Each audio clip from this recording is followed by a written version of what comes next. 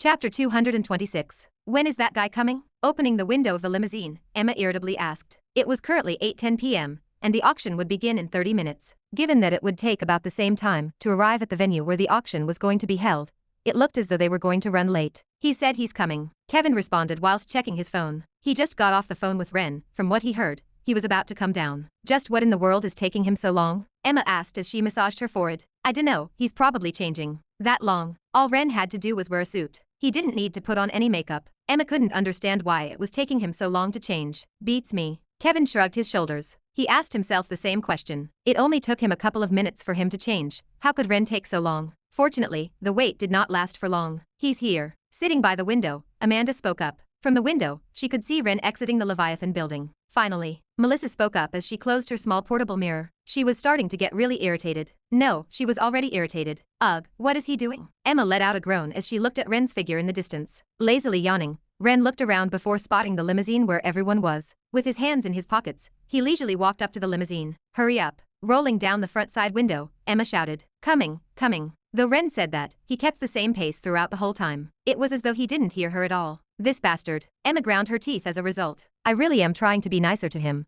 but it gets really difficult when he does stuff like this. Ever since Emma realized how immature she was, she tried to be nicer to Ren. Or at least tried. But it was stuff like this that made it hard for her to follow through with it. Clank. Io, thanks for waiting for me. Opening the door, Ren smiled and greeted everyone. Lowering his head, he sat next to Kevin. Ha, alright, let's go. Taking a drink, Ren put his mouth on the straw and started drinking.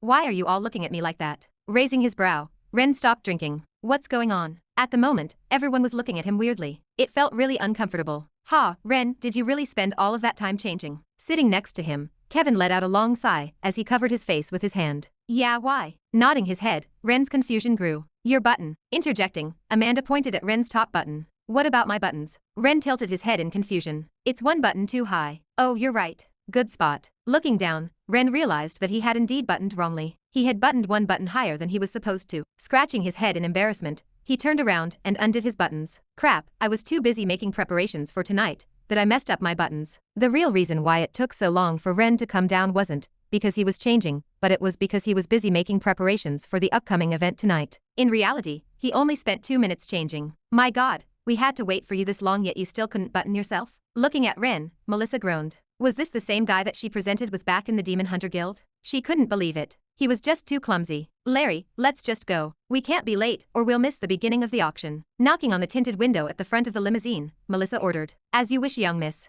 Nodding his head, the driver put his foot on the accelerator and the car sped into the distance. The Ashton City Grand Auction was held inside of a large hotel, King's Crown, one of the most luxurious hotels in Ashton City. The reason why the venue was so famous was because of its owner. Ranked 58 in the hero ranking, S-ranked hero Amber Rose, an especially fearsome hero famous for her plant-based powers. With a simple stretch of her hand, she could call countless vines and trap her opponents with it. Many villains and heroes alike feared her because of her power, especially since the vines she could call were extremely sturdy and hard to break. As such, she was nicknamed the Vine Queen. And so, with her being the owner of the building, no one had the balls to crash that place. If they did, they would end up facing her ire, something that most people wouldn't want to do. We're here. Stopping in front of the hotel, the first thing I saw was a large sign with the words King's Crown engraved at the front. Let's go. The first one to get out of the limousine was Melissa, who was wearing a beautiful red gown that perfectly complemented her beauty. Yep, let's go. After her, Emma alongside Melissa exited the limousine. Kevin and I followed suit. Are you going to buy anything? Stepping out of the limousine, Kevin straightened his blazer. Yup. I nodded my head in response. You have enough money? Should have. I had a little over 100 million in my bank account. Though this wasn't enough to buy the item that I wanted, I was planning on putting a few items for auction, so there shouldn't really be a problem. If you don't have enough I can lend you some. Well, that is if you're not buying something ridiculously expensive. I'm not as rich as the others. Sure. Smiling, I nodded my head. If things progressed as they did in the novel, he wouldn't actually have enough money to lend me. I knew that, hence why I didn't really take his words to heart. Though I did appreciate his gesture. Let's go. Making my way into the building, I sort of felt out of place. Not because of how luxurious the place was, but because of who I was walking next to. Kevin and the others. Characters who I designed to be incredibly good looking. I look way too plain compared to them, don't I? I thought as I bitterly shook my head. Not that I was ugly or anything, in fact, I was quite handsome if I had to say myself. At least in old earthly standards. Unfortunately, compared to Kevin and the others I was just too plain. I really need to increase my charm. I muttered as I followed Kevin and the rest into the hotel. Arriving at the entrance, we were soon greeted by multiple attendants. Hello, welcome to the Ashton City Grand Auction. Can you please show us your tickets? Here. Nodding her head, Melissa flashed a card to the attendants. Looking at the ticket, the attendants opened their eyes widely. Melissa Hall, VVIP. Please follow me this way. Looking at the card, the attendants immediately became more courteous. They all had brilliant smiles on their faces as they looked at us. Tisk, this is the difference between the rich and the poor. Inwardly clicking my tongue, I followed the others towards the VVIP section of the auction. Had it been just me with my regular ticket, though I wouldn't be scorned, I also wouldn't have been greeted with such enthusiasm. Here we are. After walking for a bit, we were soon led to a large luxurious room. Oh wow. Entering the room, I was impressed. It isn't VVIP for nothing. Illuminated by a large golden chandelier, the room looked exquisite. Covering the floor was a slick red carpet that felt soft to the touch, and at the side of the room were multiple paintings that perfectly complemented the beige walls. Most intriguing was the large window at the front of the room that overlooked a large hall, which I presumed to be where the auction would be held. On the right side of the room stood a minibar filled with drinks and food. Someone else will soon come to service you during the auction. If you have any questions or you would like to make a bid, please feel free to ask them, and they will answer all of your inquiries. Please rest comfortably in the meantime. Sure. Nonchalantly nodding her head at the attendant, Melissa sat on a large red sofa. Following her, Amanda and Emma also sat down. Wow, what a nice sofa. Slumping on the sofa, Emma lazily put her arms around it. Next to her, Amanda quietly sat down and looked at the window that overlooked the auction hall. Ren, what are you doing? Just as Kevin was about to follow their example, his feet abruptly halted. Turning around, his mouth twitched. Can't you see? Holding a plate filled to the brim with food, I looked at Kevin strangely. Wasn't my intention obvious? I was obviously taste testing the food. Kevin, remind me again why you asked me to bring him? Turning her head, Melissa alternated her head between Kevin and I. I'm also starting to regret my decision. Shaking his head, Kevin let out a long sigh. Hey, you know I'm here. Pig, muttered Emma with a disgusted look as she looked at the plate in my hand that was filled with food. She was suddenly reminded of the past. Back when she lost the bet. Who you calling a pig, huh? Munching on an eclair, I rebutted. Who else but you would I be calling you a pig? Just like last time, you're stuffing yourself with food. What? It's free. The food was clearly there for the taking. Why was everyone else complaining? It's not like the food was here for decoration. Melissa is paying for it. Emma rebutted as she pointed at Melissa. Oh, I see. That's what makes this even tastier. I softly muttered as I took a bite of a green macaron and proceeded to ignore the others. So good. Closing my eyes, I savored the food to the fullest. It was so good. Clank. Right as I was in the middle of enjoying my food, the door to the room opened. Entering the room was an old man with a kind smile on his face. Politely bowing, he introduced himself. Hello, nice to meet you. My name is Jeremiah, and I will be your attendant for today. If you have any questions regarding the auction, you may ask me. Whenever you successfully bid on an item, I will personally bring the item to you guys.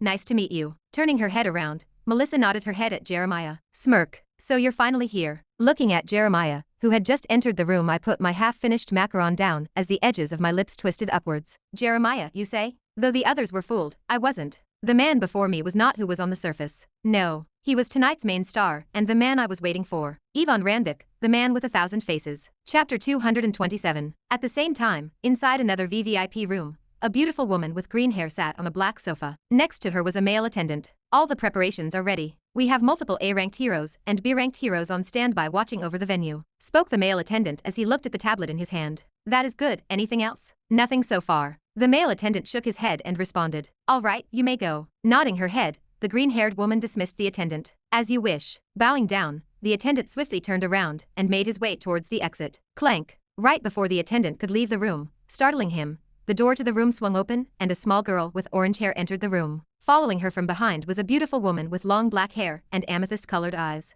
Ayo, how is it going, Amber? Monica, you are supposed to knock before you enter. Shaking her head, Donna reprimanded Monica as she entered the room. This was not the first time Monica brazenly entered a room like this. She needed to fix her bad habits, as one day it might come back and bite her. Monica, Donna, you guys are finally here. How are you doing, Amber? Staring at Donna and Monica, who had just entered the room, the green-haired girl, whom Donna referred to as Amber, put her tablet down and smiled. I am doing better now that you guys are finally here. Being the owner of the establishment and the one responsible for tonight's event, Amber had a lot of things to do. She was quite understandably tired. However, now that Monica and Donna were here, Amber instantly felt better. How long has it been since we last saw each other, Donna? Amber asked. I am not sure. Maybe 8 years? You were 2 years ahead of us, so we did not spend much time together at the lock. That is true. If there was one thing Amber regretted, it was the fact that she was born 2 years too early. If not for that, she would have been able to enjoy her school life with Donna and Monica, her closest friends. She truly missed those days where she would chase Monica around with Donna around the campus. Those days were much easier. Now she was presented with endless paperwork that she could see no end of. Every day was a constant challenge for her. Wow, what is this? Oh, look at all of this food.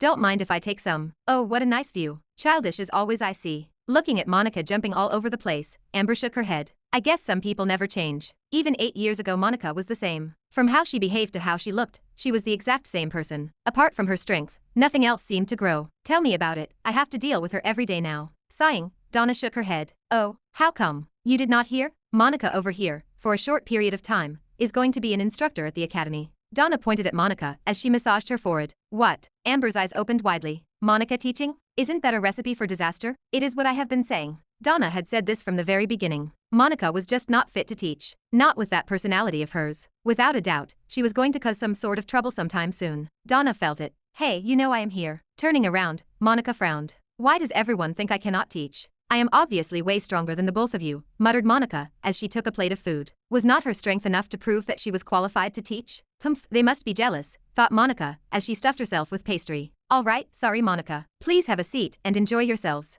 The auction is about to start. Waving her hand and apologizing to Monica, Amber pointed at the seats next to her. I will forgive you only this time since you personally invited us here. Turning her head to the side, Monica calmly walked towards a sofa and sat down. Donna did the same. Shortly after the lights turned off, if you will excuse me, I will now attend the other guests. If you have any inquiries, please feel free to call me by tapping on the call function on the tablet next to you. Jeremiah explained a few things before bowing and excusing himself. Will do. Looking at the auction hall, Melissa nonchalantly nodded her head. I hope you will have a pleasant experience. Curtly bowing again, Jeremiah left the room. Clank. Standing by the side of the room, I quietly munched on another macaron. I guess he is starting to make preparations. Watching Jeremiah leave the room, I smiled. Jeremiah, or to be more precise, Ivan Ranvick was in fact an extremely renowned thief. In fact, he was actually the most infamous thief to date. The reason for this was because no one knew who he actually was. That includes the 7 heads of the Union and the monolith. He was like a ghost. Well, that is how it should have been, but I existed. Being his creator,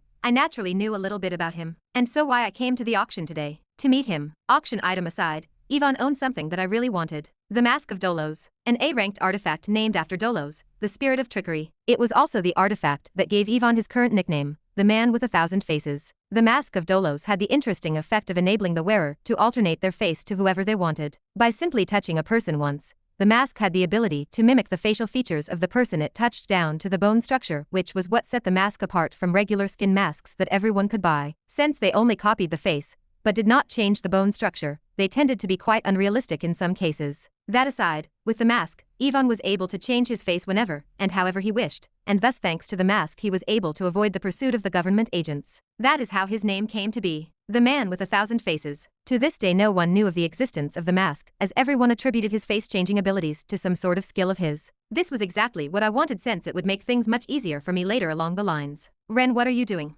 The auction is about to start. Are you not going to sit down? Snapping me out of my thoughts was Kevin, who shouted from his seat. Coming. Putting my plate away, I quietly walked towards one of the sofas and sat down. There was still quite a bit of time before I needed to act, so for the time being it was best to just enjoy myself. That is quite a lot of stuff, I muttered as I took a tablet and opened the auction catalog. Artifacts, skills, monster parts, special ores, monster eggs, and many other things were present in the long catalog. Most of the items were things that would make anyone drool over them, especially me. However, the items listed in the catalog were not the main stars of today's auction. No, the main stars would only come out once the auction began. Ladies and gentlemen, I would like to thank you for coming to the Ashton City Grand Auction that is being held in the Crown's King Hotel. Right as I was checking the catalog, the lights turned off. The voice of the auctioneer resounded across the hall. Instantly all chattering from below stopped. For our first item of today, I present you this. Unveiling the first item, my brows knit together. A painting? It looked like just a regular painting at first glance. A badly painted one to boot. Ah, wait.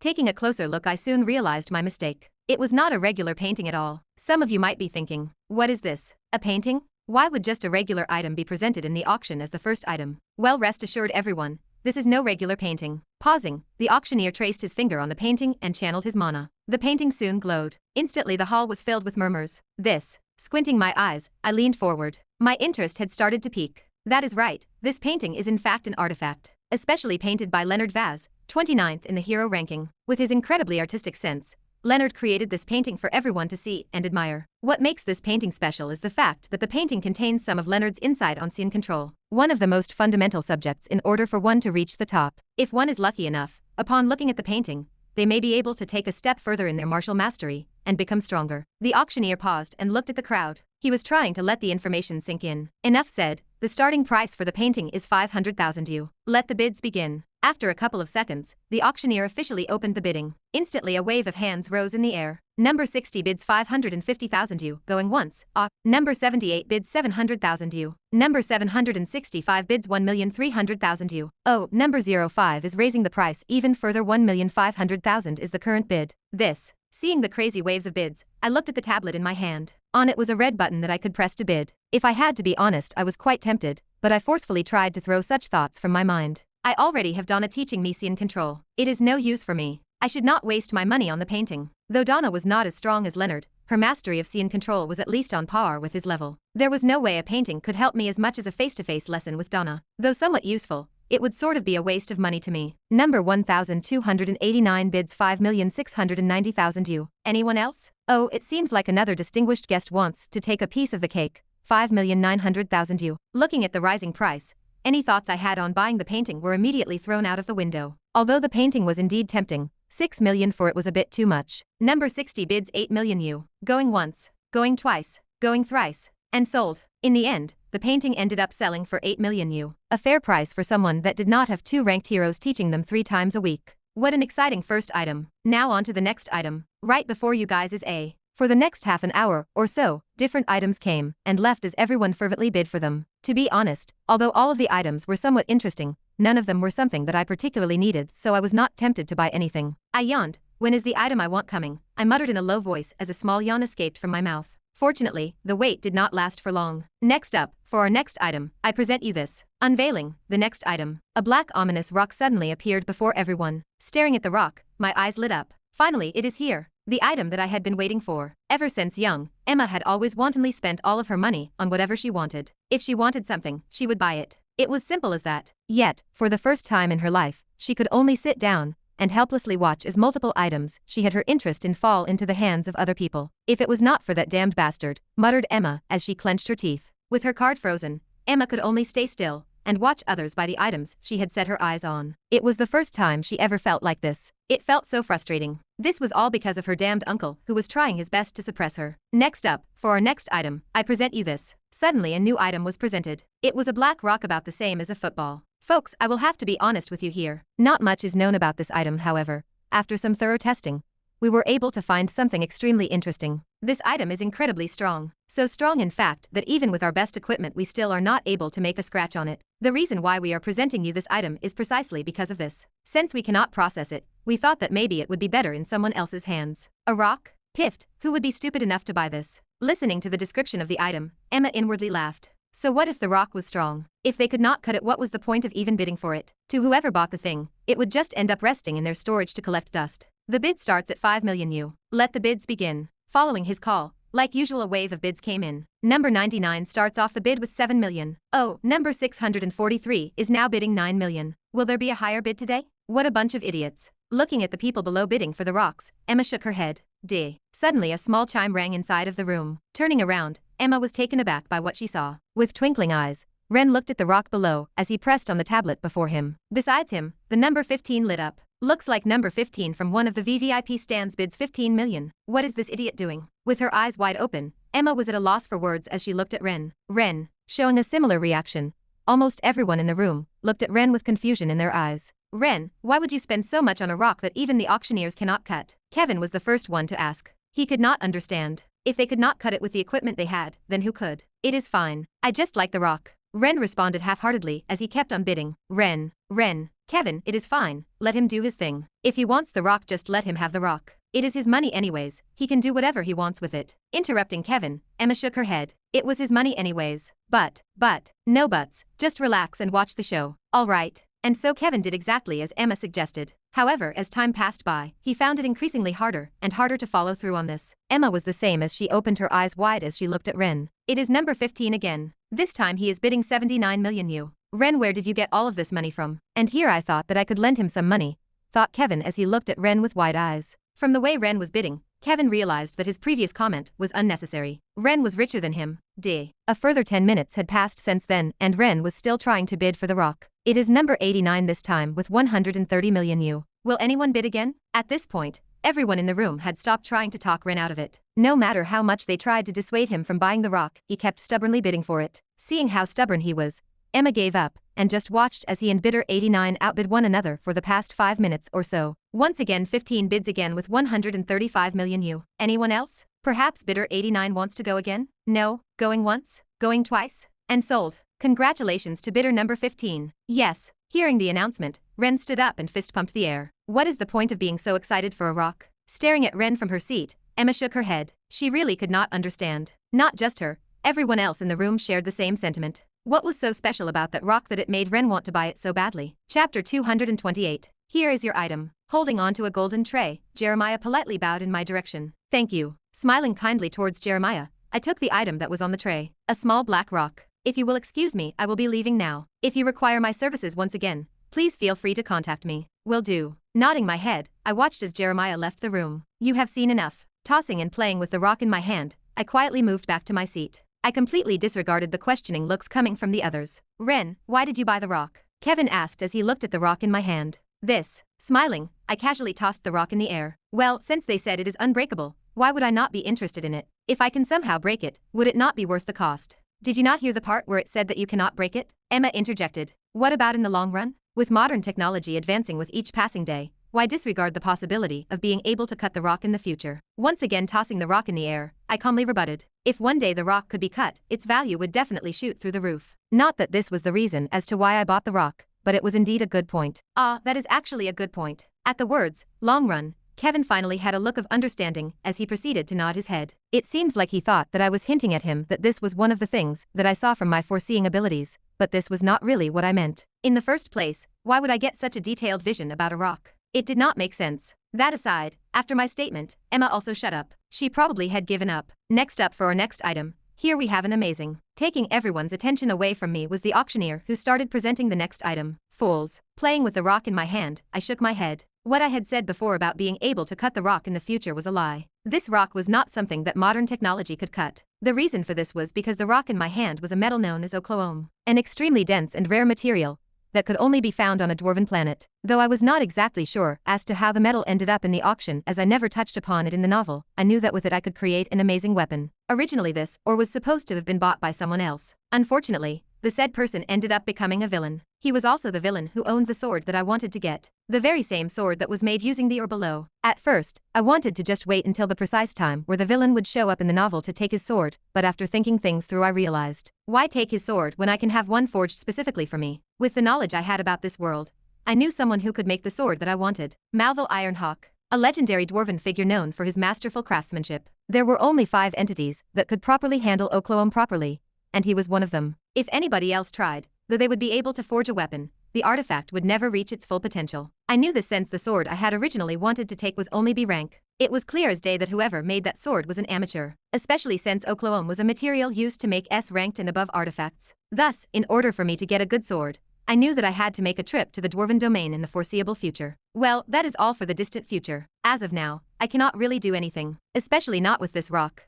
PSHH. Clenching my hand with all of my power, the rock disintegrated in my hand. As expected, it is fake. I muttered softly as I opened my palm, and fine black granules of sand fell on the floor. He has already made the swap, ha. Being a thief, Ivan disguised himself as Jeremiah, a leading attendant of the banquet. His job as Jeremiah was to attend to several VVIP clients, and give them the object that they had purchased. However, having made preparations in advance, Jeremiah had a copy of each and every single item sold at the auction today. Whenever one of the people he was in charge of purchased an item, Ivan would quickly replace it with a fake. Because everyone's attention was focused on the auction, no one noticed that they were given a fake. Of course, the fakes were good fakes. In theory, I should not have been able to break the rock, but I had come prepared beforehand. Furthermore, if someone did in fact discover that the item they had was a fake, Ivan could quickly swap his face and escape. This was one of the reasons why he was so infamous, because he was so hard to catch. Unfortunately for him, today was going to be his last day operating as a thief. It is not like I am just going to leave you alone after you stole from me. I was not someone who forgot their grudges. Dumb. Suddenly the stage lights lit up. The main event was just about to begin. Ladies and gentlemen, it is with great honor that I present to you the final item of today. Before that, I would like to firstly thank the host of this place. Standing in the middle of the hall, the announcer stood with his back straight. I ignored whatever he was saying as the next couple of minutes were spent on pleasantries. And now I hereby present to you today's main item. Finished with the boring part, the announcer smiled and got to the main point. The last item, removing the veil, a beautiful slim sword appeared before everyone in the hall. Instantly the chattering died down. Everyone's attention was drawn towards the sword. That is right, everyone. Today, I am delighted to present you guys an S-ranked artifact. You heard me right, an S-ranked artifact. The name of the sword is Dawn of the Avenger, and it is considered by many as one of the strongest and sturdiest swords available on the market. It has. Satisfied with the crowd's reaction, the auctioneer began introducing the item. From its history to everything that someone needed to know, nothing was spared. Wham! Listening to the announcer speak, a yawn escaped from my lips. I was bored. Well, it was understandable. Though the sword below me was an S-ranked artifact, I had no interest in it. Not because I did not like it, but it was because I could not afford it. Since I could not have it, why even care? It was evident that Emma felt the same way, as she also yawned not long after. And so, 20 more minutes passed this way. Hey Kevin, can you lend me your bidding tablet? Sitting one seat next to Kevin, I leaned in slightly and softly whispered. You are bidding for the main event item? Do you even have enough money? Kevin's brows knit. No, not really. I quickly shook my head. The sword was worth at least 1 billion U. There was no way the current me could afford it. Still, for my plan to work I needed to do a little bidding. Then why are you even planning on bidding? To test my luck? I half-heartedly replied. What? That is the most ridiculous thing I have ever heard. If you want to test your luck, just do it on your own. Why ask me? Hearing my answer, Kevin instantly rebutted. Shaking my head, I calmly responded. No, I do not want to attract too much attention on me. You do it for me. I had already spent 100 million U on a rock. If people were to find out that I was willing to pay even more for the sword, I would gather a lot of unnecessary attention. Was not something I wanted. That does not make sense. Listening to my explanation, Kevin tilted his head in confusion. Grabbing him by the sleeve of his suit, I pleaded. Come on, please. I will owe you one. Just this once. Under my pleading eyes, after a couple of seconds had passed, Kevin covered his face with his hand and sighed. He had given in to my demands. Yep, do not worry. If you tell me to turn right, I will not even glance at the left, or whatever they say. A beautiful smile blossomed on my face. Stop being so dramatic here. Rolling his eyes, Kevin handed me his tablet. Taking the tablet, I smiled widely. This is probably the worst decision you could ever make. I was not being completely honest with Kevin. Although I was indeed not going to purchase the sword, what I was about to do next would prove to be quite troubling for him. Oh right. Do not get flustered later, and do not care about the money. Recalling something, I quickly warned Kevin. What do you mean? Turning his head in my direction, Kevin frowned. In response, I patted him on the shoulders and reassured him that everything was going to be fine. Do not worry, I have got it covered. Just do not act surprised regardless of what I do. Furthermore, do not reveal to anyone, and I mean do not reveal to anyone that I am the one bidding. Understood? Making sure that everyone thought Kevin was the one making the bids was key. If not, my plan would not work. I was especially emphasizing this part. Honestly, I do not have a good feeling about this. Just trust me. All right, but be careful. Yep, do not worry. With a bitter smile, Kevin nodded his head. Seeing this, I smiled and looked back at the auction below. Number 754, bids 89 million U. Is there anyone else? Number 76 bids 90 million U. Bid after bids were being made with each passing second.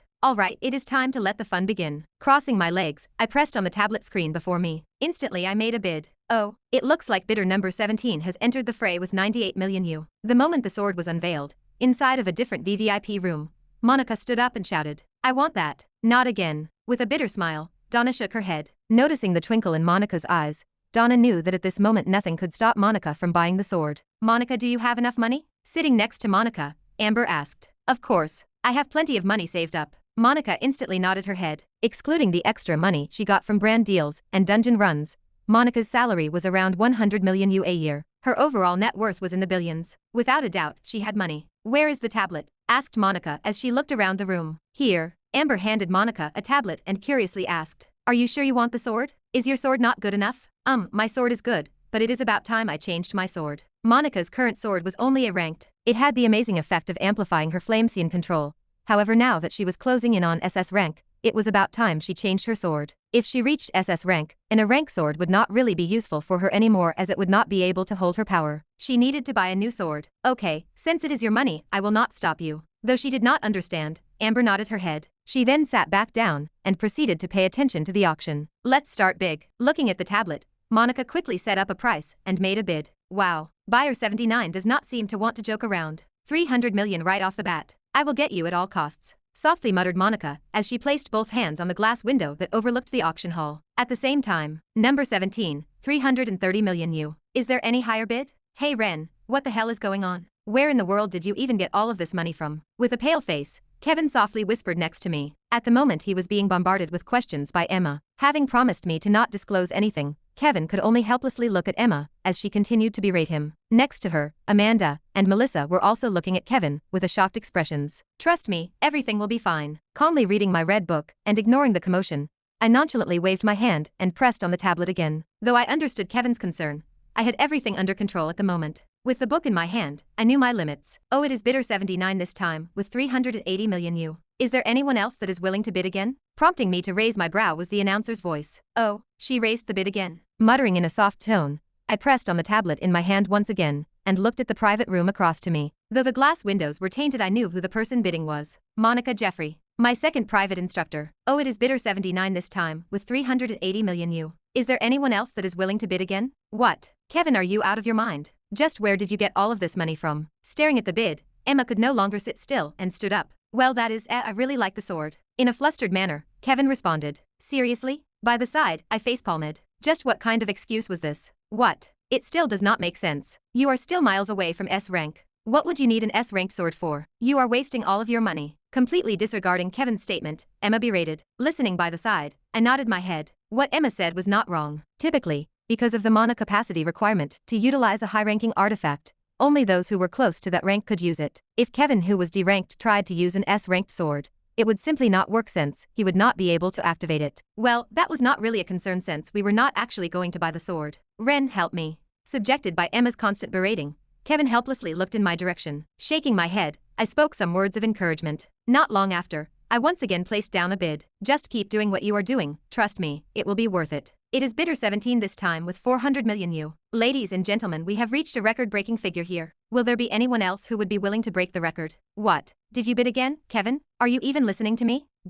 Disrupting Emma was a loud chime that resounded across the room. It was the room service button. What are you doing? Melissa asked as she turned around and looked at me. In response to her question, I gave her a simple reply. Me? I am just calling Jeremiah. I have something to ask of him. Oh, okay. Quickly losing interest, Melissa nodded her head and turned around and looked at the auction below. Grr, who is bidder 17? I will rip them to shreds. Gnashing her teeth, Monica furiously pressed on her tablet. Her chest heaved up and down unevenly. She was obviously angry. Oh, it is bidder 79 this time with 1,100,000,000 U. Is there anyone else that is willing to bid again? I dare you to bid higher. Listening to the announcer's voice, Monica's chest heaved up and down even more fiercely. For the past 10 minutes or so, she and bidder number 17 had been at each other's throats, continuously outbidding against one another. It got to the point that the price had just gone up to a whopping 1 billion U. This was insane. Almost unheard of, in fact. By now all of the other contestants had pulled out. It was just the two of them. It is bidder 17 this time with 1,200,000,000 U. Ladies and gentlemen, we have reached a record-breaking figure here. Will there be anyone else who would be willing to break the record?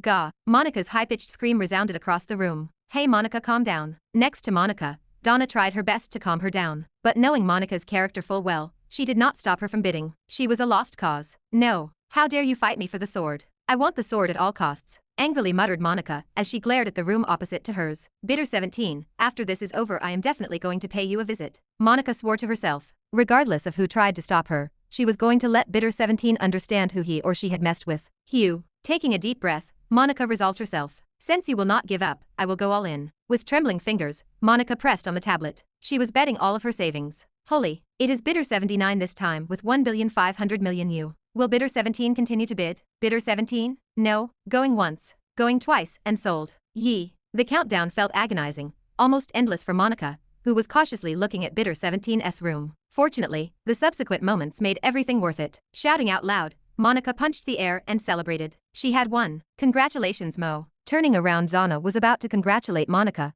but her sentence was cut half short as Monica disappeared from the room. Clank. The sound of the door closing echoed across the room not long after. Oh no. As if their minds were in sync, both Donna and Amber looked at each other before they both rushed towards the door and tried to catch up to Monica. If things were going as they predicted, then a really troubling situation was about to arise. Chapter 229. Have you called for me, sir? Ah, Jeremiah, right on time. Yes. Putting the red book down, I smiled at Jeremiah, who just entered the room. He was finally here. You probably have no idea that I already figured everything out, right? Seeing how carefree Jeremiah was, I secretly shook my head. In all fairness, I sort of understood why he was being carefree. The rock he had used to replace the one I had was not supposed to break as easily as it did. The rock that Jeremiah had given me was in fact made of volium, a more inexpensive ore that, although sturdy, did not hold a candle to a coulomb. Even then, normally someone like me would not have been able to break it. Volium could only be broken by someone whose strength was around C rank, which none of the people in the room were. The only reason I could break the rock was because of the small ring on my finger. To be more precise, Angelica. She was the main reason as to why I was late today. Had it not taken me ages to convince her to turn into a ring,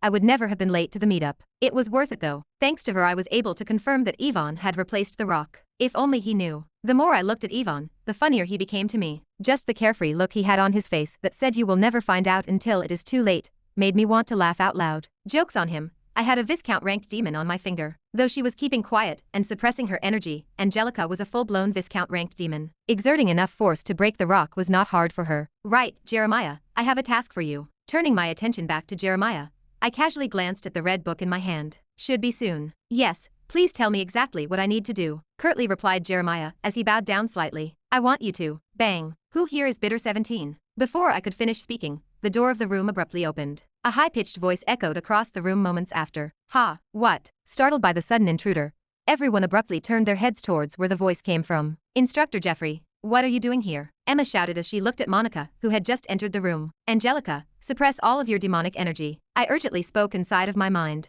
Angelica did not respond, but I knew that she was doing exactly that. If everything goes according to the book, Angelica should not get spotted yet, I thought as I looked at Monica who had entered the room. Ha, it is you guys. Looking around the room in confusion, Monica had a surprised look on her face. It was understandable. Who would have thought that the mysterious Bitter 17 she was so angry at was one of her students? I would have been just as surprised. Monica, stop. Monica. Moments after Monica entered the room, two more figures entered the room. Spotting Monica, they instantly appeared next to her and tried to calm her down. Monica, you cannot just barge into other people. Ha, Miss Longburn. Once again, everyone had a surprised look on their faces, especially since everyone was all too familiar with one of the people that had just entered the room. Donna Longburn, our class instructor. Wait, is that not Amber Rose? Emma pointed out as she looked at the green-haired girl beside Donna. What? It is you guys. Stopping mid-sentence, Donna showed a similar reaction to Monica. Donna, you know them? Looking around, Amber asked. In response, Donna nodded her head. Yeah, they are my students. Oh, Amber eyes lit up. They are the famous first years you spoke so highly of. Well, more or less. Who cares about that? I want to know who Bitter 17 is.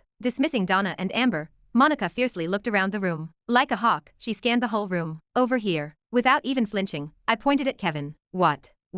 Hey Ren, you are the one who made the bids. Kevin's eyes shot wide open as his voice raised a few pitches. Shaking my head, I looked at Kevin apologetically. Sorry, but you will be today's sacrifice. Ignoring Kevin, I pointed at Kevin's seat where the number 17 was engraved at the bottom. No idea what you are talking about. Just take a look, your seat says 17 at the bottom. Mine says 15. Stop trying to shift the blame on me. Ren.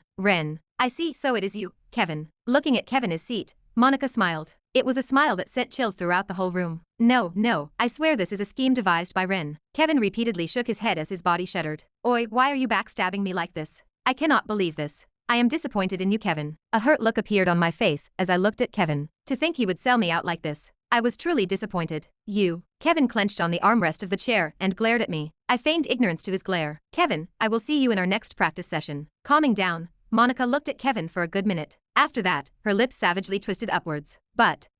No buts. You better not be late for our next session. I will be sure to take good care of you. Monica quickly cut Kevin off. There was no room for discussion. PFF.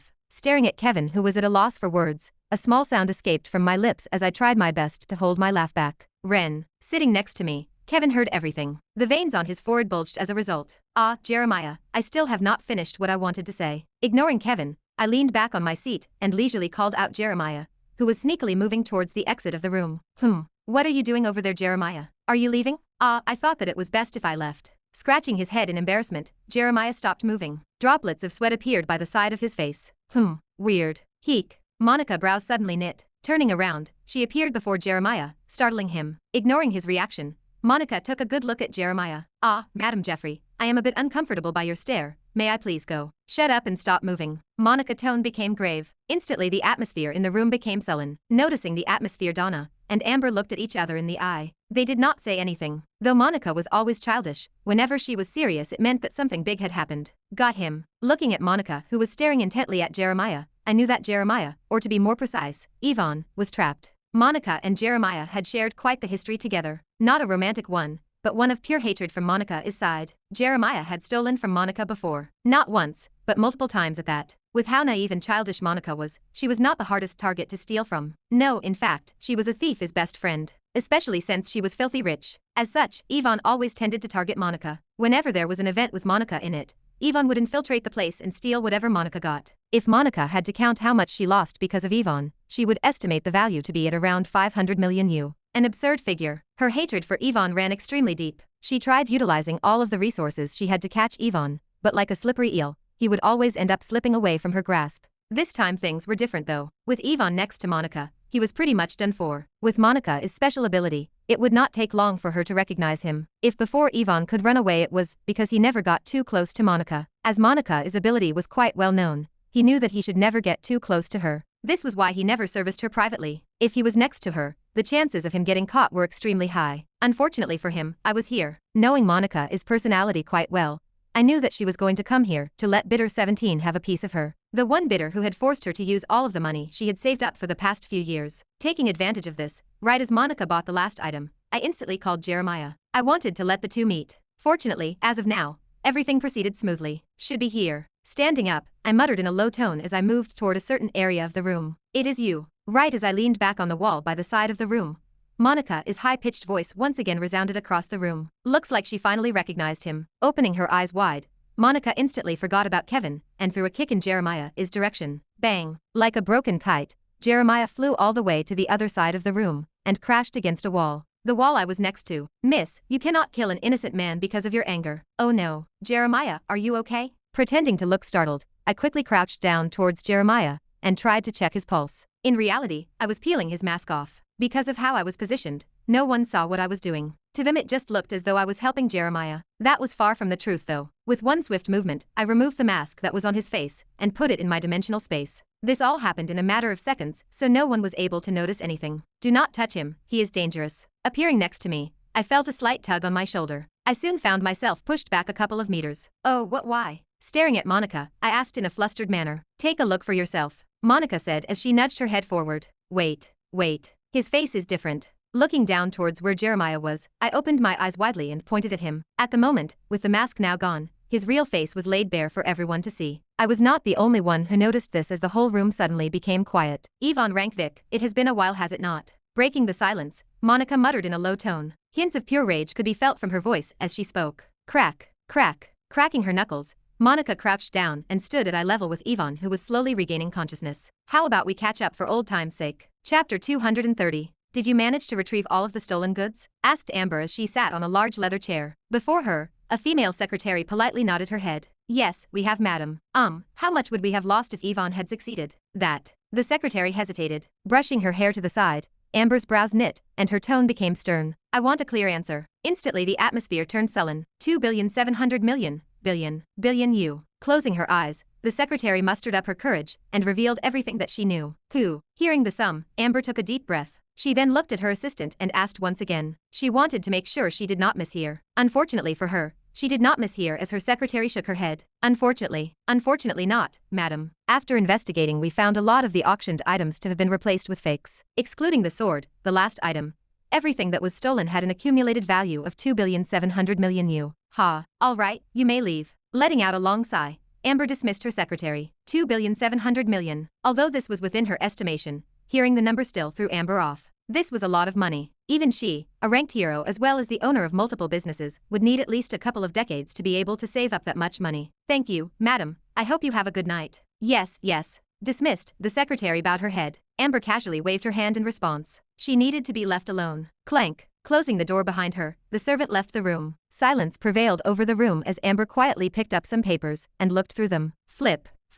For the next 30 minutes, Amber schemed through the stack of papers. Written on them were the details of the incident, as well as other information regarding the times retrieved from Ivan's dimensional storage space. Sigh, I cannot seem to be able to concentrate. After a while, Amber put the papers down. Just thinking about the whole situation gave her a headache. In fact, her head was already starting to hurt. Opening her desk drawer, Amber took a small cylindrical bottle and took out a pill. If not for Monica, things would have turned out disastrous. Taking a glass of water, Amber downed the pill and muttered. Had it not been for Monica, her night would have been a sleepless one. Most of the responsibility for the incident would have been put on her, and in all likelihood, she was going to be the one who would have to pay a large portion of the damages. To think that there was a day where I would have to thank Monica. The world is truly something. Bitterly laughing, Amber leaned back on her chair and covered her eyes with her arm. She was tired. Outside the King's Crown Hotel. See, everything worked out just fine. With a smile on my face, I patted Kevin on the shoulder. All in all, Everything worked out just fine. Rather than remaining angry at Kevin, Monica actually thanked him and completely forgave him. Everything worked out just fine. There was no need for Kevin to remain angry at me. Do not touch me. Smacking my hand away, Kevin grumpily made his way towards the limousine that was a few blocks ahead. Oh, come on. It was not that bad. Monica is not even angry at you. It does not matter. You backstabbed me. Tisk, if we are talking about selling out, should we not be talking about you? Clicking my tongue, I rebutted. What about me? Did you forget about the fact that you literally exposed our conversation to everyone a couple of hours ago? What? That is different. In response to my argument, Kevin's brows knit. Is it though? Yes, it is. Shaking my head repeatedly, in a low voice that only Kevin and I could hear, I softly said. No, it is not. Who would you rather piss off, Monica or Melissa? If someone asked me who I would rather deal with, I would have without a doubt have chosen Monica. Although she was weird, she was not as crazy as a truly angered Melissa. I would rather deal with her than Melissa. Fortunately, now that I was in a business relation with Melissa, things were not that bad. However, if it was someone else rather than me, well, let us just say that things would not really be good. Hearing my statement, Kevin opened his mouth. No words came out of his mouth. Deep in his heart he also shared the same sentiment as me. Melissa was definitely worse than Monica. See, even you agree. Taking advantage of his hesitation, I pointed out. Whatever, I do not want to talk about it anymore. Waving his hand in dismissal, Kevin entered the limousine. You are running away, I muttered, whilst following him from behind. In the end, Kevin knew that I was right. An angry Melissa was not someone anyone could handle. That aside, Kevin's anger was somewhat understandable. I did make him take the fall for me. In my defense, everything turned out just fine. Rather than being angry at Kevin, Monica was quite grateful for him. As they say, all is well that ends well. Had Kevin not pissed Monica off, she would have never have been able to discover Ivan, the one person she detested with all her heart. Aside from that, now that she had caught him, she would be able to take back all of the items that he had stolen from her, me included. The loss she made for buying the sword would quickly be made back. Get in, Melissa shouted as she rolled the window of the limousine down. Talk about the devil. Taking one last look at the King's Crown Hotel, I entered the limousine. The auction had officially come to a close. After separating from the others, I returned to my room. All right, you can come out, Angelica. At my words, black smoke rose in the air, and Angelica's enchanting figure appeared before me. Staring at Angelica for a couple of seconds, I thanked her. Thank you for your hard work. I am going to the training room. Nodding her head in acknowledgement, Angelica made her way towards the training ground. Looking at Angelica's indifferent figure moving towards the training grounds, I shook my head. Ever since moving to this new apartment, Angelica had been spending most of her time in the training grounds. With its great insulating system, Angelica could now train without holding back. She no longer had to worry about her demonic energy being detected when training, as the isolating system in the private training ground stopped all energy from leaking out. She could train all she wanted. That aside, Shua, tapping into my bracelet, a wooden mask appeared in my hand. The Mask of Dolos. I had finally laid my hands on the Mask of Dolos, an item that would prove extremely useful for me in the future. With the mask in my hand, a lot of possibilities had opened up for me, especially when planning future schemes and endeavors. Well, in the future at least. Unfortunately, because the mask was so highly ranked, I could only use it for short periods of time, before my mana would run out. This put a limit on the things I could do with the mask. Still, this was good enough for now. With my strength progressing at a much faster rate compared to others, it would not be long till I would be able to fully utilize the mask. Furthermore, with the tournament coming up in a month's time, I was not planning on using the mask anytime soon. Though I did have plans for it, they were for way later into the future. That reminds me.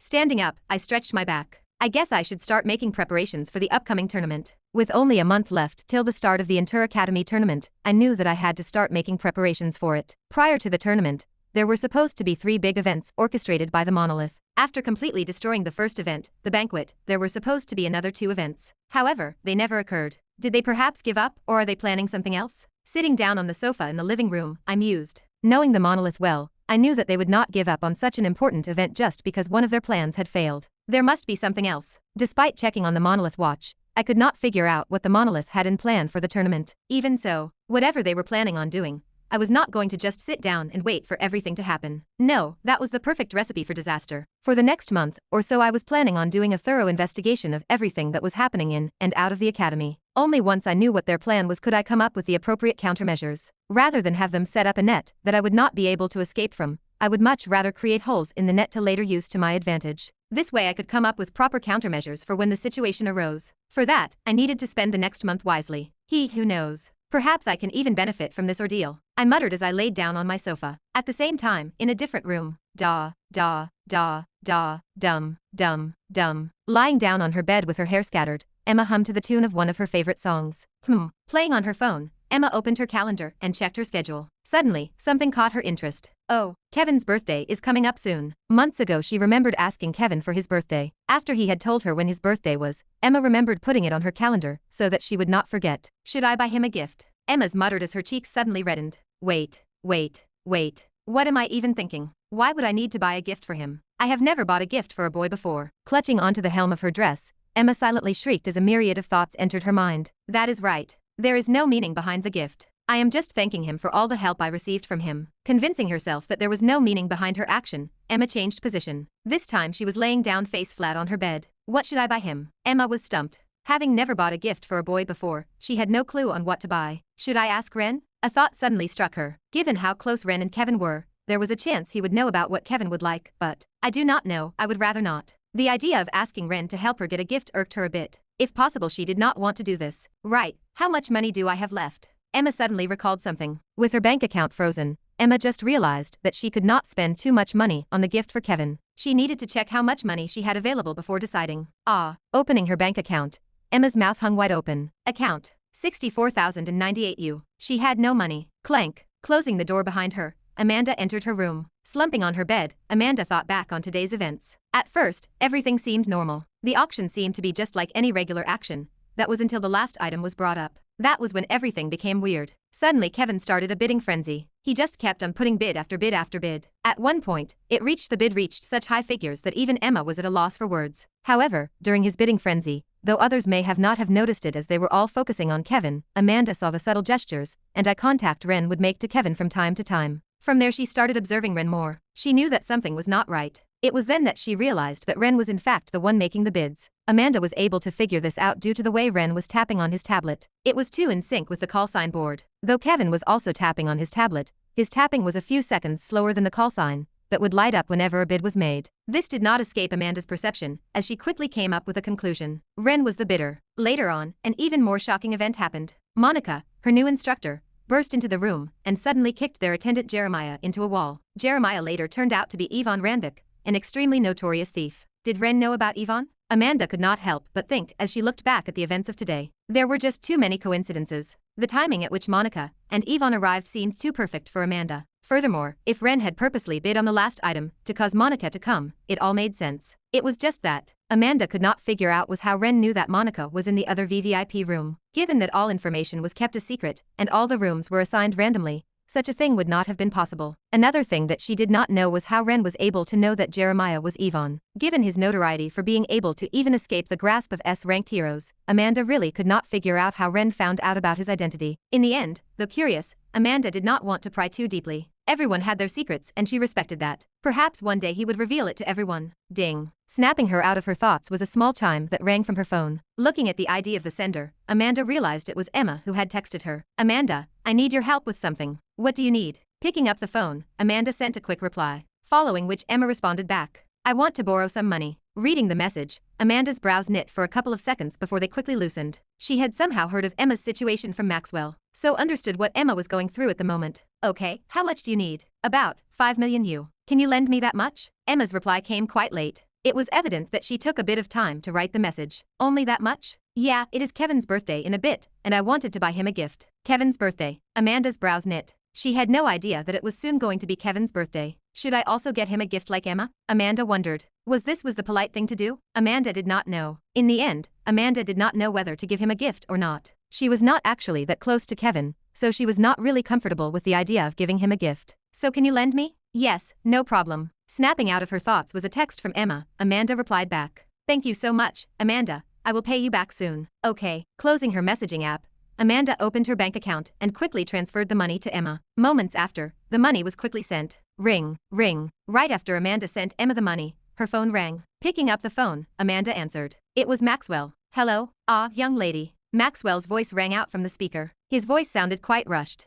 Yes, young lady, there is a situation. Instantly Amanda had an ominous premonition. Chapter 231. June flew by and July was nearing. Summer had already approached and the temperatures were starting to rise. Inside of a training ground. Clank, clank. The heavy sound of metal resounded across the room. Ren, cover me, shouted Kevin as he quickly moved right of me. As his foot tapped on the ground, his body suddenly shot upwards. Hop, swoosh. Right as Kevin's foot touched the ground, I drew a circle in the air and pointed my finger towards a certain spot in the distance. In the same direction, Kevin was headed. Thanks. Twisted his body, Kevin quickly arrived before my ring. Putting his foot on the ring, he propelled his body towards the center of the room, where a young girl leisurely stood. Ha! Arriving before Monica, Kevin let out a shout and slashed his sword down. Not bad. Clank. Lifting her sword with one hand, Monica easily blocked Kevin's attack. But still not good enough. Bam. Give. Q. Casually swinging her sword and parrying Kevin's attack, Kevin was instantly pushed in my direction. Because of how fast he was going, I wasn't able to stop him in time, and we soon both crashed against a wall. Keg. This is so unfair, I muttered as I laid down on the ground. My back hurt like hell. I agree. Supporting his body with one arm, Kevin weakly stood up. Raising his sword, he glared in Monica's direction. Oh, you're not done. I like your fighting spirit. Ren, stand up. It's not over yet. Ugh. Lifting my head, I let out a groan. Damn it, I just want to lay down on the ground for another minute. I'm the one who took the brunt of the attack, not you. Why couldn't he let me rest? Putting my hand on my knee, I stood up and stretched my neck. My eyes soon interlocked with Kevin's. Seriously? Without him even telling me what he wanted to do, I understood what he meant. All right, good. Nodding my head, I placed my hand on the grip of my sword. Kevin on the other hand raised his sword with both hands. Hue. Taking a deep breath, I channeled all the mana inside of my body. A white hue shrouded my body. Cracka, cracka. Mixed within the white hue were blue bolts of lightning that repeatedly crackled in the air. By my side, an empowering red hue expanded from Kevin's body. He was also getting ready to attack. Oh, you guys planning on using your strongest techniques? Good, good, I want to see. At the front, Monica's eyes lit up. Swoosh, swoosh. Let's see if you guys are any good. Waving her new sword in the air as if showing off, Monica taunted. Ready? Never been readier. As the red hue around Kevin's body became especially empowering, Kevin looked at me. Looking back at him, I nodded my head. Let's go. Kevin muttered as he slashed down. Voom. Instantly an enormous sword beam hurtled in Monica's direction. A powerful energy could be felt from the sword beam, as a thick scar traced the path of the sword beam. Looking at Kevin's attack, I thought, slashing down with both hands on the sword, so he's already reached that stage. Kevin could now perform the 15th movement of the Levisha style. Not bad at all. Still, the third movement of the Keiki style, Void Step. Not wanting to be outdone, after finally charging up, I took a stance. Moments after, the world around me turned dark and I found myself standing right before Monica. Ha! My sudden appearance startled Monica, who for a second didn't know what to do. Taking advantage of the opening I created, I aimed my sword attack towards her head. Unfortunately, Monica was quickly able to recover from the shock. Not bad. Faced with my and Kevin's attack, Monica smiled and muttered, "Sha," tilted her neck to the side. To my horror, Monica easily dodged my attack. After avoiding my attack, Monica casually swung her sword down, and a small orange beam shot towards Kevin's sword beam. Krika. As if made out of paper, Kevin's sword beam crumbled instantly. Ha, ha, this is so unfair. Landing next to Monica, I got on my knees and took heavy breaths. On the other side of the room, Kevin slumped down on the ground and supported his body with his sword. Damn it. Though I knew that the gap between me and an S rank was huge, I didn't think it would be this huge. Throughout the whole time, it was as though Monica was treating us like children. She made it seem as though our most powerful attacks were nothing but child's play in front of her. I'm impressed. Tracing her finger on the scar left behind by Kevin's sword beam, Monica complimented. To think that you guys were this strong. You guys were almost as good as me back when I was your age. Listening to Monica's shameless boast, my mouth twitched. Can't you be more humble? Unfortunately for me, I had designed Monica to be this way. If I had to complain, I could only complain to myself. Here, take this. Looking in my direction, Monica casually threw a book in my direction. This. Catching the book, I didn't think too much at first, but my eyes soon shot wide open. Quickly skimming through its contents, my heart started to race. Style. Quick/style. Description. A sword art fully focused on speed. Effect. With one quick draw, the user gains the ability to kill an opponent without them noticing anything had happened. Origin. Created to replicate the Keiki style. History. After years of research, this sword art was the result. Is this for me? With trembling hands, I looked at Monica. Yep, since you need to hide your sword art, I decided to give you a little gift. The sword art is 3.5 stars, but given the criteria, this was the best I could find. Putting her sword away, Monica nodded her head. You don't like it? No, of course, I like it. There's no way I wouldn't like it. I quickly shook my head. How can I not like this? It's perfect. With how popular Grandmaster Keiki was, the idea of someone trying to imitate his sword art wasn't strange. In fact, there were many sword arts similar to the Keiki style in circulation at the moment, but after a quick skim through, I would just toss them away. Though call them imitations was already a compliment. They were not even close to their real thing. This, however, was different. Although it was still far off from the Keiki style, visually it wasn't, meaning that the techniques looked exactly like the Keiki style. That's right. If I practiced this sword art, I could now use the Keiki style whenever I wished without arousing too much attention. Though it would only limit me to the basic movements, this made things much easier for me. I don't know what to say thank you, Miss Jeffrey. Humph, since I am your instructor I'll naturally take care of you. Snorting, Monica looked away. From the side, I could see Monica's ears turning red. She was trying her best to hide her embarrassment. Alright, I forgot she was weak to compliments. Despite how boastful and shameless appeared to be, Monica was in fact extremely weak to compliments. Just one compliment was enough to set her off. If you guys perform badly, I'm going to look bad, so I must do my best to make you guys stronger for when the tournament comes. Still trying her best to hide her embarrassment, in a stern tone Monica added. But, no one actually knows you're coaching us. I voiced inside of my heart. Of course, only in my heart. Had I actually said it out loud, given Monica's personality, I would be in for another round of beating. Wasn't looking forward to that. Kevin, for you I don't have anything. Unlike Ren over here, you already have another sword art, so just use that. Try your best to not use the Levisha style. Kevin did in fact have another 4-star sword art. He was also quite skilled with it. Hiding the Levisha style wasn't going to be a problem for him. Understood. Kevin and I said in sync.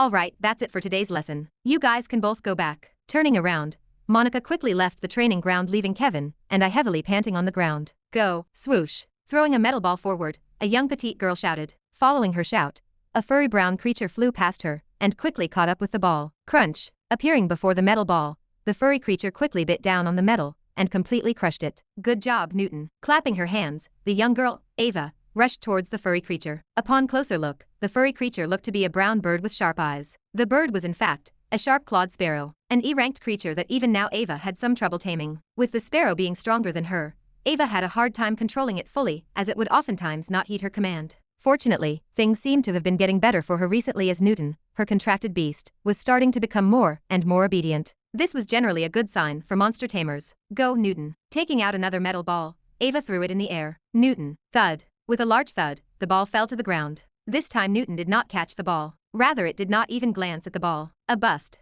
Dejectedly lowering her head, Ava moved to pick up the metal ball. If only I was born as talented. Ava was not an only child, she had 3 older siblings, all of whom were way more talented than her. Despite her family treating her just like all of her other siblings, Ava truly felt inferior to her siblings. During family dinners, she would always be the one to talk the least, as her talent and achievements were not worth talking about, unlike her siblings who always had something to talk about. She hated that. Ava wanted to let others know of her skills and talent. She wanted to proudly boast her powers like her siblings. She wanted to get complimented by her parents. She wanted to be acknowledged. Alas, that's only a distant dream of mine. Looking at Newton, who had already flown towards a nearby tree, Ava sighed. Newton, come back down. Ring, ring. Right as she was calling for Newton to get down, her phone suddenly rang. Confused, Ava looked at the caller ID. Unknown, unknown. Who could this be? Hesitating on whether she should pick it up or not, Ava eventually picked it up and answered the call. Hello, who's this? Ava, it's me. Mind if we meet up? Answering the call, a bright voice entered Ava's ears. She instantly recognized the owner of the voice. Ren. Chapter 232. After calling Ava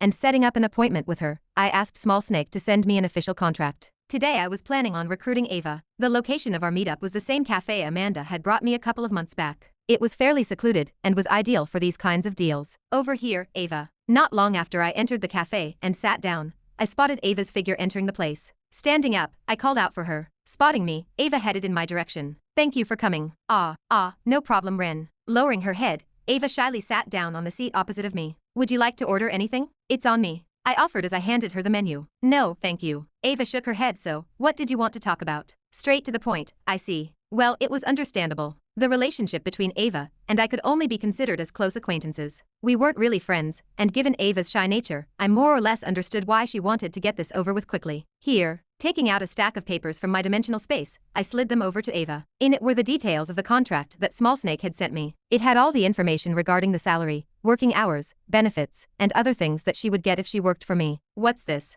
Looking at the papers, Ava tilted her head to the side. Just read it. Okay. Taking the papers, Ava started to read them. After a couple of minutes, I watched as Ava's brows knit together tightly. Lifting her head up, she asked in a soft voice, You're trying to recruit me? Indeed. I smiled. I want to recruit you to my mercenary group. Are you willing? Ava didn't respond immediately. She proceeded to flip through the papers one more time. Sorry. After a short pause, Ava closed the papers and pushed them back in my direction. Putting my hand on the papers, I raised my other hand. Before you refuse, listen to what I have to say. Watching her push the papers back, I wasn't disheartened one bit. From the very beginning, I was prepared to be rejected. A 16-year-old boy recruiting you to a newly established mercenary group that barely had any members. No matter how you look at it, this deal looked shady. I understood that. That was why negotiations existed. Ava, you're talented. No, to call you talented would be an understatement. You are extremely talented. Smiling, I pushed the papers back and started praising her. In response to the praise, Ava's face turned red. Me? Yes, just the fact that you can contract with 2 beasts at once is proof enough. Typically monster tamers could only tame one beast at a time. This applied to even the strongest monster tamers on Earth.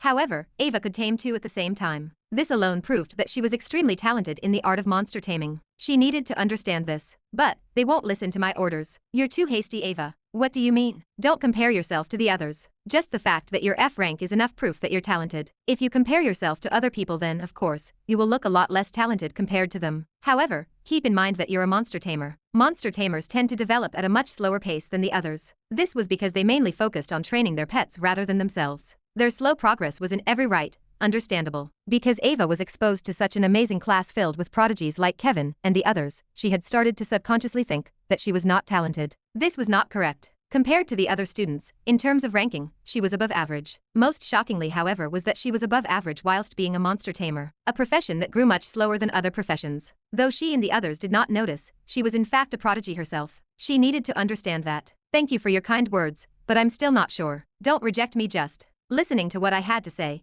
Ava lowered her head and muttered in a low voice. She once again tried to reject me. Tearing.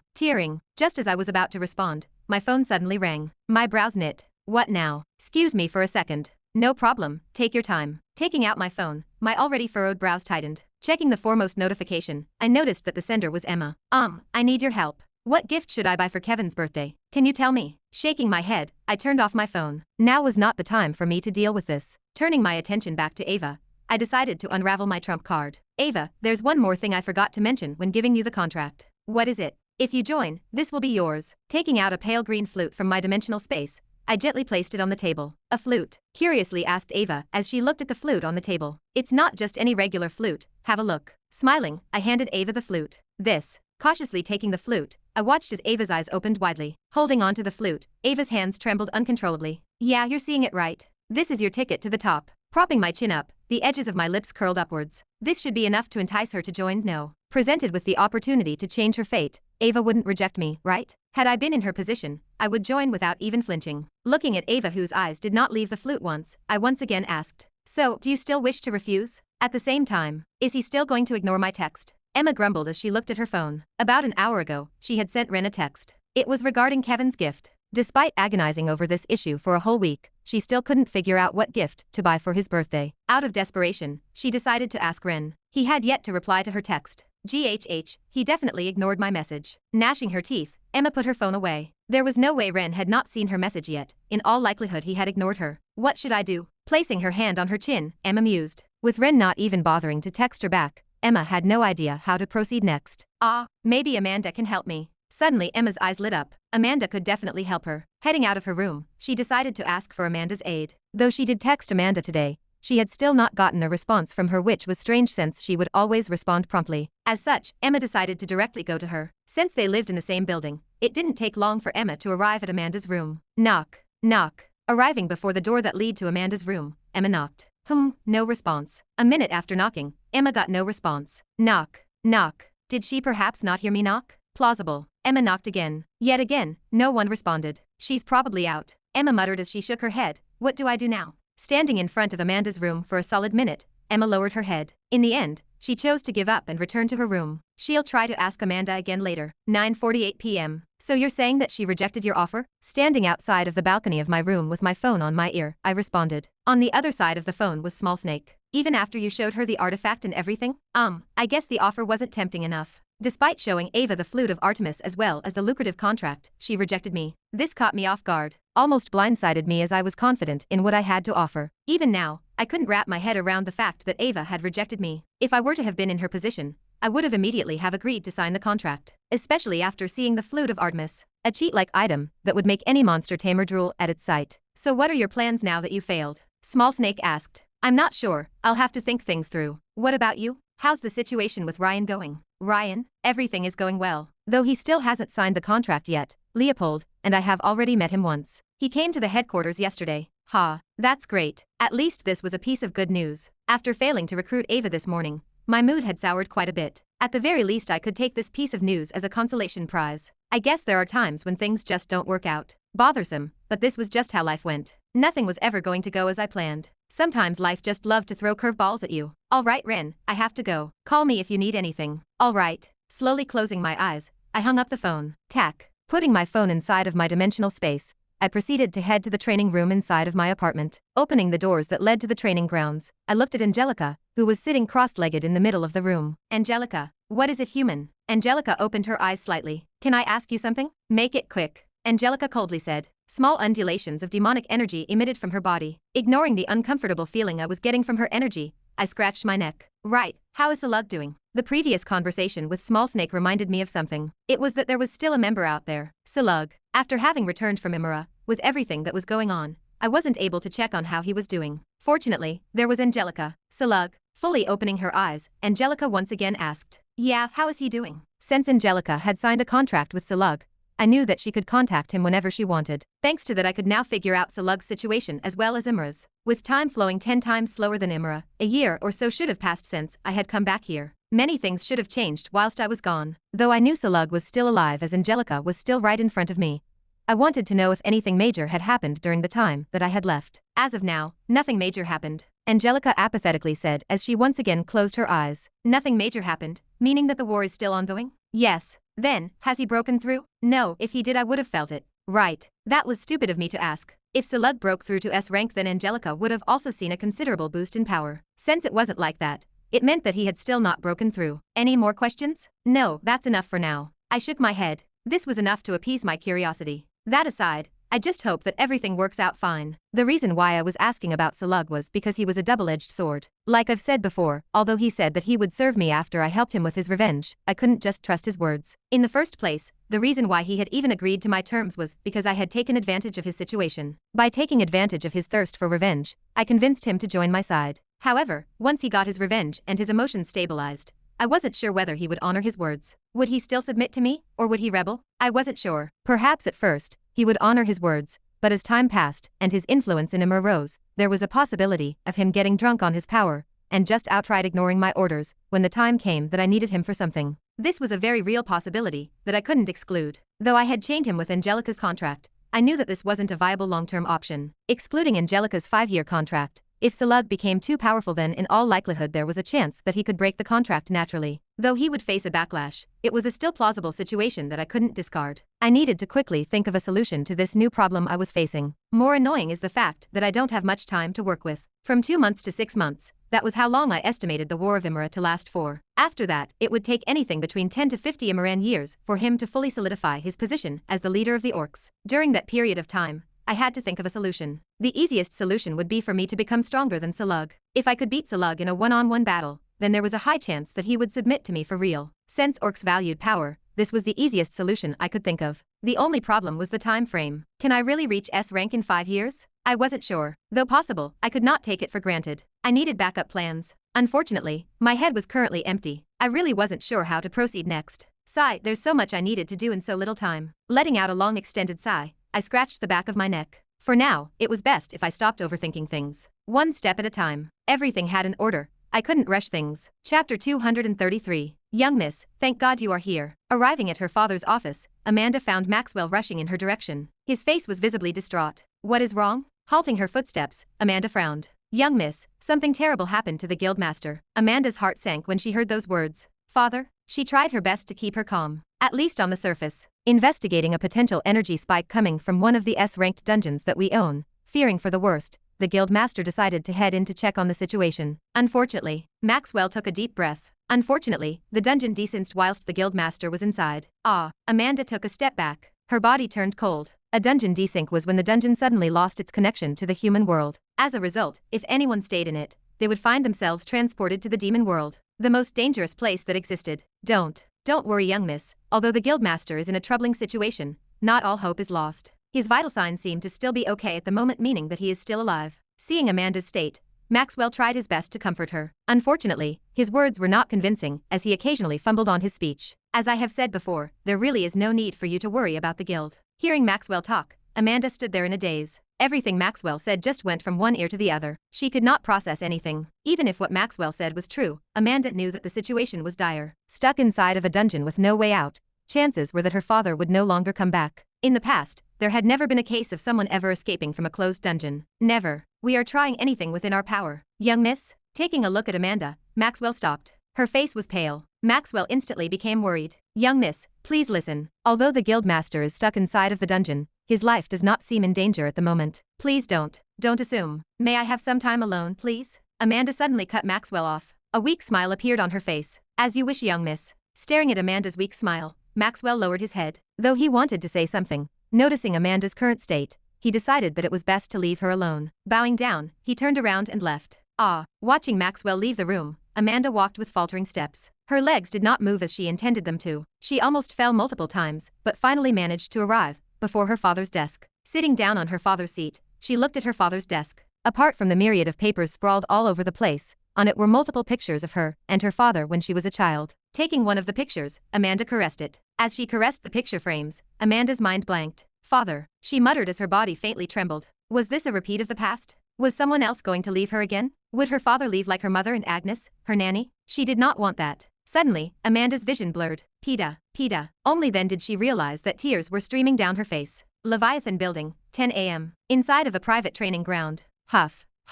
With heavy breaths, I lowered my body and did a push-up. 294, 295, 296. Counting the reps inside of my mind, I continued to do this for the next 30 minutes or so. Whilst I was doing the push-up, on my finger was a small black ring. Name, Ring of Gravity. Rank, C. Description, a ring with 10 settings. Upon wearing the ring, body mass will double. Whenever the setting is changed, the mass will double with respect to the setting chosen. By adjusting the settings of the ring, I could manually increase the weight on my body. Though I could use the gravity room, according to Donna, in order for me to improve my mana capacity, I had to continuously deplete my mana and replenish it, just like training a muscle. Taking a deep breath, I did another push-up. After my meeting with Jin last week, I had this sudden urge within me to just drop everything and start training. And so that is exactly what I did. Leaving all matters related to the mercenary guild to Small Snake, I closed myself inside of my room for a whole week and trained like crazy. With lectures now on hold because of the tournament that was about to begin, apart from the occasional call-ups from Instructor Auguste with regards to the tournament, I had a lot of time to myself. Time in which I fully spent on training. Apart from eating and sleeping, all I did was train. With Kevin and now Jin continuously getting stronger, I realized that I was getting left behind by them. Most shockingly, Jin had ranked up to D- rank. Something that was only supposed to have happened towards the beginning of the second year. Jin's rate of progress was astonishing. I cannot get left behind. With this thought in mind, I upped the intensity of the training. Next goal, D- rank. I could feel it, I was close. The usual peaceful morning was disrupted by the endless chattering coming from a bunch of students lined up in a horizontal line. Before them stood a tall and stern instructor. After an arduous couple of hours of intense training, the instructor had ordered them to line up in front of him. Shut up. Instructor Auguste's voice boomed across the area. Instantly all chattering ceased. This fucking job. Here you go, sir. Next to Instructor Auguste, an attendant handed him a stack of papers. Briefly glancing at them, clicking his tongue, Instructor Auguste thrust them back to the attendant. What do I need the papers for? Just send them to the students through a message. Instructor Auguste berated. This is your job, not my job. No buts, I don't have time to deal with this kind of crap. I am here to train the students. Don't waste my time with such useless crap. Cutting the attendant off, Instructor Auguste glared at the attendant, instantly overwhelming him with his presence. Coop, understood? Yes. Under the terrifying glare, the attendant could only nod his head. The attendant took the papers and left. Not wanting to be next to Instructor Auguste anymore, the attendant had basically run away. You will soon get a message detailing the games that you will be participating in, as well as the rules of the tournament. Turning back his attention to the students, Instructor Auguste gave a brief rundown on the situation. Listening to Instructor Auguste speak, a small yawn escaped from my lips. Honestly, Instructor Auguste's training sessions, although brutal, were not as brutal as the ones I had with Donna and Monica. Compared to theirs, this felt refreshing. That aside, the atmosphere around the campus, with the tournament coming up in about a week's time, tensions were rising in the academy, especially between the lock students and the exchange students. Though things did not reach the point where conflicts arose, the tension in the air was stronger than ever. Okay, I think I have said enough for today. Snapping me out of my thoughts was Instructor Auguste's loud voice. You are dismissed. With Instructor Auguste's announcement, the training session came to an end. Besides me, the other students let out a sigh of relief as they headed back to their dorms. What are you going to do now? On my way back to the dorms, walking beside me, Kevin asked. I am going to go back to the dorm. Is that so? Why? You wanted to go somewhere? Not really. By the way, what was up with you this past week? I could barely get a hold of you. Kevin shook his head and switched the topic. Right, I was training. Dedicating most of my time to training this past few weeks. I would only see him during the morning practice sessions with Donna, or tournament training sessions. Aside from that, I refused to leave my room. Right now, all I had in my mind was training. Training? Yeah. I see, that makes sense. Kevin was not any different. He too spent most of his time training. So this was probably why he didn't say much after. Hold up. Suddenly, a crisp voice called from the distance. Emma, Kevin said as he turned his head towards where the voice came from. He was able to instantly recognize the owner of the voice. Turning around to double-check who the voice belonged to my surprise I found out that it was Emma's. Arriving before Kevin, Emma passed by me without even greeting me or acknowledging my presence, and looked at Kevin straight in the eyes. Kevin, yes, can you slow down a little? Ah, sure. It was only then that I realized that Kevin and I were walking a bit too fast. As such, we slowed down a little, enough to accommodate Emma. Thanks. Moving next to Kevin, Emma thanked him. So what did you want to talk about? Looking back into Emma's eyes, Kevin asked. It is about Amanda. Amanda, what about her? How should I say this? But did you perhaps notice something different about her these couple of days? I wanted to see if I was not the only one that felt this way. After struggling to choose the right words, Emma voiced her concerns. So Amanda is acting weird according to you? Yeah. Turning his head, Kevin looked at Amanda, who was not far off from where they were. After a couple of seconds, he bitterly smiled and shook his head. She looks the same to me. Really? Then am I perhaps overthinking things? Emma frowned. She did not look convinced. Sorry, I am not very good at judging facial expressions and emotions. Scratching the back of his head,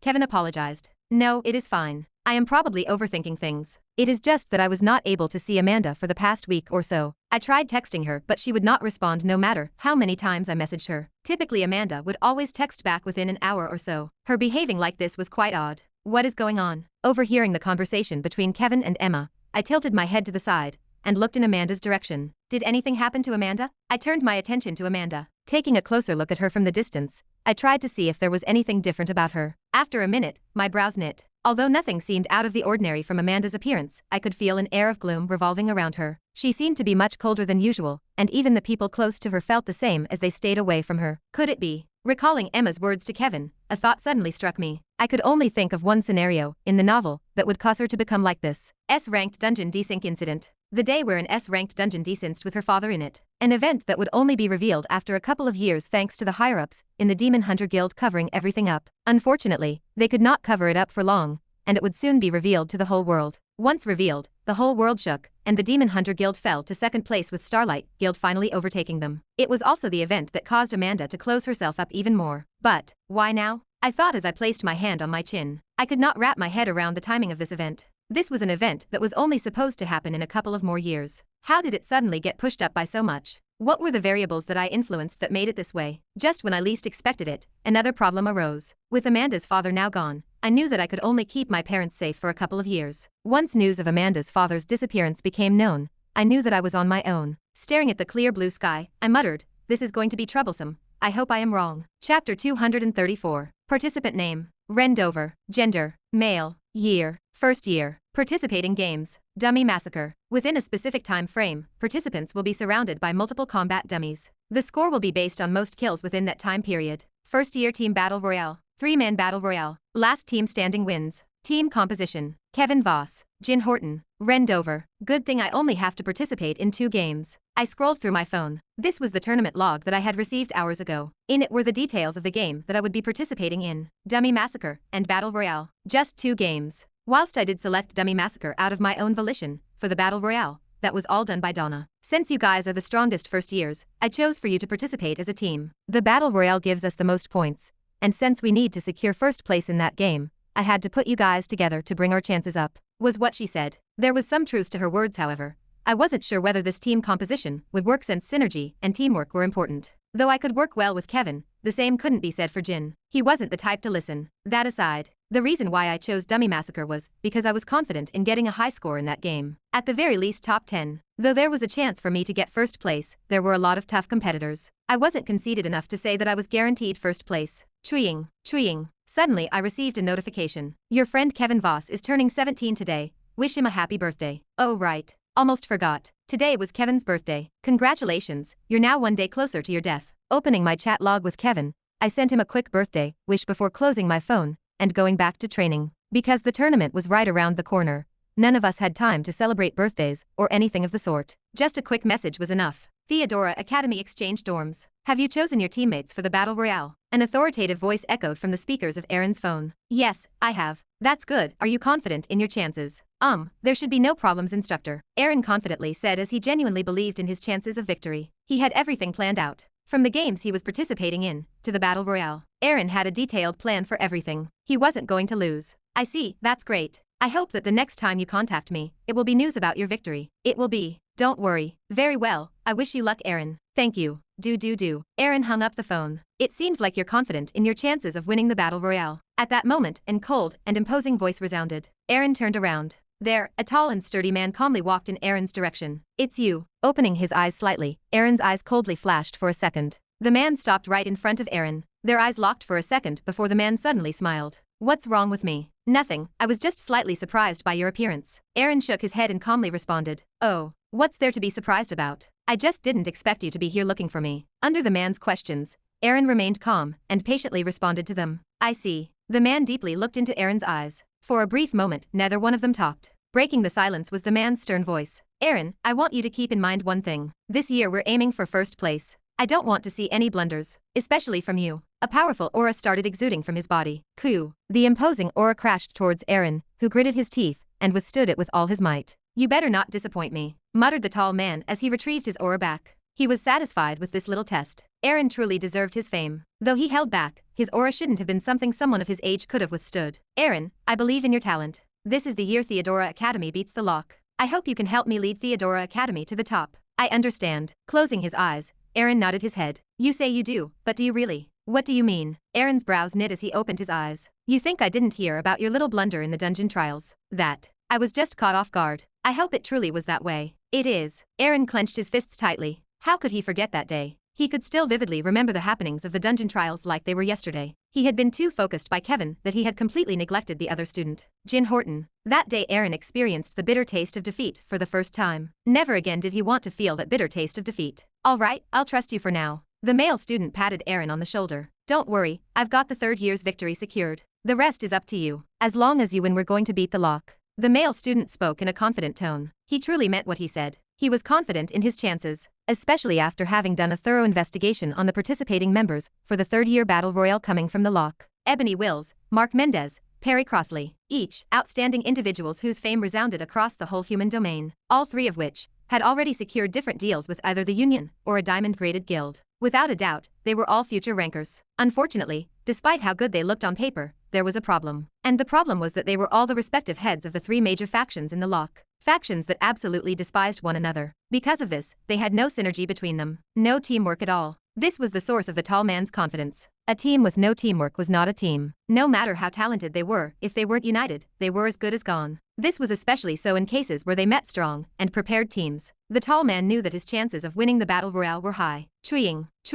Suddenly the man's watch vibrated. Turning his watch slightly, the man read the foremost notification. I guess that will cut our little chat for now. Tracing his hand over his short black hair, the man turned around. I hope you don't forget my words, Aaron. I'd be disappointed if you do. Aaron watched as the man imposingly walked away. His bulky back, mountainous shoulders, and flawlessly refined physique showed that he was anything but simple. Theodora Academy third year's first ranker. A genius whose name was just as famous as the names of the three faction leaders of the lock. Morgan Lowry. A man who will one day become a top ranker. Late into the night, Kevin was working out in the public training ground of the Leviathan building. Because of the limited space of his own training ground, Kevin had no choice but to move to the public one. Even so, Kevin did not dislike it here. Despite it being public, the number of people that frequented this place was low. On rare occasions, he would spot Amanda training in the archery area. Other than that, it would usually be just him. Yup. With his feet shoulder-length apart, Kevin lifted an 800-kilogram bar and did a deadlift. As he lifted the bar, the veins by the side of his neck protruded as his face reddened. Bam! After lifting the bar once, Kevin dropped it.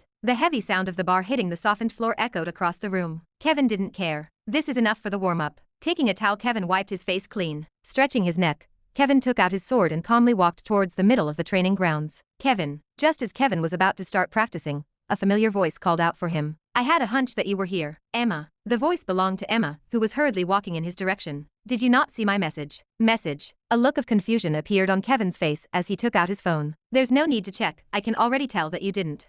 Sorry. Putting her hand on Kevin's phone, Emma shook her head. As a result, Kevin laughed in embarrassment. He was too engrossed with training to notice any messages directed to him. Here, biting her lower lip, Emma suddenly took out a black box from her dimensional space and handed it to Kevin. What's this? Just take it. Forcing the box into Kevin's hands, Emma's cheeks reddened slightly. Wait, what are you? I won't disturb you anymore. Good luck with your training, and happy birthday. Wishing him a happy birthday, she ran off, leaving behind a confused Kevin. Was this her way of wishing me a happy birthday? Looking at the box in his hand, Kevin smiled slightly. It was cute. Treeing.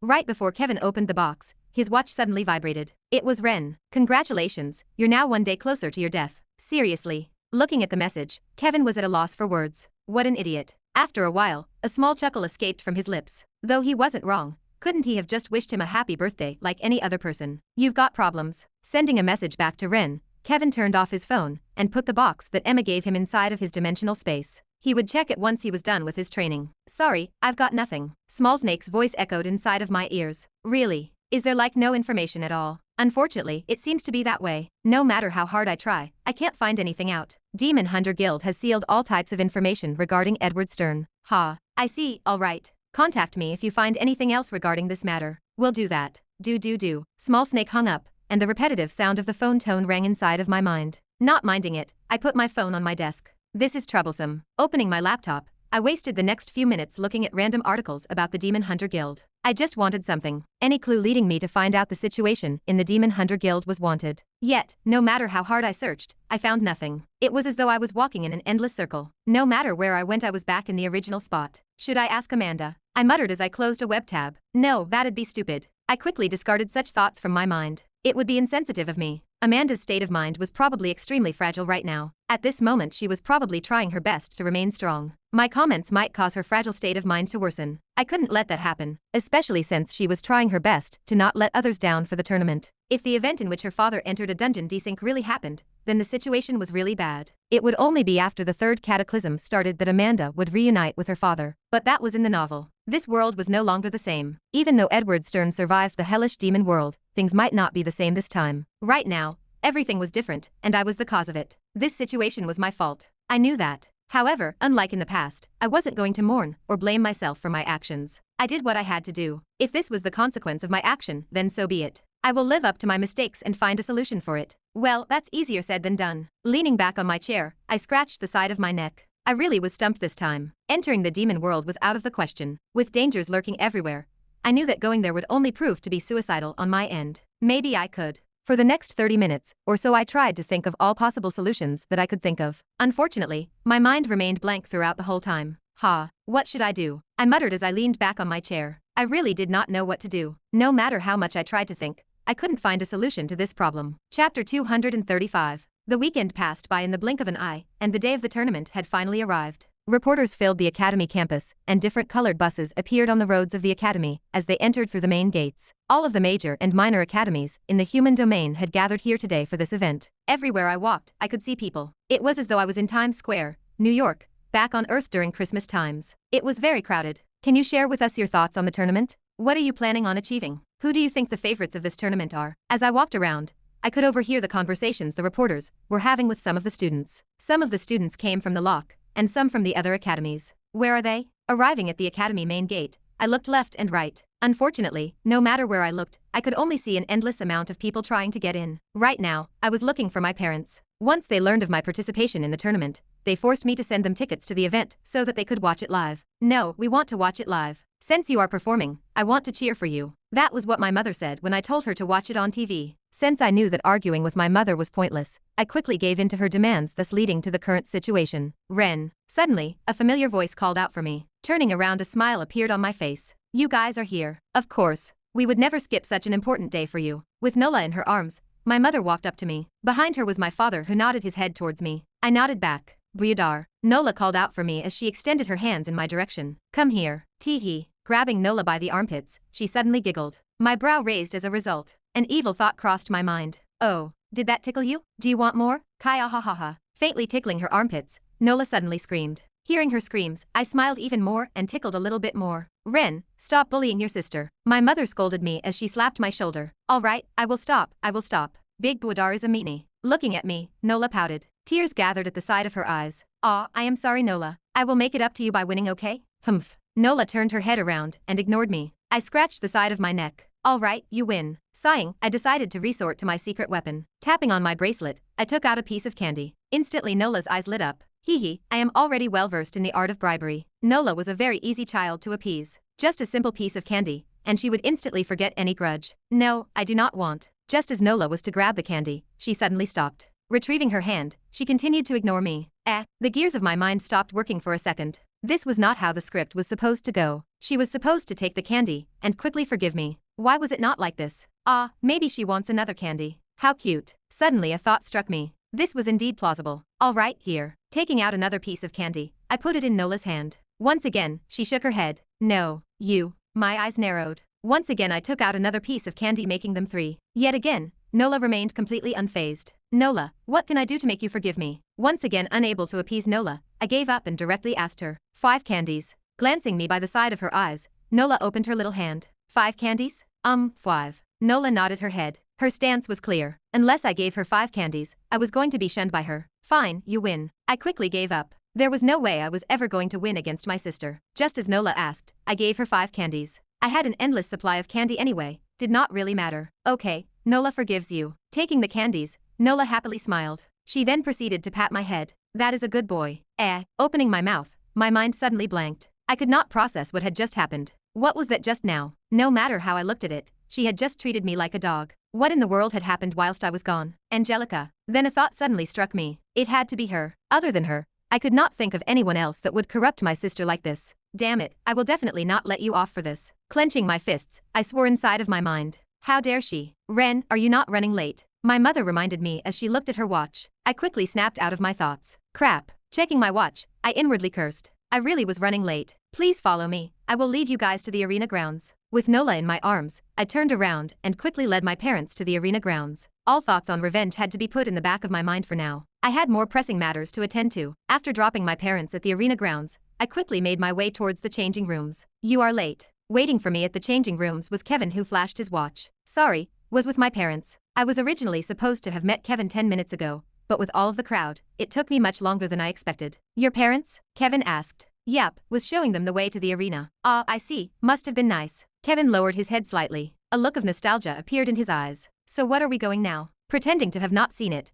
I quickly changed the topic. We are supposed to meet up with the other first years. After that we are supposed to be heading to the augural ceremony. Lifting his head, Kevin responded. When is that? In about 2 minutes. Tilting his watch slightly, Kevin responded. Silence enveloped the changing room. Shit. Cursing out loud, I took out my clothes and changed into a new uniform made specifically for the tournament. The new uniform was primarily black with a few touches of gold and white around the edges and insignia of the uniform. Putting on the uniform was not hard, as within a minute I was already changed. Let's go. Putting my other clothes in the dimensional space, I followed Kevin out of the room. From this point forward, the tournament arc had finally begun. Dark clouds filled the sky and heavy rain poured down. Ha, ha. Inside of a massive arena filled with people, blood-curdling screams rang out repeatedly. Blood spilled everywhere, and corpses littered the floor of the arena. Hueye, hueye. The spirited cheering coming from the arena stands echoed all the way down towards the arena grounds, filling the contestants with adrenaline. Standing in the middle of the training grounds was a pale youth. Sheeing. At some point, an individual snuck up from behind the youth and thrust their spear in the direction of their head. Right as the tip of the spear was about to connect to the youth's head, the youth tilted his head ever so slightly. The spear missed. Taking a step forward, the youth turned around and swung his saber. Spurt. A beautiful arc drew in the air, and blood spilled everywhere. Thud. Following this was a small thud, and a head rolled on the ground. That is 13. The youth muttered as he slashed his saber to the side. Instantly the blood on the saber spilled towards the ground. He then looked at the arena grounds. Wherever he looked, corpses lied on the ground as the sound of fighting echoed everywhere. Recovering some of his stamina, the youth was about to once again join the fray. However, beep, beep. Suddenly 2 large beeping sounds echoed across the arena grounds. Simultaneously, all contestants stopped whatever they were doing. Congratulations to those who have passed the trials. Out of the 500 initial contests, only 28 remained alive. For the contestants that have survived, please make your way out of the arena. Marking the end of the massacre was the voice of the announcer that echoed through the speakers around the arena. Following the announcement, all those that remained standing in the arena walked towards the exit. So did the youth. Moments after, multiple people dressed in white entered the arena and cleaned up the corpses on the ground. Congratulations, it was a splendid performance. Thank you. Arriving at the exit of the arena, a familiar voice echoed into the youth's ear. You better rest up for now, Matthew. The next round starts in a week. If you are not in the best conditions, chances are that you might die. Will do. The youth, Matthew, lifted his head slightly. Standing before him was a black humanoid creature who had a smile on his face. How long has it been? Matthew wondered as he looked at Everblood before him. Matthew's memory of the past few months was hazy. After having been questioned by the authorities regarding the incident at the hotel a few months prior, Matthew had decided to leave everything behind and follow Everblood to the monolith. It was then that his new life had started. Every day was a struggle. Thrust into a domain where only the strongest survived, Matthew had to fight for everything. Every week he would join the arena games and compete for merit points. The game was simple. Within a specific time frame, Hundreds of competitors would be put inside of an arena.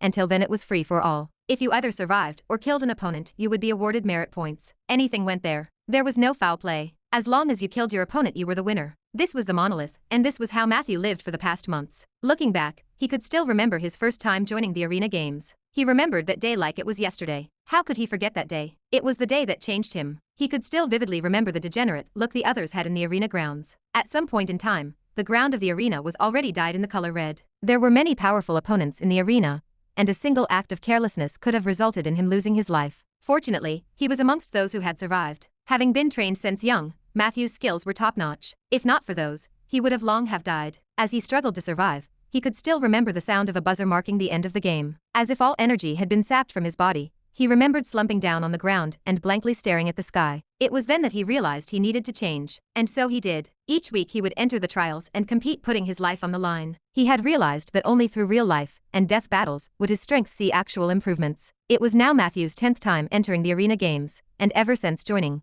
he had undergone a drastic transformation. He had completely shed his past self and embraced his new self. He had been reborn. No longer was he the naive old Matthew that was easily flustered by unexpected changes. He was now a lot calmer and more calculative than ever. And this was all thanks to Everblood before him. Had it not been for him, none of this would have happened. You have earned a total of 1,200 merit points. Not bad. With this, you are one step closer to purchasing a devil fruit to increase your strength even further. Snapping Matthew out of his thoughts, Everblood patted Matthew on the shoulder. He was satisfied with today's harvest.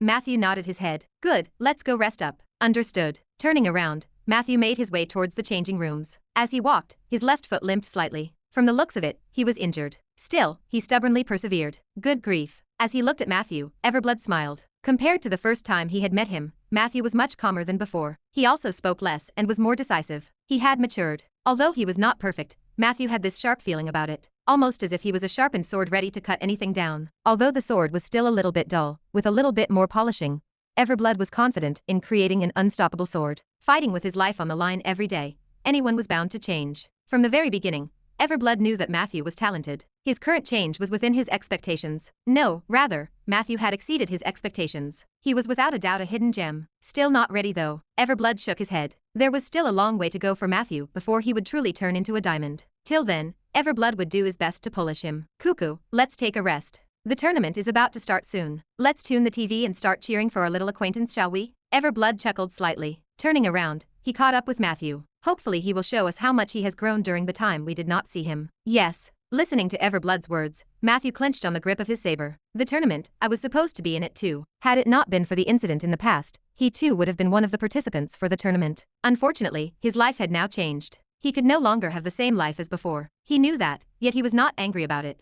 There would eventually be a day where his name would spread around the world. Till then, he would continue to polish himself. Chapter 236. The sun slowly rose up from the horizon, and the bright light coming from the sun fully illuminated the arena grounds of the lock. As time passed, the spectating stands of the arena grounds started to become filled with more and more people. At some point, no gaps could be seen from the stands as all seats became filled to the brim with people. If there was one thing that you had to take note of, it was that you could not watch the tournament for free. This was made to limit the number of people that could come and watch the tournament, as well as provide funds to pay for the security and management costs of hosting the tournament. Though the lock was rich, the price needed to host the tournament was tremendous. Fortunately, the admission cost was not too high either. It was only 1,000 U, and even if a limited number of people could enter the arena grounds, there was enough space to accommodate more than 50,000 spectators. 1,000 U was the base price. The nearer you were to the platform, the higher the price. You had to pay at least tens of thousands to enter the area that was nearest to the arena grounds. Even then, huge screens stood above the arena grounds showing the games that were happening below. So even if you were further back, it did not really ruin the experience. Today, the people from Lock Academy were dressed in black school uniforms with golden and white patterns. Lined up behind them were the people from the 4 great academies, and even further back were the other academies. There were a couple of reasons why the Lock was ahead of the other academies. It mainly had to do with the fact that in the last tournament, they had reached first place overall in the rankings, with the 4 great academies falling slightly behind. Aside from that, it was also because they were today's hosts of the tournament. As such, they were rightfully put at the front. Behind the Lock and the 4 great academies were the other academies, public and privately owned ones. Despite their limited budget, they were not to be looked down upon, as every year a dark horse would emerge from them. Even so, a large majority of them were inwardly praying that they would not meet students coming from the Lock or the 4 great academies. At least not on their first match. No one wanted to meet the strongest so early on in the tournament, as that would reduce their chances of standing out. Everyone was here to make a statement. They wanted to let their names be glorified and made known throughout the whole human domain, in hopes of pulling the attention of some of the top guilds in circulation. No one was here to play today. It was now 10 a.m., and the arena grounds were now filled to the brim with spectators. Everywhere I looked I could see people. Hugh, standing in the middle of the arena grounds, I took a deep breath. I was currently standing in a long line with all of the first years that were participating in the games. There were about 100 of us. Standing in 2 different lines beside us were the second and third years. Everyone's faces were solemn. You nervous? Feeling a slight nudge on the right side of my waist, I looked at Kevin who was beside me. He had a slight smirk on his face.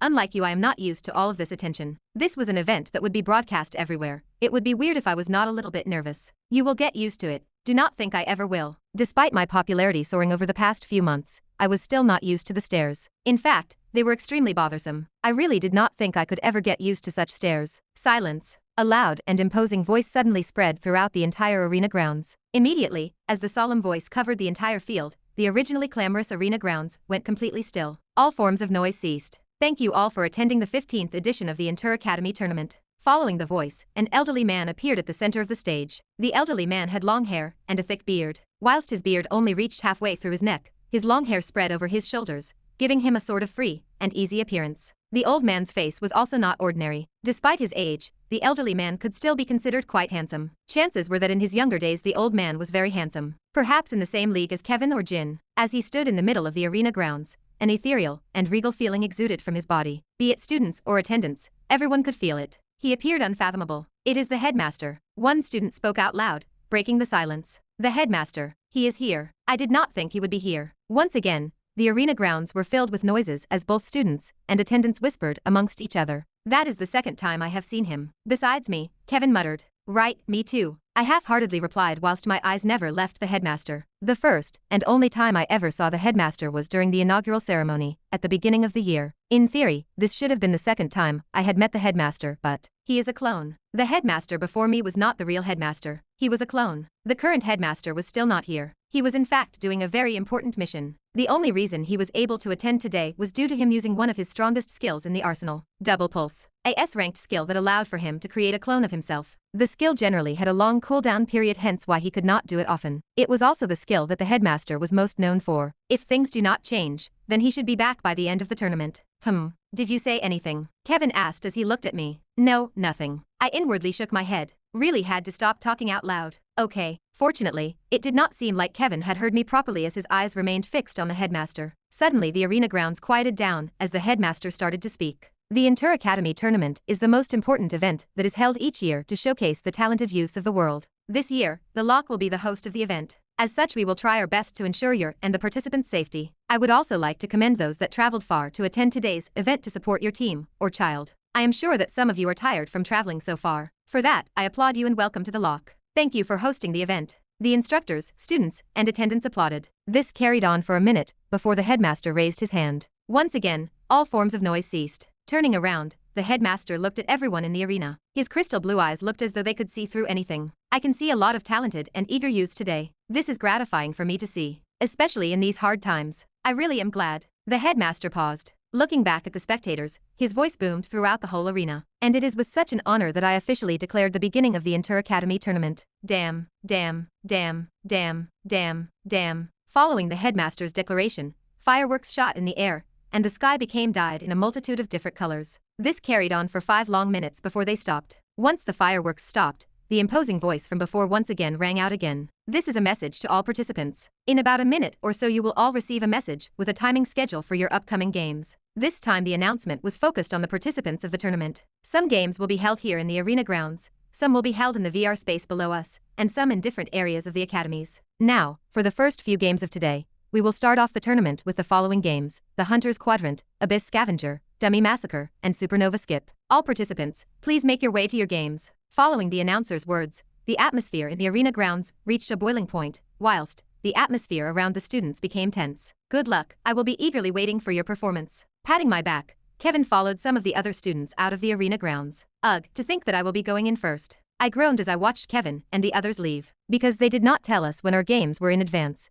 I only just learned about the fact that my game was coming up soon. Fortunately, these are just the elimination rounds. The tournament would span over a period of a month's time. This was a given as there were thousands and thousands of students participating. They would not be able to fit that many games in just a couple of days. Furthermore, students needed to be in optimal shape in order to perform at their best. If not, the games would not be as entertaining. Therefore, the chances of me being paired up with a strong contender were low. Though I was not scared of any challenge, it would be better if I did not go against anyone strong yet. Chewing.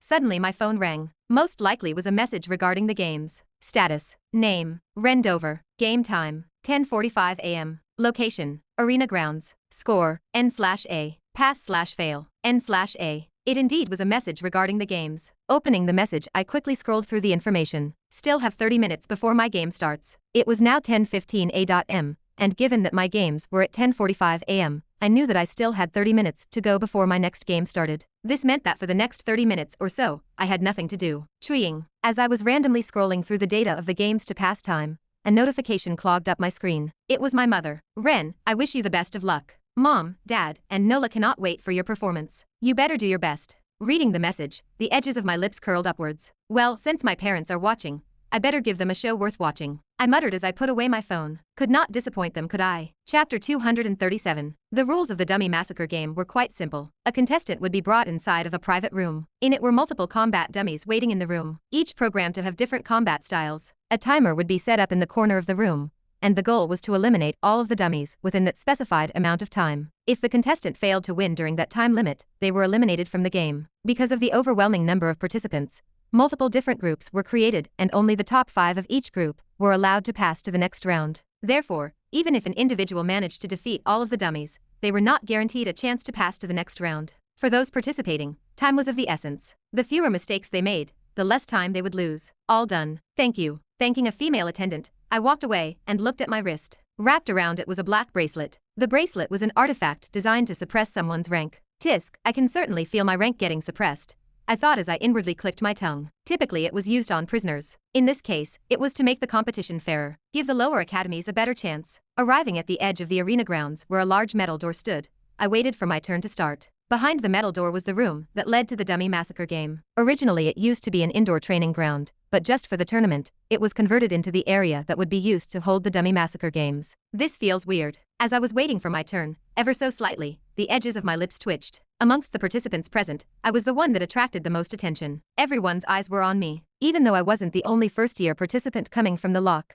If someone here wasn't living under a rock, they would have seen my face on the news a month back. I was the top dog in my group. Everyone knew that. Their wariness and apprehension towards me made sense. I too would have done the same had I been in their position. Beep. Beep. Contestant, Jude Wright. Time, 2 minutes and 37 seconds. Shuaa. The metallic doors suddenly opened and a confident youth walked out. Wearing a green-colored uniform, the youth turned around and looked at his score. A smirk emerged on his face. Dummy Massacre Group 9. 1. 2 minutes and 37 seconds. Jude Wright. Roland Academy. 2. 2 minutes and 40 seconds. Dan Potter. Ludwig Academy. 3. 2 minutes and 55 seconds. Odessa Mac. Citadel Academy. 4. 2 minutes and 59 seconds. Willie Morin. Velmont Academy. 5. 3 minutes and 1 second. Loa Swagong. Cape Kroll Academy. So 2 minutes and a half is enough to get first place. This was a lot lower than I had expected. From when I practiced a few weeks back, my all-time high score was in the early 2 minutes. Furthermore, the only reason it was still in the 2 minutes range was because I never went all out. Had I gone all out, my score would have been drastically different.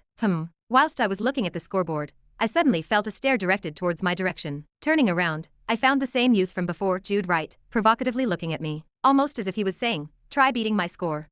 Chuckling slightly, I helplessly shook my head. Seeing him challenge me, I figured that he was very proud of his score. Unfortunately for him, his smile would not last for long. I was going to give him a bit of a shocker. Participant Rendover, please make your way towards your designated area. With a tablet in his hand, the instructor in charge of the game spoke. You should have already been briefed about the rules, so I won't say much. Best of luck. Thank you. Ta.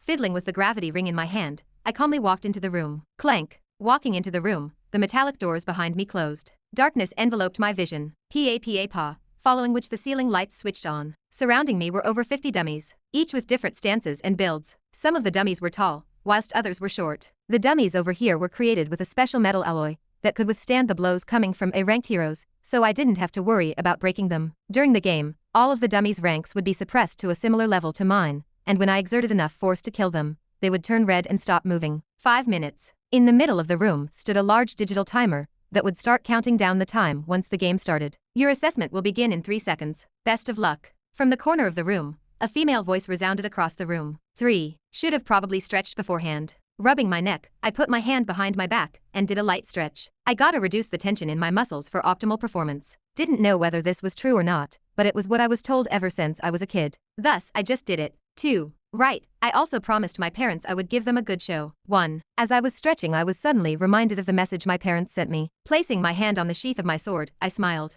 The assessment will now begin. Well, since I promised. Click. I can't let them down now, can I? A subtle metallic click resounded across the space. Which games are you planning on watching? Sitting on a large red sofa, Emma asked. Right now, inside of a special lounge area designated to the Lock students, Emma sat down next to Kevin. In terms of aesthetics, the lounge was visually stunning with the furniture and decorations around the room coming from well-known brands and designers. In front of Emma and Kevin were multiple large TV screens, showcasing the different matches that were happening in the arena grounds. Since they had no games today, they decided to watch the games in the comfort of the waiting rooms. Rather than watching the games under the boiling heat of the sun, they'd much rather watch it here. I'm gonna watch Ren's performance. Popping the top of a can and taking a sip of the carbonated drink, Kevin burped out loud. Burp. What about you? That's gross. Emma scooched a little bit to the side. After that, she mused for a moment before responding. I'm gonna watch Amanda. From what I recall, she's participating in the Hunter's Quadrant games. She was more interested in watching Amanda's game. As her friend, it was only obvious that she supported her. The Hunter's Quadrant.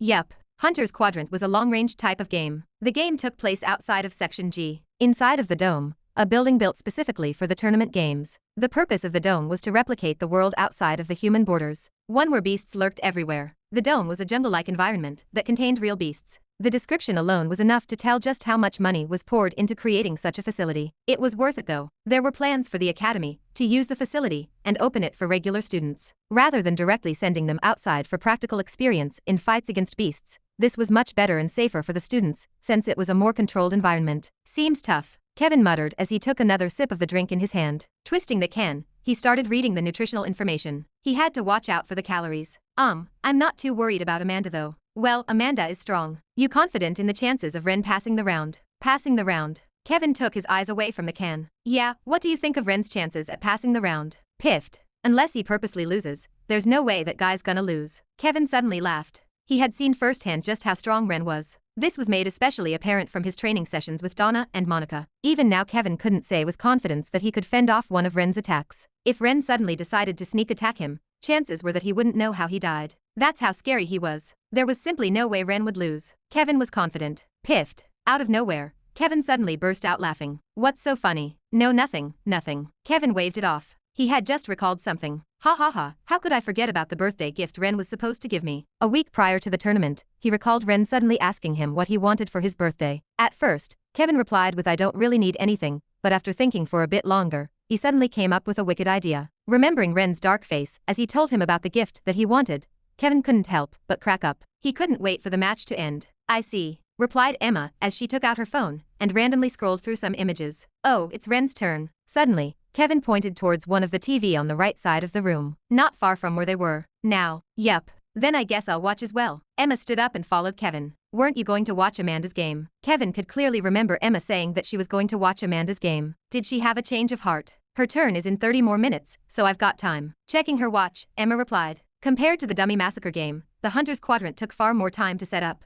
The break in between each round was thus longer. Fair. Sitting on one of the seats nearest to the TV screens showing Ren's game, Kevin grabbed the remote. Turning the volume up, Kevin watched as Ren's figure calmly walked towards the center of the game room. Right as his footsteps halted, the lights of the room turned on and 50 or so dummies surrounded him. Surrounded by the horde of dummies, Ren looked completely unfazed. Right as the countdown hit 1, Ren placed his hand on the grip of his sword. Click. Following this, a subtle clicking sound resounded across the space. With a large thud, 5 dummies instantly dropped dead on the ground as their bodies turned red. Most shockingly, Ren did not move from his spot once. It was as though the dummies malfunctioned. This. Click. Click. Before Emma could even make out what happened, 2 more clicks resounded. This time 7 dummies fell on the ground. Once again their bodies turned red. How? Emma stood up, her eyes open widely. Sitting beside Emma, Kevin smiled. He was already too familiar with this scene. Unfortunately for Ren, the opponents were too many in numbers. Right after the first wave was eliminated, the remaining 38 dummies assaulted him from all sides. It was then that an even more shocking scene appeared. Right as the dummies were about to come close to Ren, 3 translucent circles appeared before him. With a lazy smile on his face, Ren pointed towards his left, right, and back. What? Emma suddenly exclaimed, attracting the attention of some of the other students lazing about in the lounge area. What's going on? Is there something entertaining? What? Turning their attention towards the TV screen Emma was watching, they too were left outstunned by the scene depicted on the screen in front of them. With 3 rings within 5 meters of him, the spectators watched as some of the dummies started getting pulled by the rings. Though the pulling force was weak, it was enough to slow down the movements of some of the dummies. Click, click, click. This was enough, as the same clicking sounds repeatedly rang across the area. Dummy after dummy turned red as they all fell on the ground. This scene repeated itself before only one last dummy stood before Ren. Calmly looking at the dummy, Ren once again touched the grip of his sword. Click. Following the last click, the last dummy fell, thus marking the end of the trial. In the waiting room, apart from Kevin, almost everyone who caught a glimpse of the scene could not close their mouths for a solid minute. As though a lump was stuck in their throat, no one knew what to say at the moment. However, if there was one common thought everyone had, it was, I'm glad that he's on our side. Ha. Exhaling, I looked around me. The ground next to me was littered with dummies, all of which were dyed in the color red. Turning my attention towards the center of the room, I looked at the time left I had. 2 minutes and 59 seconds. 2 minutes and 1 second. This should be enough for now. I honestly breezed through this. Although the difficulty was at its lowest, as in the further rounds it would become much higher, I was honestly surprised by how easy it was. Or did I once again get stronger? I wasn't sure. Rumble. Startling me out of my thoughts was the rumbling sound coming from the large metal door behind me. Opening up, the glorious side of the arena grounds was once again revealed to me. Covering my eyes as I walked out of the room, I suddenly felt multiple eyes directed towards my direction. Unfazed by the stares, I calmly walked back to where I stood before. Oh. My footsteps suddenly halted. Looking up, I found my image on one of the larger screens. Hugh. Gritting my teeth, I took a deep breath. Why did I even agree to this? Turning around, I looked left and right to see where the camera pointing at me was. I soon spotted it. Once I did, with deadpan eyes, raising my right hand, I did a peace sign and blew a kiss to the camera. 1. 2 minutes and 1 second. Ren Dover. 2. 2 minutes and 37 seconds. Jude Wright. 3. 2 minutes and 40 seconds. Dan Potter. 4.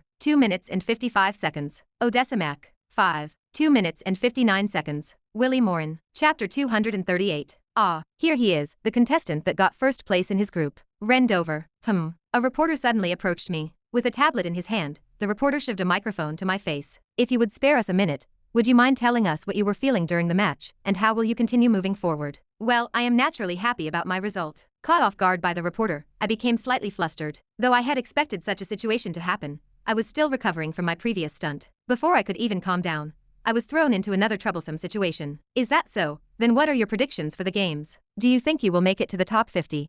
Or is that a bit too high at the moment? Top 50. My brow raised. My nervousness instantly vanished. What did he just say? Yes, although hard, given your qualifications, it should be possible. Given some of the other contestants' scores, although your score is quite high, enough to get you first in the group, there are over 100 other scores that are higher than yours. Do you think you can beat them? Ha. The edges of my lips pulled upwards, and a small chuckle escaped from my lips. To think that I am being looked down upon this much. They probably assumed that my timing was the best I could achieve. That I went all out. I might regret saying this, but, excuse me, is there something Fu? Win. A soft yet audible voice escaped from my mouth. Excuse me. I am going to win. No. I shook my head. This did not sound right. Let me rephrase my words. Lifting my head, I looked straight into the cameras pointing at me. I will win the Dummy Massacre Games and crush every competitor that stands in my way. Without waiting for the reporters to ask any more questions, I turned around and left. Behind me, the sound of intense scribbling rang out. Although it was mainly my fault, I was tired of people looking down on me. Now that I no longer needed to hide as much as before,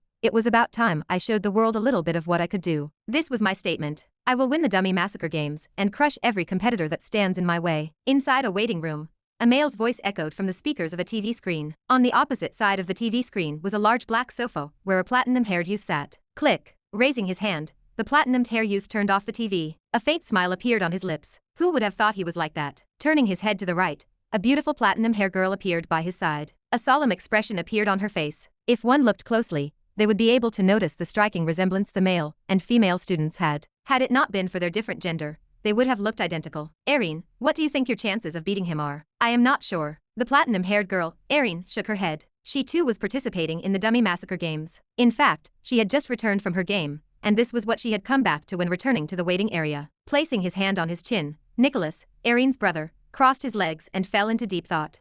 That's a bit worrying, especially since we need to get first place here. Musing for a bit, Nicholas looked at Erin and asked, "What's your best time for the first game?" "It's 1 minute and 42 seconds. 1 minute and 42 seconds. Directing his attention towards his watch, Nicholas opened the scoreboard and checked the scores of the other participants. More specifically, Ren's. 2 minutes and 1 second, that's a lot slower than you. I am sure he did not go all out. Erin pulled her eyes away from her brother's watch. Not once did she believe that Ren had gone all out. She too did not go all out in the beginning rounds. Furthermore, it did not really matter right now since the difficulty increased with each passing round. This time was not the best representation of the final time. She understood that. Right, I share the same sentiment as you. Well, we are twins. Erin replied with a slight smile on her face. They were born at almost the exact same time, and have spent most of their life together. It was not strange for them to think similarly. Ha, so even if you know that he did not go all out, then are you confident in beating him? Yes, no problem. Erin replied as she stood up and looked at the TV screen in front of her. Her eyes were sharp. The confidence in her voice could not be masked as she touched the grip of her rapier. That's my sister. Nicholas stood up and lightly ruffled Erin's hair. I know that you will win. You can count on me. At her brother's compliment,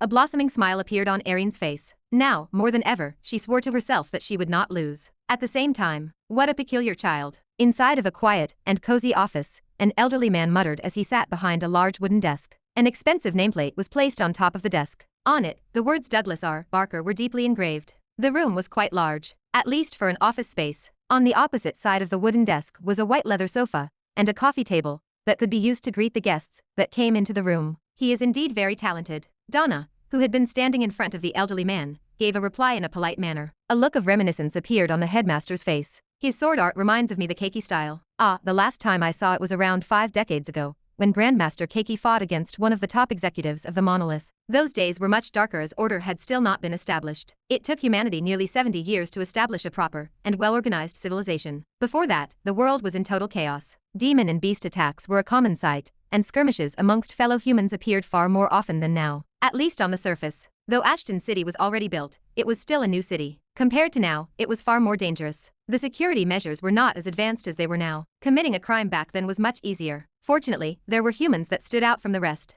They were the pillars that brought order to the chaotic world that people lived in. If not for them, humanity would have taken a lot longer to properly regain a foothold on their planet. Grandmaster Keiki was one such person. I was still far from reaching his level back then. Everything just sort of felt like a blur, however. The headmaster paused. Leaning back on his chair, he peacefully smiled. I could never forget that sight. The sight where he laid bare of hundreds of demons and villains without even moving. To this day, I have never forgotten that moment. It truly shocked my younger self to the core. By the side, Donna attentively listened to the headmaster's words. To her, Douglas was like a mentor, someone she looked up to. Any words from him were something that she would deeply engrave into her mind. If I am not being rude, how long do you have left, headmaster? At Donna's question, Douglas smiled. He then proceeded to raise his hands in front of him. If only looked closely, they would be able to notice that the hands were becoming transparent. Turning his head around, Douglas looked at Donna. I should still be able to hold on for another day. I am currently inside of a safe location, so I do not have to worry about overexerting myself. I should be able to be here for today's closing ceremonies. In the meantime, I would like for you to tell me more about the students that you have been speaking so highly of,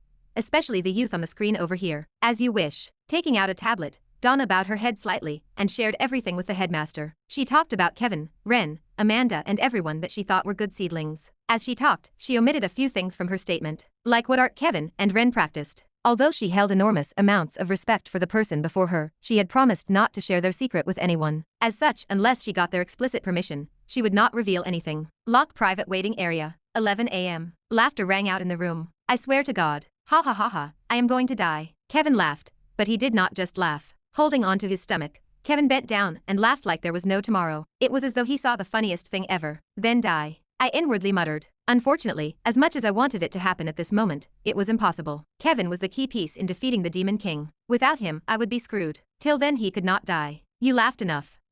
Yeah. Despite Kevin's attempts at stopping himself from laughing, his trembling body easily gave him away. It was only after another minute had passed that he managed to fully calm down. He quickly changed topics. I saw your interview. You did. Yeah, never expected you to act that way. WEL. That last statement. Pretty cocky of you. Taking a quick sip of her drink, Emma, who was sitting next to Kevin, cut me mid-sentence. It was it not? I did not reject Emma's statement. Though I wanted to, I could not reject the truth. I was pretty cocky. Was not even sure why I acted that way. Normally I would have never have done such a thing. It was very out of character. Did my emotions get the best of me? I wondered. Perhaps so. With all sorts of problems popping up recently, my mood had become a bit unstable. From how Ava rejected my offer, to Amanda's situation, nothing was going right for me this past month. My sudden outburst may be due to that, but I was not sure. It did not really matter though. Since I had already done the deed, all I had to do now was follow up on my statement. His statement made me cringe a little. It was all right. His kiss to the camera was far more cringy in my opinion. True. Tisk, I am leaving. Overhearing Kevin's and Emma's conversation, I clicked my tongue and turned around. It would be better if I just left before I snapped. Where are you going? Briefly glancing in my direction, Kevin asked. I am going to walk around with my sister. You guys are pissing me off. Ulrig, Amanda's game is starting. Pointing at one of the TV screens, Emma cut Kevin off. Oh, where? Kevin did not seem to mind this as he quickly turned around and looked in the direction of where Emma was pointing at. Rolling my eyes, I made my way out of the lounge area. What a useless friend. Chapter 239. Is it tasty? Grabbing Nola's little hand, I walked her around the busy streets. Right after leaving the waiting room, I quickly got changed and took Nola to see around the academy. Nola held onto the cone of the ice cream. Cream was all over her lips as she vigorously nodded her head. Don't make such a mess when you eat. Taking out a handkerchief, I wiped the cream that was all over her lips. Stop. Nola did not like that as she turned her head to the side and tried to avoid my handkerchief. Stop moving. Softly grabbing Nola's tender cheeks, I wiped away every last bit of cream that was on her face. All right, done. Here, make sure you hold onto my hand tightly. Because of the tournament that was happening, the current academy was extremely crowded. In fact, it was so crowded that I could barely see what was in front of me. As such, I needed to make sure Nola held onto my hand tightly. You want this one? I want. For the next 20 minutes or so, with Nola, I walked around the academy campus. On multiple occasions, I would stop and buy things for Nola to keep her entertained. I'd like one please. Twing, twing. At Nola's request, I made my way towards a cotton candy stall. Waiting in line for a couple of minutes, I arrived before the clerk. Just as I was about to order one cotton candy, my phone suddenly rang. Excuse me for a moment. Letting go of Nola's hand, I rummaged through my right pocket and took out my wallet and phone. Taking out a few bills and handing them to the clerk, I answered the call. Hello? A polite voice answered the phone. Hello, nice to meet you. My name is Simon Masker, and I'm currently working for Moonlight Incarnation. Who? For a couple of seconds, the person on the other side of the phone didn't speak. It was evident that they didn't expect such an answer. Hume. Moonlight Incarnation. We are a platinum-graded guild. Have you perhaps not heard of us? After clearing his throat, the person on the other side of the phone recollected himself and continued. I'm sorry. I, unfortunately, haven't. I shook my head. There were over 1,000 platinum-graded guilds in the human domain. Though I tried my best to memorize most of them, the sheer amount of platinum-graded guilds out there made it impossible for me to memorize all of them. In the end, I settled on memorizing the more important ones. And since I didn't remember this guild, it meant that they weren't important. Is that so? Well, it's okay if you don't know about us. The person on the other side of the phone, Simon, sounded a little flustered, but before he could speak any further I cut him off. Before you continue, I'd like to ask how you got my number? I was quite certain that apart from a few people, no one should have known my phone number. So how was it possible for them to get in contact with me when I never gave them my phone number? Let's not dwell on such trivial matters, and let's get straight to the point. Rendover, us, Moonlight Incarnation would like to make a formal proposal. Not interested. I instantly cut him off. Wait. Without giving the other guy a chance to speak, I quickly hung up. Tack. It seems like I need to change my number. I was quite pissed. This was an obvious invasion of privacy. With my performances being broadcasted throughout the whole world, I'd expect guilds to be attracted by my performance. In fact, as time passed and I shone more, chances were that my performances would attract the attention of more and more guilds. What I didn't expect was for them to straight up stalk me and find my phone number. Did they seriously expect me to agree to join them when they pulled such a stunt? What a bunch of idiots. How annoying. Sorry Nola, let's go back for now. Putting my phone away, I looked down to my right. I instantly froze. Frantically looking around, my face became pale as I saw the endless crowd of people. Nola. To my absolute horror, Nola was no longer next to me. Greenery filled the surroundings, and the thick vegetation made it hard for one to see. The world was enveloped by absolute silence. It was so quiet that if one listened attentively, they could have even heard the sound of a pin dropping. Above the vegetation was a massive transparent dome that allowed the light from the sun to come in, energizing the plants. Rustle. The silence was soon broken by a rustling sound as a small boar suddenly dashed forwards. Twang, twang, twang. Following the appearance of the boar, the vibrating sound of a bowstring echoed across the area. Wah! A pained shriek followed after. Thump! With a large thud, the boar dropped to the ground and stopped moving. Red blood flowed from the area where the arrow impaled its body. Who? Standing a couple of meters away from the boar, Amanda exhaled. This was the 15th boar that she had hunted. Just like the name suggested, Hunter's Quadrant was a game dedicated to hunting. The goal of the game was simple. Within a specified amount of time, contestants would compete against 50 other people. The top 5 contestants within the group that hunted the most animals in the designated time limit would make it to the next round. Amanda's score was currently 15, which was 5 more than the previous number 1 spot of the group that had entered before her. Beep. Message to all contestants. The time is up. Please make your way out of the dome. A voice suddenly echoed throughout the whole forest-like space announcing the end of the games. Following the announcement, Amanda lowered her bow and made her way towards the exit of the dome. Right after she stepped out, she felt countless eyes directed in her direction. Amanda did not mind the stares as she indifferently left the premises. She didn't even bother checking the result of the game. Most shockingly, even though there were reporters everywhere, none of them approached her. The reporters could feel it from her aura. Amanda didn't want to be approached at the moment. Thank God. Taking out my phone, I quickly followed the direction shown to me on the screen. Fortunately, Nola was currently wearing a hairpin that I had given to her as a gift not too long ago. On it was a small GPS tracking device that I had installed just in case someone tried to kidnap her. I had done this in case a situation like this happened in the future. I was glad I did. Now I could track her position with a simple app on my phone. She should be near the park. Turning right, I hastened my steps. Fortunately, Nola didn't walk that far. In fact, she was actually quite close to me. Yet, although I knew where she was, I rushed to where she was with all my might. I couldn't discard the possibility of someone taking advantage of her. The more time I wasn't with her, the more exposed to danger she was. Nola, please be safe. Clenching my phone, I quickly rushed towards where the GPS said she was. Leaving the dome, Amanda aimlessly wandered around the academy. She was at a loss. The most logical option would have been for her to go to the waiting room alongside the others, but she wanted to be left alone. Amanda didn't want the others to see her in her current state. In the end, she settled down for a nearby bench. Tapping onto a ring on her finger, a picture appeared in her hand. In it was an image of a handsome middle-aged man and a young girl happily hugging each other. Amanda gently stroked the picture in her hand.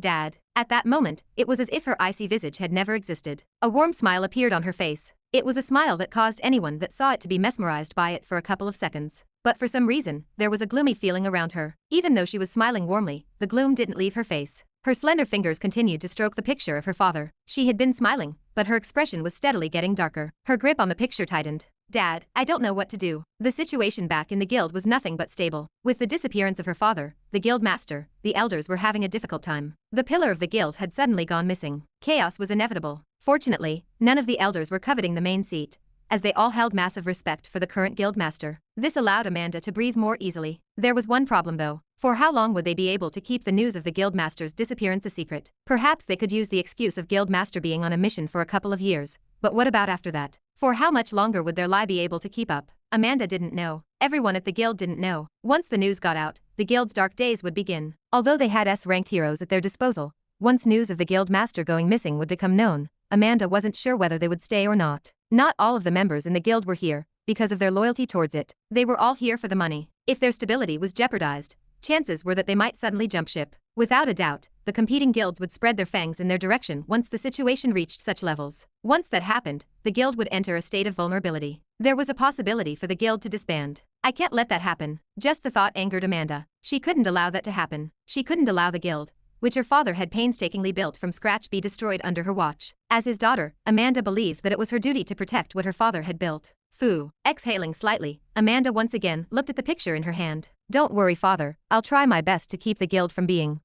Amanda suddenly felt a slight tug on her pants. Snapping out of her thoughts, Amanda looked down as she saw a young girl looking up at her with sparkling blue eyes. Wah, are you a princess? Chapter 240. Wah, are you a princess? A young girl exclaimed as she tugged on Amanda's shorts. Looking at the young girl, Amanda blinked a couple of times. Who is this child? She wondered as she observed the little girl before her. Long black hair, deep ocean-like eyes, and soft and puffy cheeks. The girl looked adorable. Are you a princess? Once again the young girl asked. No, I'm not. A warm smile appeared on Amanda's face. Looking around, she asked, are you alone? No, I'm with Big Bwadar. The little girl shook her head and turned around. However, to her dismay, no one was behind her. Bwadar? Looking around, the girl frantically called out for what seemed to be her brother. Oh no. Bwadar. Tears started gathering in the corner of the girl's eyes as she realized her brother wasn't with her. It's okay, calm down. I'll help you find Big Brother. Seeing the young girl's state, Amanda decided to step in. Taking out a handkerchief and wiping the tears that were threatening to fall from the corner of the young girl's eyes, Amanda reassured her. Everything will be all right, so don't worry. You can rely on me. Wheelie. Feeling the warmth coming from Amanda's hand, the little girl finally seemed to have calmed down a bit. Yes, don't worry. Amanda once again reassured as she caressed the young girl's head. How about you sit with me? Amanda patted the seat next to her. The young girl nodded her head in response. What's your name? Once the girl sat down, Amanda asked for her name. Nola. The young girl answered. I see. What's your brother's name? Ben. Big Bwadar Ben. Ben. Ben. Amanda's brows slightly knit. She didn't know anyone that went by that name, but she didn't think too much of it. There were over 1,000 students in the academy. There was no way she would know the names of every student present. Furthermore, she wasn't too keen on knowing who her brother was. She didn't have the best impression of him. Who in their right mind would be so irresponsible to lose sight of such a young child? Amanda didn't have any good feelings for whoever Nola's brother was. As such, after thinking for a bit, she decided to just contact the staff regarding a lost child. She wasn't too keen on letting Nola be with her brother, as the situation might repeat again. Are you sad? Nola suddenly asked as she sat next to Amanda. Sad. Dialing a number on her phone, Amanda's finger suddenly paused. Looking at Nola, she asked, "What made you think I was sad?" "Your face. Look sad." "Ah, I'm sorry." Amanda apologized. She didn't realize that she was showing such a face. Her father's situation really dealt a huge blow to her. She really didn't expect such a thing to happen to her so unexpectedly. It caught her off guard. Here, rummaging through her pocket, Nola suddenly took a small object and gave it to Amanda. "What's this?" Amanda curiously asked as she looked at Nola's hand. "Candy. Nola is no longer sad when get candy." "I see, thank you." A gentle smile appeared on Amanda's face as she took the candy. Under Nola's eager look, Amanda unwrapped the candy and put it in her mouth. It's delicious. Hee hee hee." Seeing Amanda enjoy the candy, Nola giggled in satisfaction. Amanda warmly smiled in response as she turned her attention back to her phone. "I will now call for someone to look for your brother, Nola." Startling Amanda was a loud voice coming from the distance. It sounded quite familiar to Amanda, who tilted her head to the side and looked at where the voice was coming from. "Vyudar." Nola's eyes lit up as she jumped off the bench and ran towards where the voice came from. Soon a pale youth with black hair and blue eyes came into vision as he dashed towards Nola's direction. Nola. Rushing towards Nola, the youth hurriedly hugged the young girl who hugged him back. "God, where did you go, Nola?" Ren. Cutting the youth off was Amanda, who stood up. She had recognized the identity of Nola's brother, Ren Dover, her classmate. Looking up, Ren froze for a second. "Amanda? Excuse me." Coming through. Forcefully pushing my way through a crowd of people, I hastily followed the GPS tracker on my phone. "Hey, watch it. What are you doing?" "Sorry. Because of how much of a rush I was, I didn't even bother holding back. I just pushed anyone that stood in my way, much to their displeasure." "She should be here." Looking at my GPS, I frantically looked around.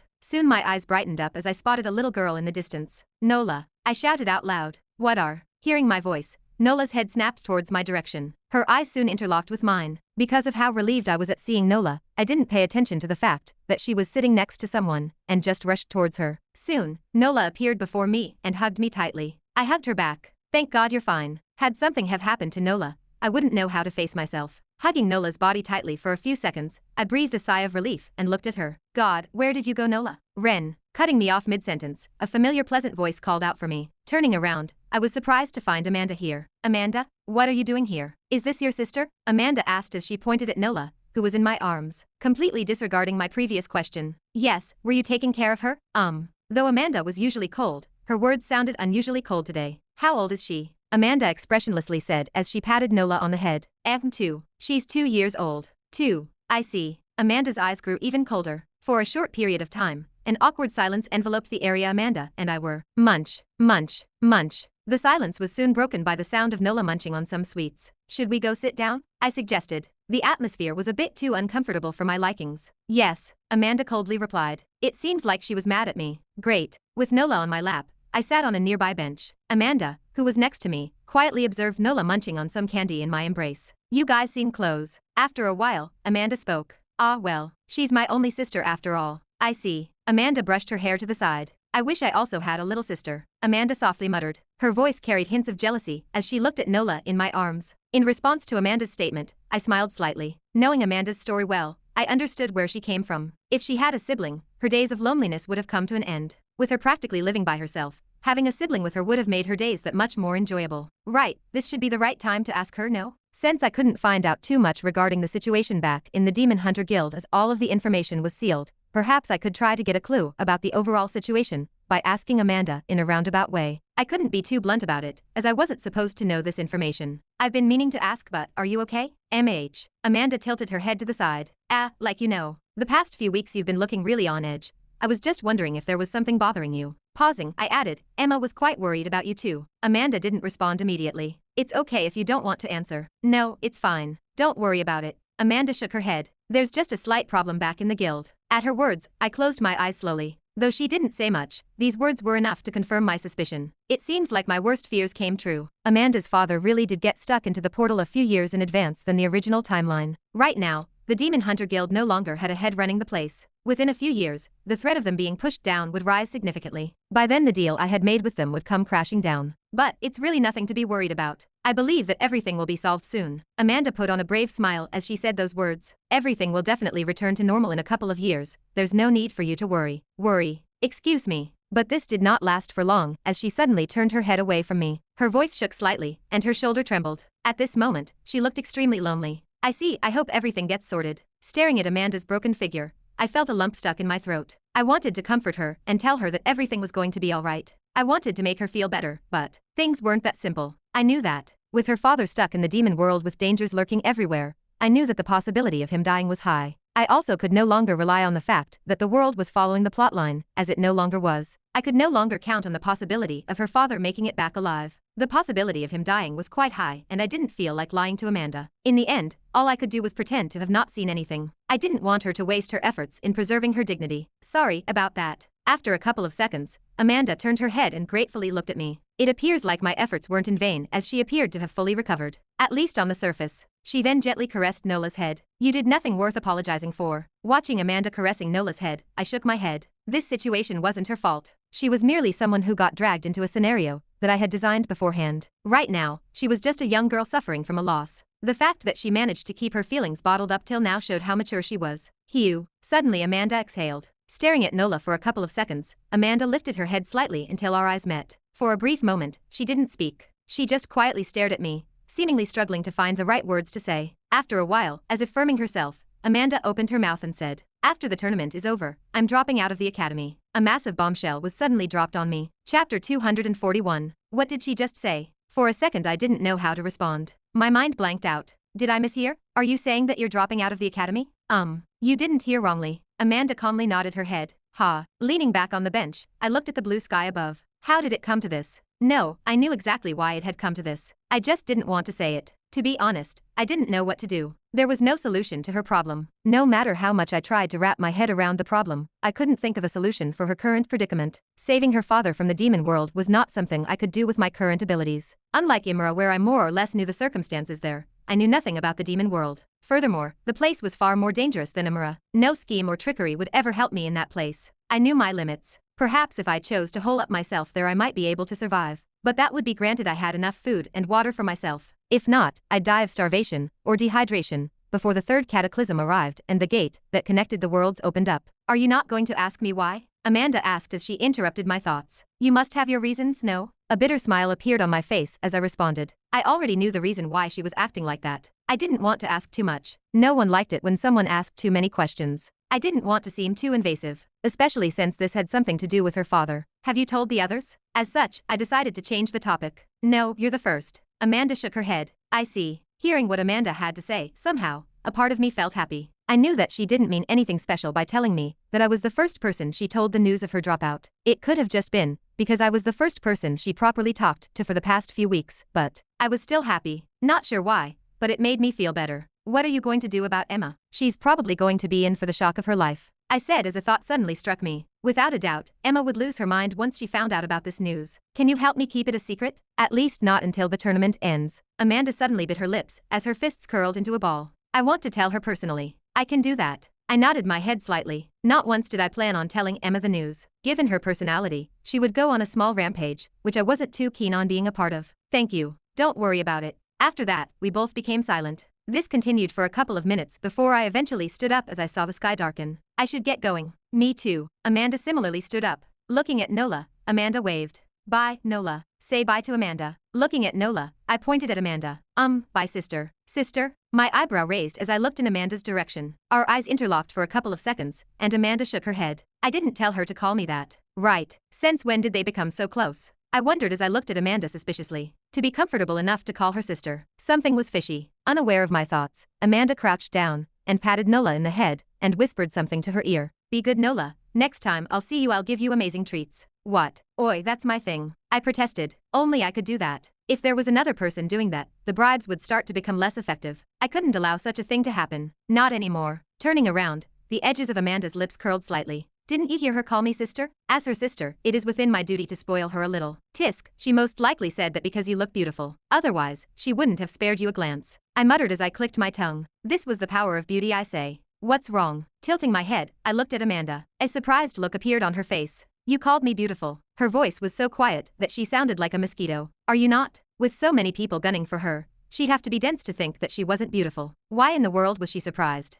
Nothing. Nothing. Bye, Nola. Waving at Nola one more time, Amanda turned around and disappeared within the crowd, much to Nola's disappointment. Bye. Nola waved back. Let's go. We should go to meet Mom and Dad. Grabbing Nola's hand, I headed towards the arena grounds. Looking down, I firmed my grip of her hand and reminded her, make sure you don't let go, okay? All the games ended at 5 p.m. Today, the only ones that were participating in games for the first years were Amanda, Jin, and I. Unsurprisingly, we all managed to secure the first place spot in our respective group and hence made it to the next round. Did you see Jin? He was absolutely mesmerizing to watch. Not only his looks, just the way he dominated his match took away my breath. Did you see the erring girl from Ludwig Academy? She without a doubt will clinch first place in the Dummy Massacre games. Though I'm a bit bitter about the fact that she isn't from the lock, I'm just glad that she's human. By the time the headmaster was done with his speech, the sky had already turned dark. Many spectators brushed past me as they looked back on the games that happened today. Walking back to my dorm, their discussions even reached my ears. As I walked, I did manage to overhear some conversations about me. Unfortunately, most of them were not good. Some called me a narcissist, some called me an idiot, and some called me arrogant. Apparently, the interview that I took after my game wasn't well received by the masses. To those discussions, I just turned a blind eye. Actions spoke louder than words. Once I reached first place and did what I said I'd do in the interview,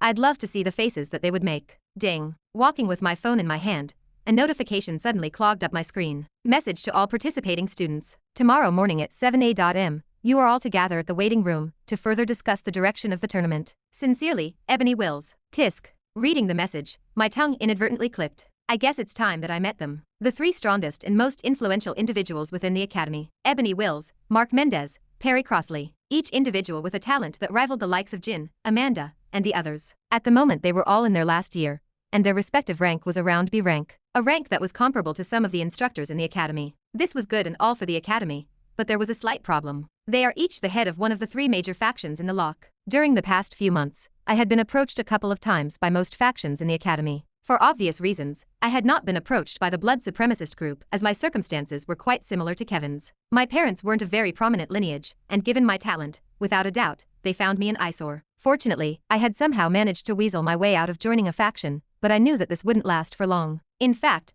I feared that the day would come as fast as tomorrow. For that, I knew that I had to prepare myself. Clank. Returning to her dorm, Amanda closed the door behind her. After her father disappeared a few weeks ago, Amanda had a lot of time to think about her future. At first, she agonized over the decision of dropping out for quite a while, but after the days passed and the situation at the guild worsened, she knew that this was the best decision she could take. In fact, Amanda never actually needed to attend the academy. She already had the best training equipment at her disposal. The guild also didn't lack S-ranked heroes that could guide her. The only reason she attended the academy was because of her father's insistence. But now that he was no longer here, Amanda knew that it was time for her to grow up and take over her dad's role. At least until he came back. Dad. Taking out a white orb from her dimensional space, Amanda gently caressed it. The orb in her hand was her confirmation. It was what confirmed to her that her father was still alive. Only once it broke would she know that her father had died. Till the orb didn't break, Amanda knew that she could still hope. Hope for her father to return. Feeling the warmth of the orb, Amanda felt a little bit better. Somewhere out there in the universe, her dad was fighting and struggling with all his might to get back to her. Amanda knew this.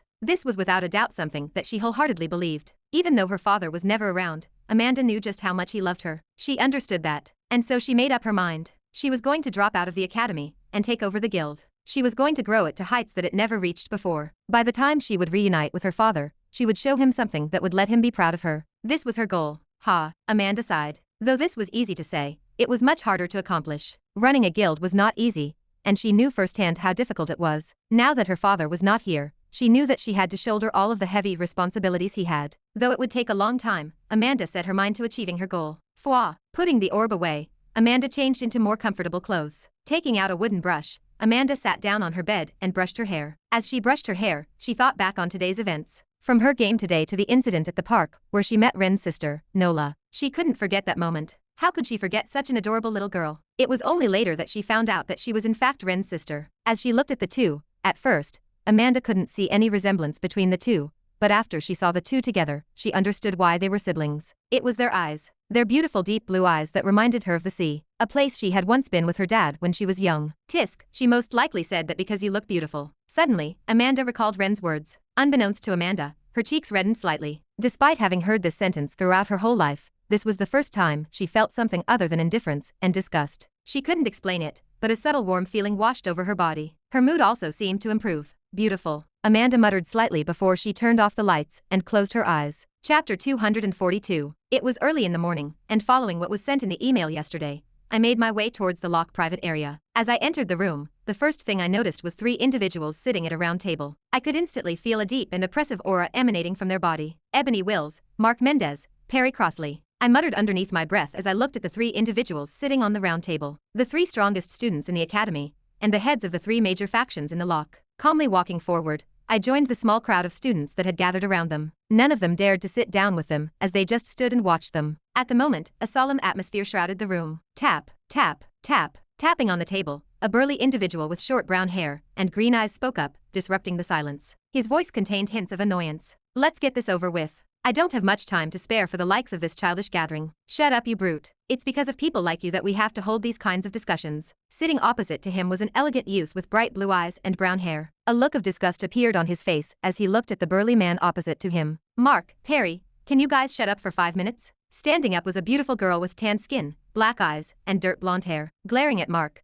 who was the elegant youth, and Perry, who was the burly individual, the tanned girl, Ebony Wills, walked towards one of the TVs and picked up the remote. Clink. Turning on the TV, Ebony pressed a couple of buttons before a large data table appeared on the TV screen. Rankings. Points. Locke Academy, 986. Theodora Academy, 904. Ludwig Academy, 888. Velen Academy, 867. Silver Wing Academy, 803. Kooks Academy, 745. Death Sigil Academy, 711. Dusk of Dawn Academy, 657. Everlight Academy, 656. Prided Horses Academy, 640. Looking at the TV screen, I thought, those numbers seem similar to the ones I wrote in the novel. Though I couldn't remember the exact numbers that I wrote in the novel, I remembered that on the first day the lock did not surpass 1,000 points. This was a very important piece of information to take note of, since it suggested that as of right now the tournament arc was progressing just as it did in the novel. Not sure how long this would last, but for now I could more or less be able to infer a little bit of what was to come in the future. Let's talk about serious matters.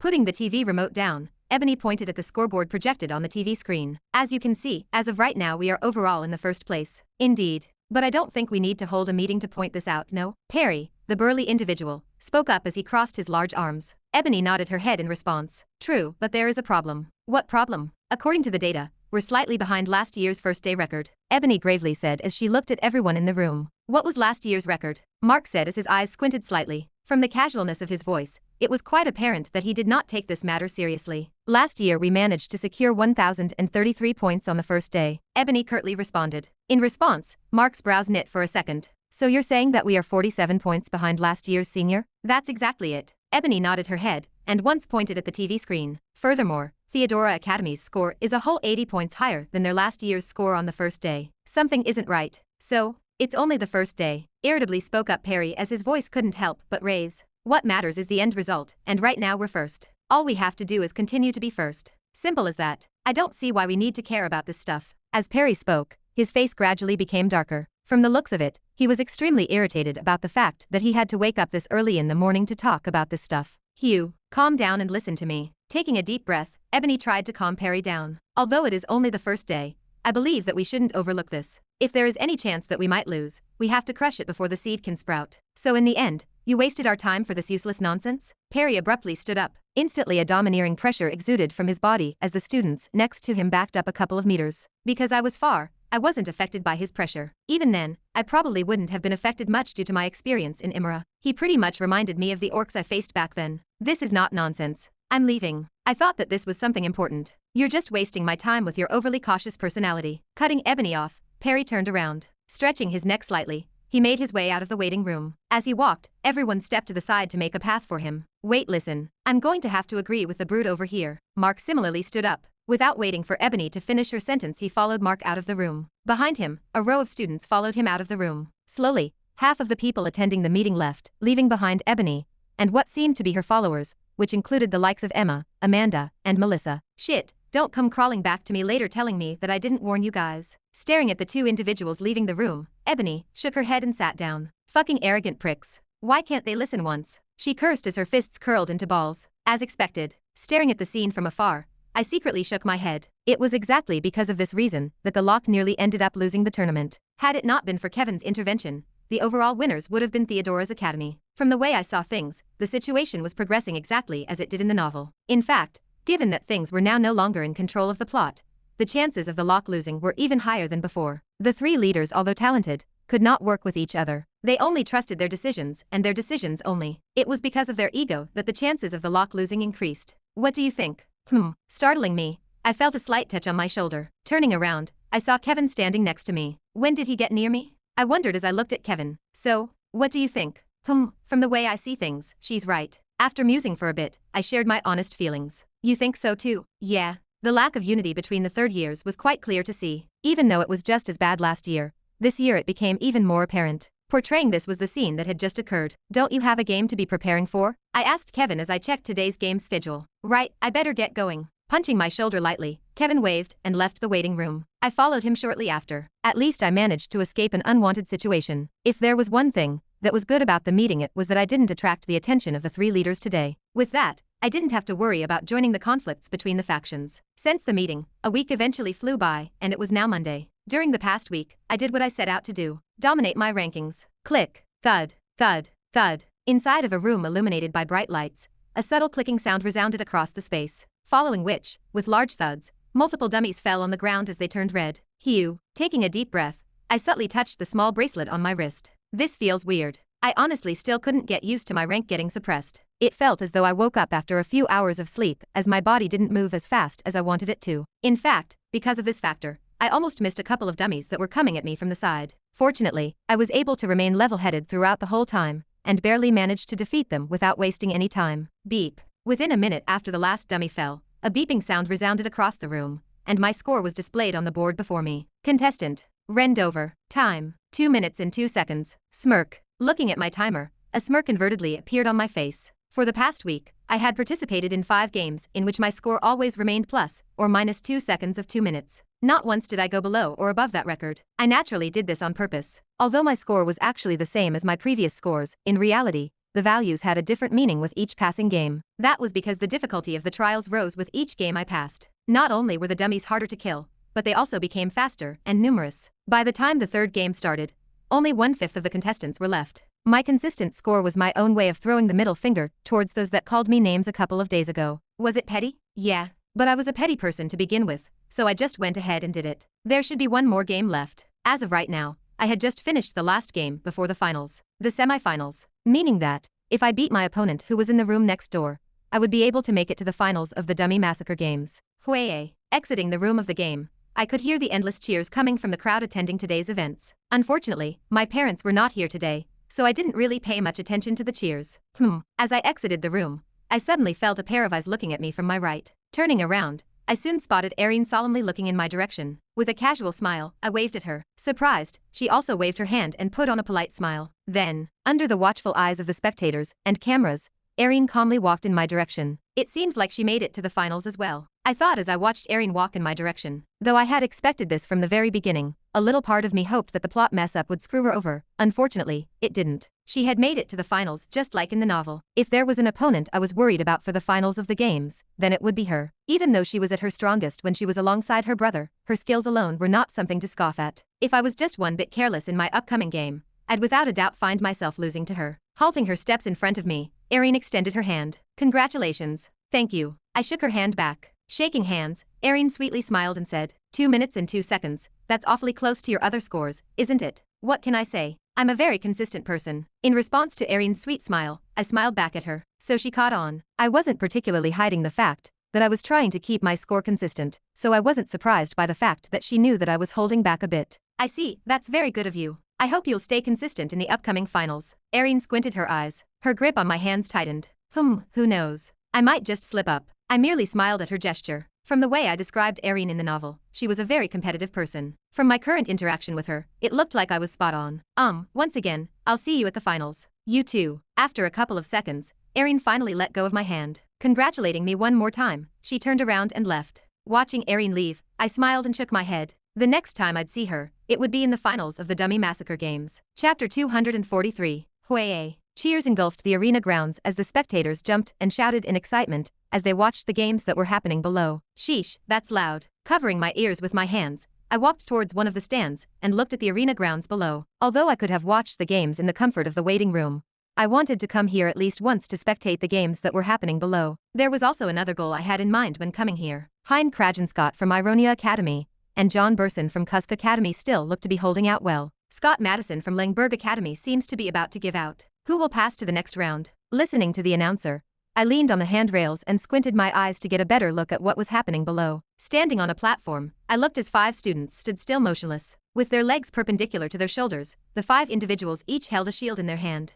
Opposite to them was a combat dummy that every few seconds would unleash an attack on them. With each attack, the power exerted by the dummy would increase. Dum, dum, dum. Even as I stood above the arena grounds, I could hear the faint sound of collision that came as a result of the dummy hitting the contestants. So this is the Iron Fortress Games, I muttered underneath my breath as I paid close attention to the 5 individuals below. The Iron Fortress game was a game dedicated to those that specialized in defense. The objective was to withstand as many attacks as possible. The last person standing would directly make it to the next round. As of right now, it was the semifinals, and my attention was currently directed towards one individual, Hein Scott, the next and last person that I wanted to recruit into my mercenary group. With a sturdy build, light brown hair, and hazel eyes, Hein stood imposingly at the center of the stage as he withstood the barrage of attacks coming from the dummy opposite of him. With each attack, Hein would skillfully shift his position ever so slightly. By either taking one step back or tilting the shield slightly, Hein was able to redirect some of the force away from himself. Using this method, he appeared to be in a much better position than some of the other contestants. He's as good as I thought he'd be. Watching Hein skillfully redirect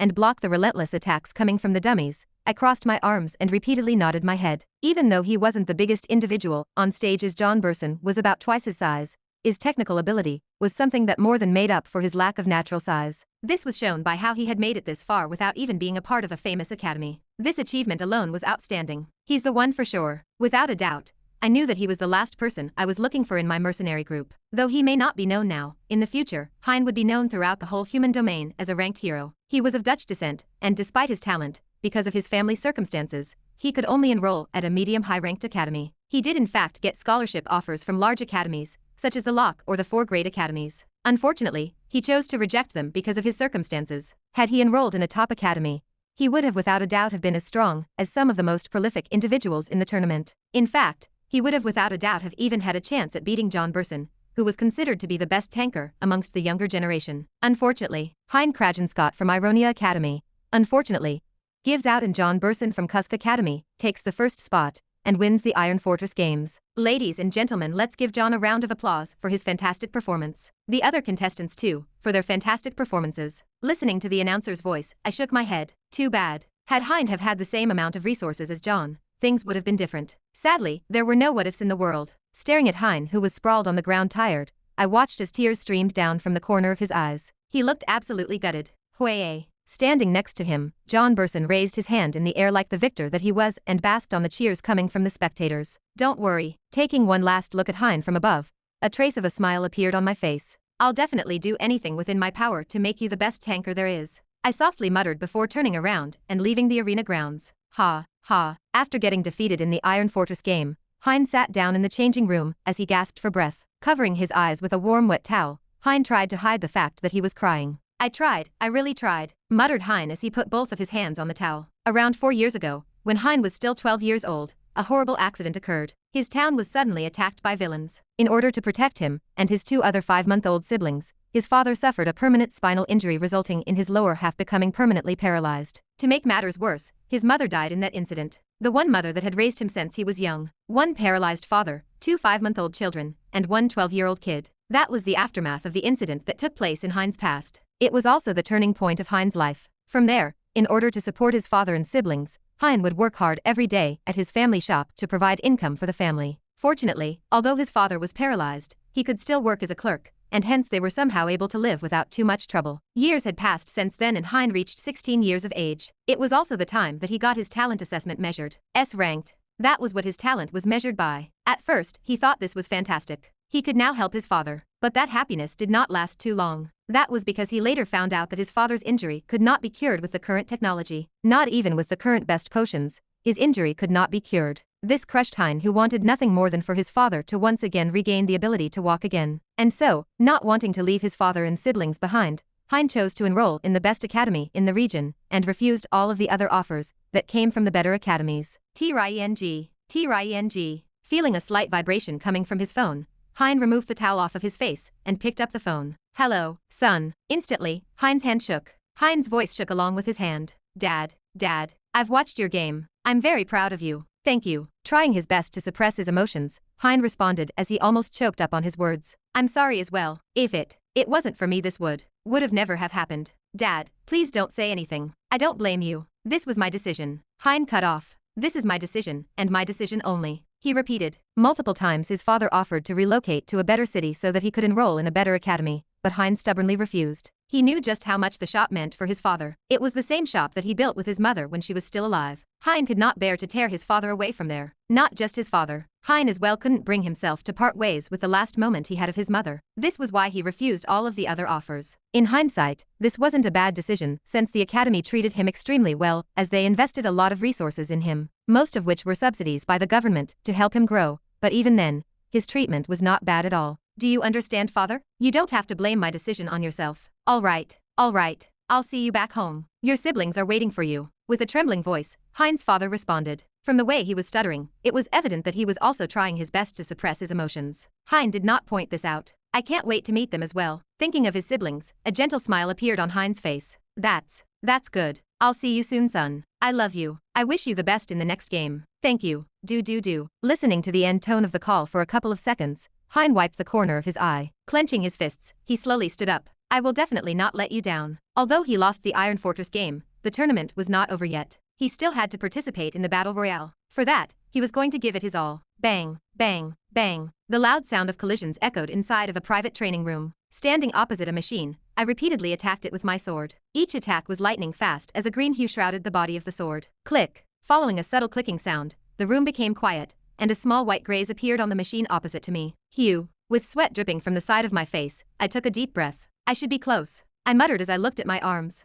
I could feel it. I was close to ranking up, perhaps as close as a couple of days, to as far as a couple of weeks. Soon enough, I was going to break through to D- rank. Unfortunately, this was probably not enough time for the finals that were going to take place in a couple of days. But I wasn't too worried about this as I was confident in my chances of winning. That aside, by the time I returned to my dorm and looked at my notifications, I found my face plastered all over the news. In the news, there was a picture of me shaking hands with Erin. To my surprise, as I read the comments on the article, there were a lot fewer negative comments about me. In fact, I found a lot of people supporting me and wishing me the best of luck. This surprised me quite a lot as I pretty much antagonized everyone in my first interview. But I guess my recent performances had won the hearts of the people. Another thing that I took note of as I read the articles was that a lot of people were comparing the way I fought to Grandmaster Keiki, a legendary figure. Fortunately, no one was able to make a connection with the fact that I was actually using the Keiki style, as I didn't use any of the movements yet. I also publicly announced what sword art I practiced in one of the interviews I had this week. It was obviously the Keiki style counterfeit art. As such, I was in the clear for the tournament. At least for now. Right, Angelica. Turning around, I looked at Angelica, who was sitting in the middle of the room. A black hue shrouded her body. "Speak." After a short pause, Angelica apathetically responded. "Make it quick." "Sure, did you find anything suspicious during the past week? Like any movement from the monolith?" "I have not." Angelica shook her head. "Not even a clue?" "None. This is strange. Or should I say weird?" Placing my hand on my chin, my brows knit tightly. For the past month or so, I had asked Angelica to scout the lock and look for any clue that could give me an idea of what the monolith was planning. Unfortunately, I found nothing. I've looked through Thibaut's watch in hopes of finding something, but there was nothing there as well. I even looked through the scenario that was supposed to happen in the novel, but as I predicted, it was completely scrapped. Did they just give up on the tournament? From what I've gathered, the lock managed to catch most of the villains that tried to infiltrate the place. In fact, I'd estimate that a total of over 100 villains were caught by the lock security alone. This alone suggested that the monolith had not given up. Furthermore, given how big the event was, there was no way the monolith wouldn't jump at the idea of doing something big here, especially since this was broadcasted all over the human domain. Fortunately, as of now, the lock security was good enough to stop any attempts that had happened. However, I didn't know for how long this would last. Despite the lock being the #1 academy in the world, they were currently fighting against the monolith, an organization that rivaled the likes of the Union. For them, infiltrating the lock and the tournament shouldn't be something impossible. If they set their mind to it, this was a very real possibility. And it was exactly this possibility that bugged me. Should I perhaps go to the black market to ask? If there was one organization that could help me find anything related to this case. Perhaps it would be the black market. With them being a natural faction frequented by both villains and heroes, this could very well be a plausible course of action. However, there was only one problem with this scenario: money. If they indeed had some information regarding the plan the Monolith had for the tournament, then without a doubt I would have to fork out a crap ton of money. And that was something I couldn't do with my current cash reserve. As such, I was once again back to square one. Wait, what if? Suddenly a thought struck me. How could I have not thought about this before? Smacking my head, my face scrunched up a little. The answer to my problem was right before my eyes. Kevin Voss, the novel's protagonist. Given that Kevin was the original protagonist of the novel, in all likelihood he knew something. In fact, his system might have given him a quest targeting this scenario precisely, and he was already preparing for it. Damn, I should stop overthinking things sometimes. Cursing slightly, I took out my phone and dialed Kevin's number. Chapter 244. Bang. The blaring sound of a table being pounded resounded across the room. Following this, an enraged whir echoed across the room. Perry stood up. Perry shouted,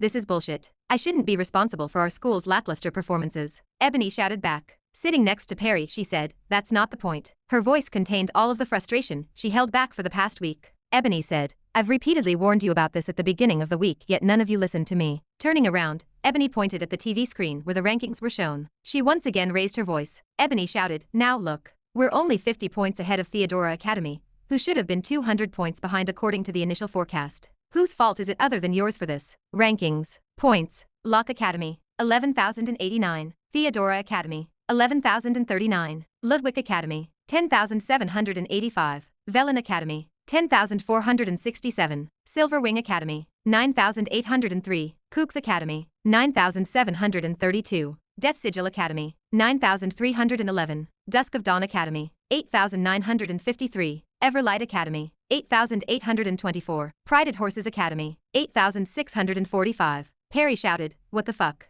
Mark cut Perry off before he could swear. Mark said, "Rather than voicing out your complaints, let's talk about the possible solutions to this problem." Compared to the first meeting, his face looked a lot more serious. He was no longer treating this as a joke. He knew just how serious their current predicament was. Ebony said, "Right." Finally, calming down a bit, Ebony stood up. Biting her lower lip, she looked at everyone that had gathered in the room. Ebony said, "From what I've gathered, in order for us to win, all we need is 4 first years to win their respective games, followed by 2 by the second years." Pausing, Ebony took out a tablet. Tapping on the screen on the tablet, the TV screen behind her changed. Ebony said, "If they somehow can achieve this, we should be able to widen the gap with Theodora Academy. If we can't achieve that, then we have no choice but to." Ebony paused. Perry asked, "No choice but to?" He seemed to have also calmed down from the previous outburst. Ebony said, "Win one of the Battle Royale games." The room instantly became quiet. If there was one game that no one could guarantee first place spot, it would be the Battle Royale game. The reason was simple. There was no rule that stated that the other academies couldn't form alliances with one another. As a result of this rule, every year the Locke and the other larger academies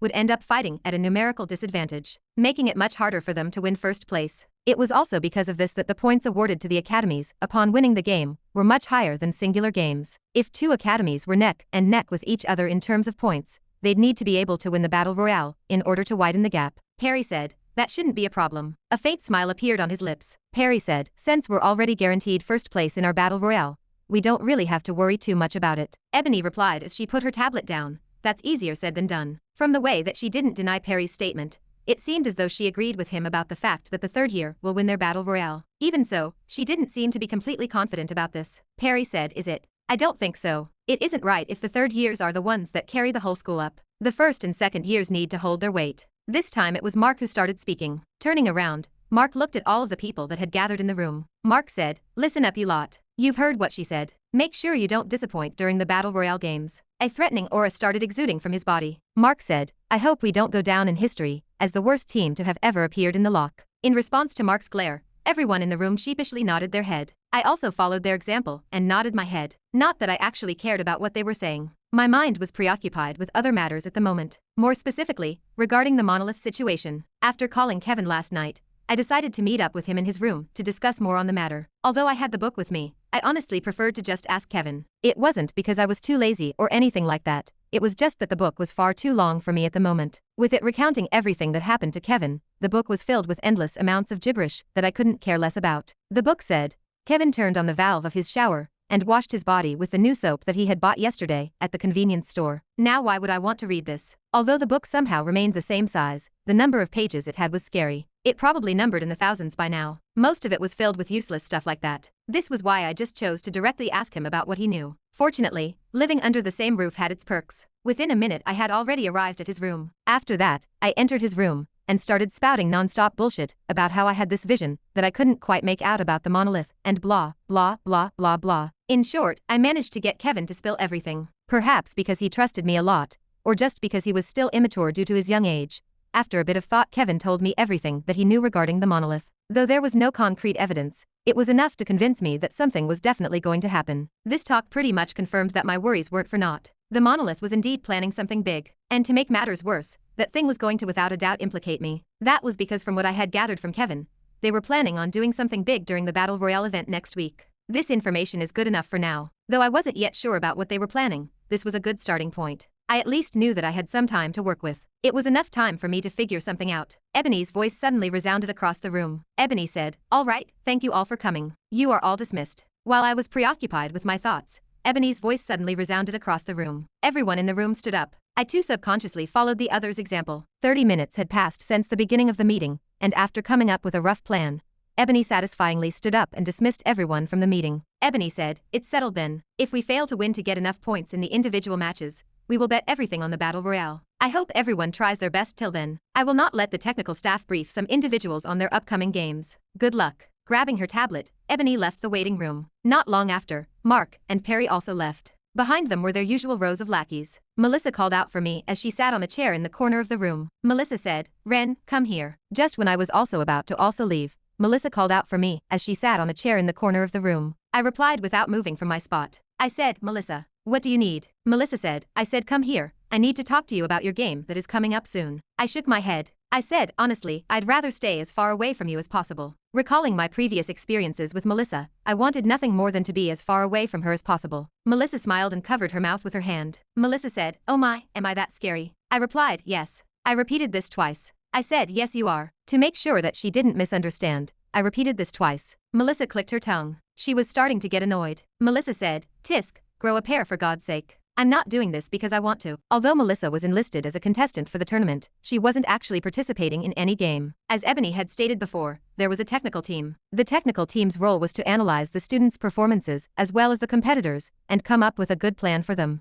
In this case, Melissa was talking to me because she was part of the technical team. In all likelihood, she wanted to talk to me about my upcoming game. Melissa asked, "Are you coming or not?" I said, "All right, I'll stop joking. What do you need?" Knowing when to push and when to back down, I gave in and moved to where Melissa was. Melissa handed me her tablet. She pointed towards a certain section of the screen. Melissa said, "Here." Nonchalantly handing me her tablet, Melissa pointed towards a certain section of the screen. I curiously asked, "What is this?" Melissa said, "This is the time that you need to beat in order to secure first place in the Dummy Massacre games." I asked, "And what gives you the confidence that this is the time?" Taking the tablet, I solemnly looked at the information displayed on it. By the side, Melissa started explaining. Melissa said, "After analyzing Erin's game for the past 6 matches she had, I've made a rough estimate of her final score. Taking into account the worst-case scenario, I've shaven off 10 seconds off of her estimated overall score, and as a result, come up with this value over here." I softly muttered while looking at the time Melissa was referring to. I said, 1 minute and 28 seconds. Melissa nodded her head and continued. Melissa said, "Indeed.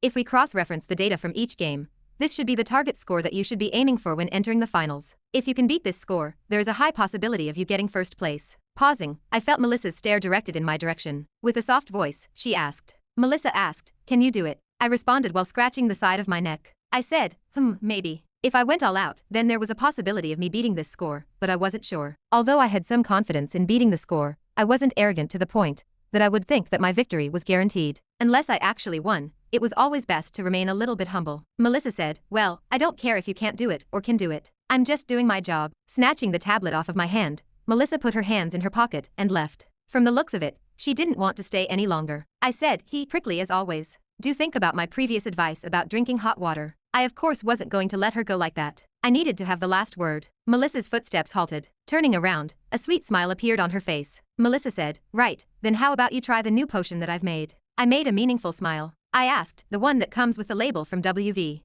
Pharmaceuticals?" The last time Melissa made a potion for me, it wasn't even made from her. Just something she got off the market as a replacement. Melissa said, "No, the one that I personally poured all of my love into. Trust me, you're going to enjoy it." I said, I'll have to refuse you for now. Maybe next time." Melissa clicked her tongue as she insulted. Melissa said, "Tisk, pussy." I said see you around. Pretending to not have heard Melissa's last comment, I directly left the waiting room. I needed to prepare myself for the upcoming finals. After separating from Ren in the waiting room, Melissa decided to head back to her dorm. Walking back to her dorm, Melissa's footsteps paused. She then smacked her forehead. Melissa said, "Right, I forgot to tell Ren that the difficulty of the round was going to be made even harder than before. Because of Ren and Arian's recent performances, the instructors decided to increase the difficulty a little bit, to make it more entertaining." This was one of the things that she was supposed to tell Ren when consulting with him just now. Of course, this didn't just apply to Ren's game alone. Some of the other games' difficulties were also increased by a fair amount. Melissa shrugged her shoulders. She said, "Oh well, doesn't really matter." After contemplating for a bit,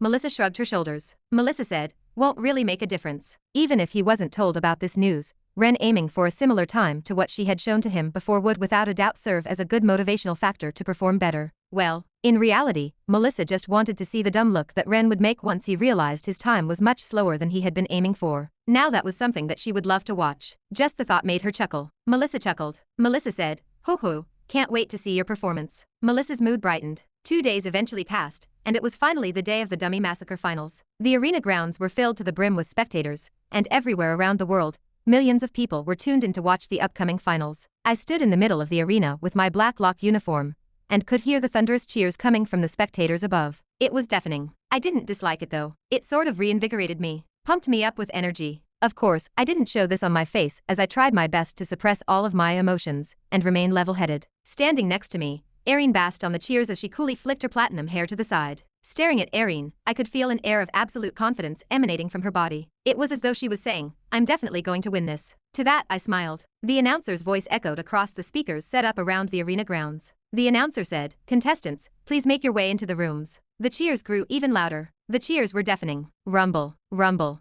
Slowly the large metal doors that led to the match room opened up, revealing nothing but darkness. Turning her head in my direction, Erin said, "I wish you the best of luck." I replied back with a slight smile on my face. I said, "You too." I then took a deep breath. I muttered "Hugh." After a couple of seconds, alongside Erin, I calmly walked into the match room. PA, PA, PA. Just like before, as soon as I entered the room, the lights of the room lit up. Surrounding me from all sides were what seemed to be 100 dummies. I scratched the side of the neck. I said, "These are a lot more than I had expected." Calmly staring at the dummies before me, I scratched the side of the neck. Compared to what I had originally envisioned, there were a lot more dummies than I had originally anticipated. I asked, "So I'm supposed to beat the score of 1 minute and 28 seconds. This looked almost impossible for me at the moment. Getting rid of 100 dummies within that limited amount of time. That sounded like an incredibly hard thing to do considering my current abilities. But I wasn't someone that easily gave up like that. Crack, crack, crack. Cracking my fingers, I took a light stance. Closing my eyes slightly, I softly muttered. I said, "Monarch's Indifference." Chapter 245. My goal is 1 minute and 28 seconds. Setting a goal in his mind, Ren watched as the world around him lost color, and his emotions disappeared alongside it. Fear, nervousness, confidence, any and all emotions just disappeared. In his mind, there was only one goal. Reach 1 minute and 28 seconds,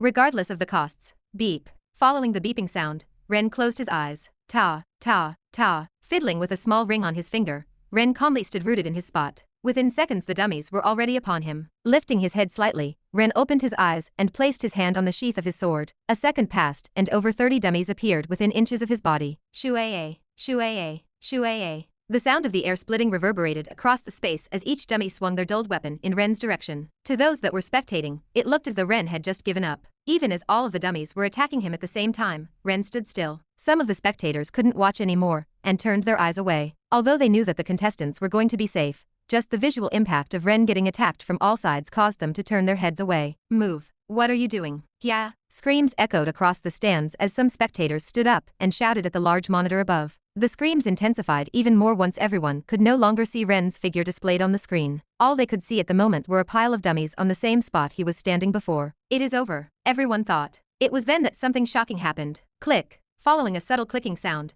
the volume of the arena grounds decreased. The spectators who were watching Ren's match couldn't find any words to say as their mouths hung wide open. Some even started stuttering as they pointed at the monitor above. What just happened? How is this possible? My God. Murmurs and discussions echoed across the arena grounds as everyone stared at the large monitor above. They couldn't believe what they were seeing. Standing in the middle of the room was Ren's apathetic figure. His calm and indifferent eyes were displayed for the whole world to see. From his demeanor, it looked as though this was nothing to him. Most shockingly, around him, Over half of the dummies present in the room had turned red as they formed a small circle around him. This scene was deeply etched in the spectators' eyes as they all stood up and cheered. Hueye, hueye, hueye. The spectators' blood was boiling. How could it not? Watching as Ren single-handedly dispatched over half of the dummies in a single move caused almost everyone to be shocked. Furthermore, no one knew how he did it as the cameras were blocked by the dummies. The battle was still not over though. Ren had only gotten rid of half of the dummies. Everyone also noticed this as they quickly stopped cheering and kept their eyes glued on the large screen. They didn't want to miss a single second of what was about to come. And they were glad they didn't. Without even letting Ren take a breather, the remaining dummies attacked him from all sides. Click, click, click. Subtle clicking sound resounded across the arena grounds as more and more dummies fell on the ground. No one could see Ren's movements, but his cold and indifferent image was deeply imprinted in their minds. He looked like an awe-inspiring general that reaped through the lives of all of the enemies that got in his path. Every second a dummy turned red. Such a shocking scene repeated over and over again as the dummies around Ren turned red without him even moving. It was breathtaking. Unfortunately, even though Ren had taken down half of the dummies, there were still a lot of dummies left that relentlessly attacked him from all sides. Most of the time there would be rings around Ren to block their attacks, but sometimes an attack would make it past his defense and hit him directly. At first, they thought it was because Ren's defense wasn't that great, but it was then that people began to realize Ren was doing it on purpose. He was purposely using his body to absorb the impact coming from some of the attacks, so that he could make a quick counterattack. He was sacrificing his body to reduce the time. Everyone who witnessed this couldn't help but feel their hairs stand. Just how could anyone put their body under so much torture? Was it worth it? Everyone wanted to know. As the seconds passed, it became plain to see for everyone present that Ren's physical state was worsening by the second as his left hand drooped a bit. It was either broken or dislocated. Yet, Ren didn't seem to care. He remained completely unfazed throughout the whole time. Dodge, get hit, kill. He repeated this over and over again. The audience was breathless. They couldn't remove their eyes off of the screen. They watched the fight as though they were entranced. Beep. Startling everyone out of their stupor was the sonorous beep coming from the speaker of the arena, marking the end of the game. Staring at Ren's figure, who was indifferently looking at the last dummy on the floor, the crowd went into a frenzy. Hueye, hueye, hueye. Thunderous cheers resounded across the arena grounds. Contestant, Ren Dover. Time, 1 minute and 31 seconds. On this day, Ren's name was deeply imprinted into every spectator's mind. Right after the dummy massacre finals ended, inside of a narrow and secluded corridor, cough, cough. This is why I don't use this skill often. Leaning against the side of a wall, I repeatedly coughed as I felt my lungs burning. They felt like they were on fire. Trying my best to move forward, I could barely keep my eyes focused as everything around me looked wobbly. Like a drunken person, I roamed around the corridor of the arena grounds. Although I tried my best to look fine after I finished my game, once I arrived at a secluded space, away from everyone's eyes, I started coughing uncontrollably. Damn it, I overdid it. As I was under the influence of Monarch's indifference throughout the whole game, I was unable to properly control what I was doing. My body moved on its own to achieve the goal that I had set in my mind beforehand, beating 1 minute and 28 seconds. Unfortunately, I had completely overlooked the fact that under Monarch's indifference, I wasn't the same person. Apart from achieving my goal, I cared nothing about anything else. Even if it resulted in me getting severely injured, I could still vividly remember feeling my body getting battered all over by the dummies as I stood motionless waiting for them to completely surround me before using the second movement of the keiki style. In one swift movement, I managed to get rid of about half of the dummies. It was the most appropriate move given the time frame I had, but it was also what resulted in me sustaining serious internal injuries. Although the lock had set up a system where it would stop a game once the contestant was too severely injured, from how I was still not kicked out, my injuries were not enough to stop the game. This most likely stemmed from the fact that I only sacrificed the areas that were less important. But, as my body continued to aim for the goal, my internal injuries worsened. Throughout the whole game, I felt immeasurable amounts of pain being transmitted all over my body. Yet my body completely ignored it. As if the pain was only the fruit of my imagination, my body ignored everything and aimed to kill the dummies in the fastest and most efficient way possible, regardless of how much damage I was receiving. In the end, after everything was over, my overall time ended up being 1 minute and 31 seconds. 3 seconds slower than my target score. Back then I thought that I had failed, but once I got out and felt countless stares coming from the spectators, I knew that something was wrong. As I turned around and saw Erin's score, 1 minute and 48 seconds, reality finally struck me. The information that I had gotten from Melissa was wrong. Without a doubt, the difficulty was much higher than it was supposed to be. Damn you, Melissa. Piffed. Abruptly stopping myself from speaking, I felt something sweet going up my throat. Not long after, blood spurted out from my mouth. Ah shit. Staring at blood-stained hands, I cursed underneath my breath. My vision soon darkened and I slowly lost consciousness. Thud. I'm sorry, brother. On the other hand, Erin returned to her academy's waiting room. Standing before her brother, Erin's head hung low. I really thought that I could win, she muttered as her voice shook. Prior to entering the match, she was confident that she could win the match. She really did think so, especially once she saw her score of 1 minute and 48 seconds. It was the best score she could have possibly have gotten. Yet, her hopes were completely crushed once she found out that her opponent's time was even faster than hers. And not even by a close margin. A whopping 17 seconds faster than her. This completely crushed her spirit. It's okay. I'm not mad. Patting Erin on the head, Nicholas comforted her. Your opponent was just as skillful as you. You're both the same rank, and from the looks of it, his sword art specializes in speed. Furthermore, he also had a mysterious skill that I presume specializes in targeting multiple opponents at once. This outcome was to be expected. Moreover, Nicholas's eyes squinted as he turned his head towards a nearby TV. Displayed on it were the highlights of Erin's and Ren's games. Erin. Yes. Erin replied as she lifted her head slightly. You may not know this, but your opponent put his body on the line during the game. What do you mean? Erin tilted her head to the side. Nicholas pointed at the TV screen displaying Ren's highlights and explained.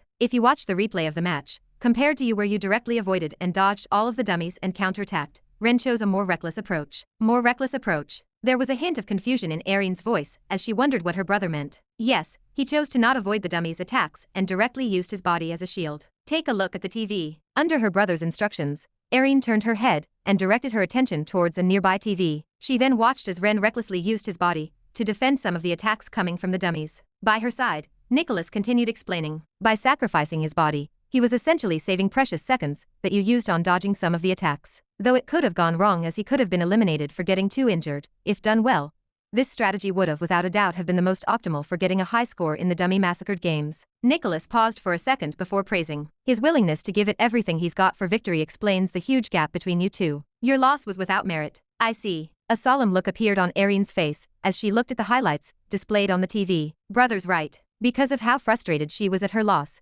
Erin did not have time to see Ren's performance. Watching it now, Erin finally understood why she lost. It was because she put it her all like Ren had done. Watching the highlights now, Erin found a whole new level of respect for her opponent. If he was willing to go that far to win the game, then she could only accept her loss. Standing next to Erin, Nicholas satisfyingly nodded his head as he comforted. Don't worry, you were up against someone crazy. Someone that would even risk getting injured severely to win. You didn't lose without merit. Let's redeem ourselves in the Battle Royale games. Understood. Erin replied as her mood improved a bit. That's right, nothing's lost yet. Just because she lost this game didn't mean that everything was over. There were still the Battle Royale games. I'll definitely redeem myself there. She swore to herself as her fists clenched tightly. Good. Let's show them what we are really made of when we are working together. Nicholas smiled as he looked at Erin, who seemed to have regained some of her previous confidence. Many people may have forgotten because of Erin's amazing performances, but Erin was not at her best when she was by herself. No, Erin was only at her best when she was working with her brother, Nicholas. Together, no one could stop them. Ah, a short groan left my mouth. My body ached everywhere. A pungent smell of alcohol invaded my nostril as my eyelids slowly opened up. GHH, what the hell happened? Massaging the right side of my head, I felt a massive headache. My memories at the moment were faint. I could barely remember anything that happened moments prior to me waking up here. The only thing I remembered was leaving the arena grounds, before everything suddenly turned dark and found myself waking up with my body aching all over. You're awake. Startling me out of my thoughts was a crisp and captivating voice. Turning my head slightly, I found Amanda sitting on a chair next to me peeling an apple. Amanda, what's she doing here? I wondered as I took a proper look at my surroundings. Decorated in white, I realized that I was in what seemed to be a hospital room, as I found an electrical vital sign monitor next to the bed I was on. Beep, beep, beep. The constant repetitive beeping sound was a testament that I wasn't still dreaming. What are you doing here? And where am I? I curiously asked. You're at the academy nursing area, Amanda calmly responded as she took a bite of the apple she peeled. Kevin was supposed to be here, but he's currently participating in the finals of his game, so he left me to watch over you. I see. Muttering softly, I looked at the ceiling above me. My memories were starting to return to me. More specifically, the memories of me recklessly sacrificing my body under Monarch's indifference. I really fucked up this time. From the top all the way to the bottom, I could barely even feel my body. Everything ached so badly. It was as though I had just been rammed by a car going at 80 kilometers per hour. I felt like crap. You know, everyone was worried about you once they found out that you passed out in the middle of the corridor. Putting the knife that she used to cut the apple down,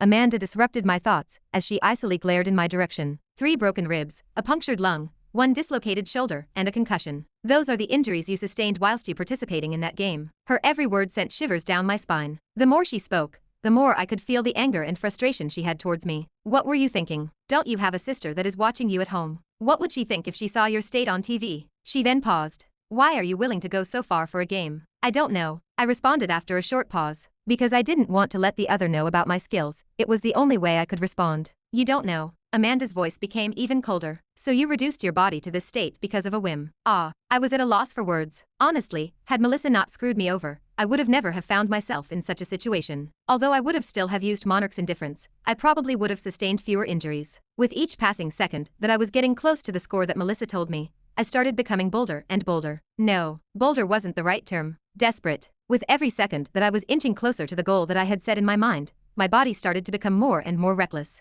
The closer I was to the goal, the more desperate I was starting to get, even if it resulted in my body getting severely injured. All my mind thought at that moment was 1 minute and 28 seconds. Nothing else mattered. And it was because of that mindset that my body got so injured that not long after the games ended, I directly passed out on the ground. Listen, I'm sorry. Please don't do this again. Promise. Right as I was about to apologize, I abruptly stopped. That was because I suddenly heard Amanda faintly whispering something. At her last words, Amanda's voice choked up a little. It was very faint, but from where I was laying down I could hear it. I was instantly at a loss. My throat dried up a little as I couldn't find the right words to say. Why would she go as far as choking up a little over my injuries? I really didn't understand. Was it because of all of the stress she was facing recently regarding her father's disappearance? Or was it because she was genuinely worried about me? I didn't know for sure, but even so, lifting my pinky, I smiled slightly. All right, I promise. Unless the situation called for it, I would never act recklessly like today. Not just for me, but for those that cared for me. Similarly lifting her pinky, Amanda hooked her pinky around mine and shook it. Don't go back on your words, Amanda softly whispered as she let go of my pinky. I'll try my best. After that, silence enveloped the room. But neither one of us minded this as I closed my eyes and recuperated from my injuries. Besides me, I could hear the sound of Amanda chewing on an apple. It was oddly peaceful. Chapter 246. Leviathan Building, Lock. You feeling better? With his legs crossed, Kevin sat on the seat next to me as he scrolled through his tablet. Displayed on it were the highlights of the different games of the tournament. I feel like crap. A light groan escaped from my lips. My body was still extremely battered from yesterday's incident. Even though the medical facility was very advanced, it would still take a while for me to completely heal up. You will be fine soon. That aside, I was honestly quite shocked by your performance. Didn't think you would go all out like that. Haha, me too. At Kevin's statement, a fake laugh escaped from my lips. Had it not been for Monarch's indifference, I would have never done something like that. Fortunately, your injuries aren't too bad. Within a week you should be all healed up. Yup, so you really don't need to worry too much. Kevin suddenly laughed out loud. Hear this, watching your performance, Emma was so shocked that she didn't speak for a whole 10 minutes. Do you understand how much of an accomplishment this is? That does indeed sound really impressive. Listening to Kevin, a small chuckle escaped from my lips. Emma talked all of the time. For her to not have been talking for 10 minutes straight was an accomplishment in itself. Right, Kevin chuckled alongside me. I was just as surprised as you. It is what it is. By the way, when is the battle royale? Recalling something, I switched the topic. In about a week's time. So you should be able to recover by then. You could have recovered faster if you just took a potion. Kevin pointed out as his eyes glossed over the bandages covering my body. The doctor said that it is better if I don't consume too many potions and recover naturally. To Kevin's suggestion, I merely shrugged my shoulders. If too many potions were consumed, the body would start to become accustomed to them, and their effects would dilute over time. As such, it was just better to recuperate naturally. Oh right, so you found anything else about the monolith's plan? I suddenly asked. This was the main reason I had asked Kevin to come to my room, to talk about this topic, as it was extremely important. Turning his head left and right to make sure that no one was present, Kevin lowered his voice and responded. I have found out a couple of things. Spill it. Here. It is fine. This place is pretty secure. We were currently in my dorm, so no one else could overhear our conversation. Kevin, turning his head left and right to check if anyone was present, looked pretty stupid from my position. Although the lock would not go as far as spying on the conversation of their students, on the first day I moved here I checked to see if there were any listening devices installed in the room. There were not, so it was pretty safe. All right. They are planning on attacking whilst the game is happening. I have figured that much. Anything else? Kevin nodded his head as he elaborated. There apparently are a couple of S-ranked villains amongst the people they are sending. Their goal is to kill as many first years as possible on national television, to ruin the lock's reputation as much as possible. To go that far. My brows furrowed tightly. If the monolith went as far as to employ multiple S-ranked individuals to make this work, it just went to show how much importance they put on this matter. This was definitely going to be extremely troublesome. Are you confident in the source of your information? Yes, I am very confident. I see. Placing my hand on my chin, I mused. Given that this information was most likely something he got from the system, I did not need to worry about it being false. The monolith was definitely planning on killing as many first years as possible during the Battle Royale event. Have you got anything else? Turning my attention back to Kevin, I asked. No, that is it for now. Kevin shook his head. All I know is when they are going to attack, but I don't know where. So it is that type of quest. At Kevin's reply, I had a sudden realization. There were many different types of quests that the system would assign to a user. There were ones that would give him a specific task that he would need to complete before getting awarded, and there was one that would ask him to stop a certain event. This was most likely the latter, as he may have gotten something that said, "Save as many people as possible during the incident that will happen in XXX at XX time." If it was that type of quest, then Kevin really did only know that much. Let's think this logically, Kevin. If you were a villain and you were trying to infiltrate the event, what would you do? Kevin thought for a bit before responding. I would first disguise myself as one of the staff, and then set up different portal links inside of the facility where the battle royale is being held. I agree. At his evaluation, I nodded my head. This was the most plausible option. The battle royale is at the dome, right? I asked, to which Kevin nodded his head. Correct. That is problematic. Right, I am also stumped on this matter. Kevin scratched the back of his neck as his brows furrowed. Although the dome was only recently built by the lock for the tournament, its security was extremely tight. Regardless of how much Kevin and I wanted to infiltrate the place, it was practically impossible. At least not with our current abilities. Kevin, how are we going to enter the facility and check where the portals are being set up? Do you have anything in mind? Actually, do we not have to infiltrate the place? Kevin replied after a brief pause. My eyes lit up at his response. Oh, you have got something? Something like that. Realistically speaking, infiltrating the place is almost impossible. At least not with our current abilities. Right, yeah. My eyes squinted slightly. Right. So why do we not instead spend our time finding out who the people undercover are? That way, we do not have to enter the building at all. That is easier said than done. How are we going to identify who comes from the monolith? I rebutted. Don't worry, I have got it covered. Kevin laughed bashfully, but did not elaborate. Fine. For a short period of time, I did not respond as I looked at Kevin suspiciously. This was merely acting on my part, as I knew exactly what Kevin was planning on doing. Without a doubt, it had something to do with his system. Let's meet up in a couple of days when you are all healed up. During that time I will scout the area for a bit. Kevin got up. That sounds good. All right. It is settled. I will message you in a couple of days. Picking up his phone from the table, Kevin waved his hand and made his way towards the door. See, yeah. Because of my injuries, I could not see him off, but he did not seem to mind this. Closing the door behind him, Kevin left my apartment. Clank. 2 days later, my phone repeatedly rang throughout the whole day as the screen of my phone got clogged up by an endless amount of notifications. It got so bad that I had to turn off my notifications for most of my apps. Only then did my phone once again become usable. Theodora Academy wins the Battle Royale against the third years of the Lock, securing the first place spot in the tournament. Will the Lock undefeated streak finally break? So it really happened. Reading the news article on my phone, an extended sigh escaped from my mouth. Because of my lack of interest in the third year's game, I only found out now about their loss. I guess this part of the novel did not change. This event was inevitable. The lack of cooperation between the three heads was something that anyone could have seen. The result of the Battle Royale was a clear indication of this. Ding. Dong. Disrupting me from my thoughts was the sudden sound of my doorbell ringing. Who could it be? Confused, I made my way to the entrance of the room and opened the door. A package? Who is it from? Sitting right in front of my door was a small box. There was no tag on it, so I was not aware of who gave it to me. This looks really suspicious.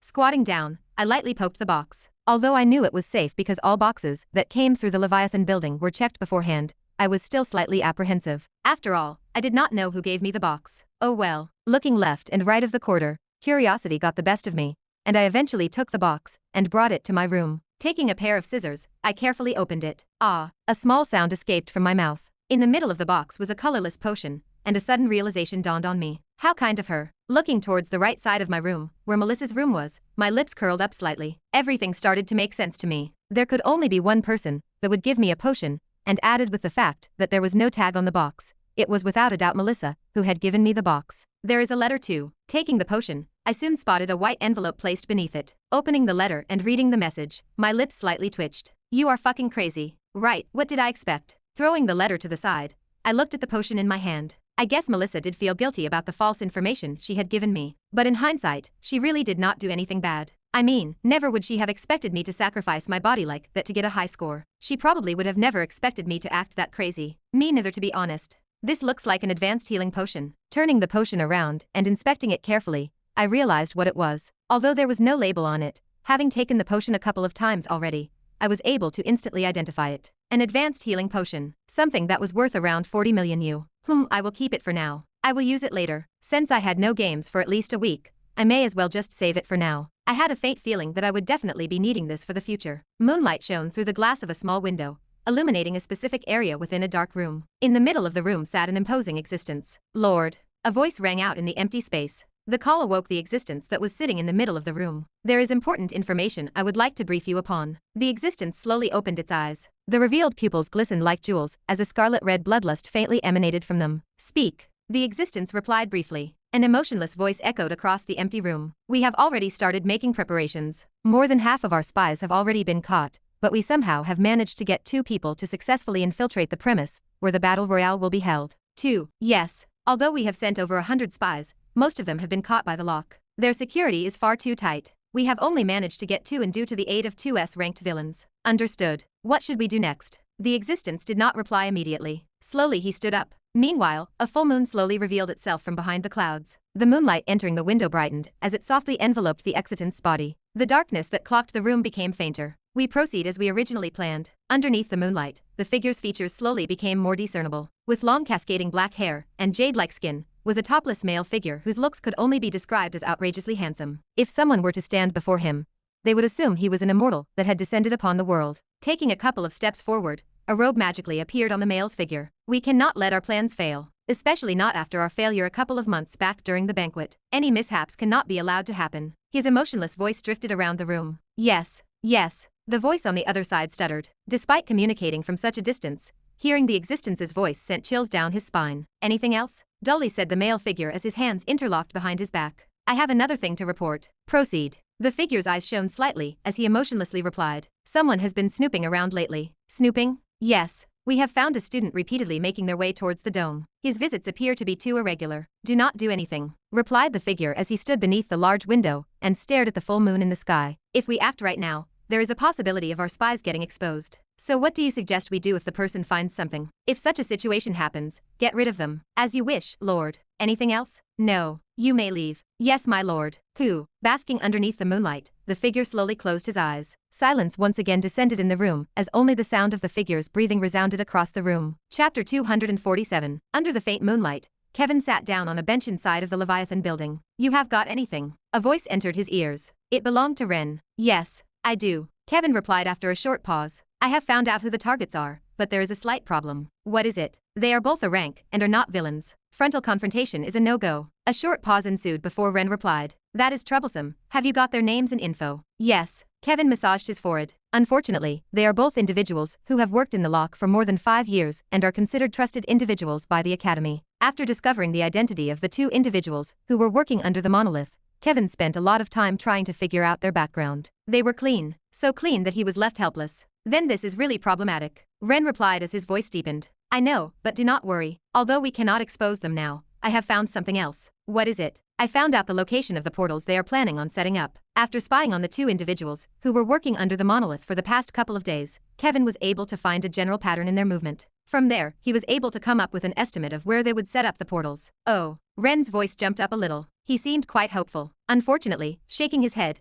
Kevin poured cold water over him. Regrettably, we will only be able to access them once the game starts. Why is that? Because they are inside of the dome. Ah. Ren let out a strange sound. Kevin smiled as a result. I know. Given how secure the place was, it was almost impossible for him and Ren to infiltrate the place. Furthermore, because there was nothing concrete yet, Kevin could not go to the professors and tell them about it. He would just look crazy. The portals were not set up yet, thus no evidence about what the monolith was planning, and the personnel used were people with clean backgrounds. The monolith had planned this well. They did not use villains but individuals who had been working with the lock for a very long time and were trusted. Unless he presented evidence, he would look crazy. So what now? Ren asked in a troubled voice. That is it for now. Kevin shook his head. I will keep you updated if anything happens. In all likelihood, we are going to have to try to stop the portals from opening during the battle royale. Kevin stood up. I believe that they are also not the only accomplices, as in all likelihood, some of the students participating in the battle royale will be participating in their plans. Although he knew the approximate location of where the portal was going to be,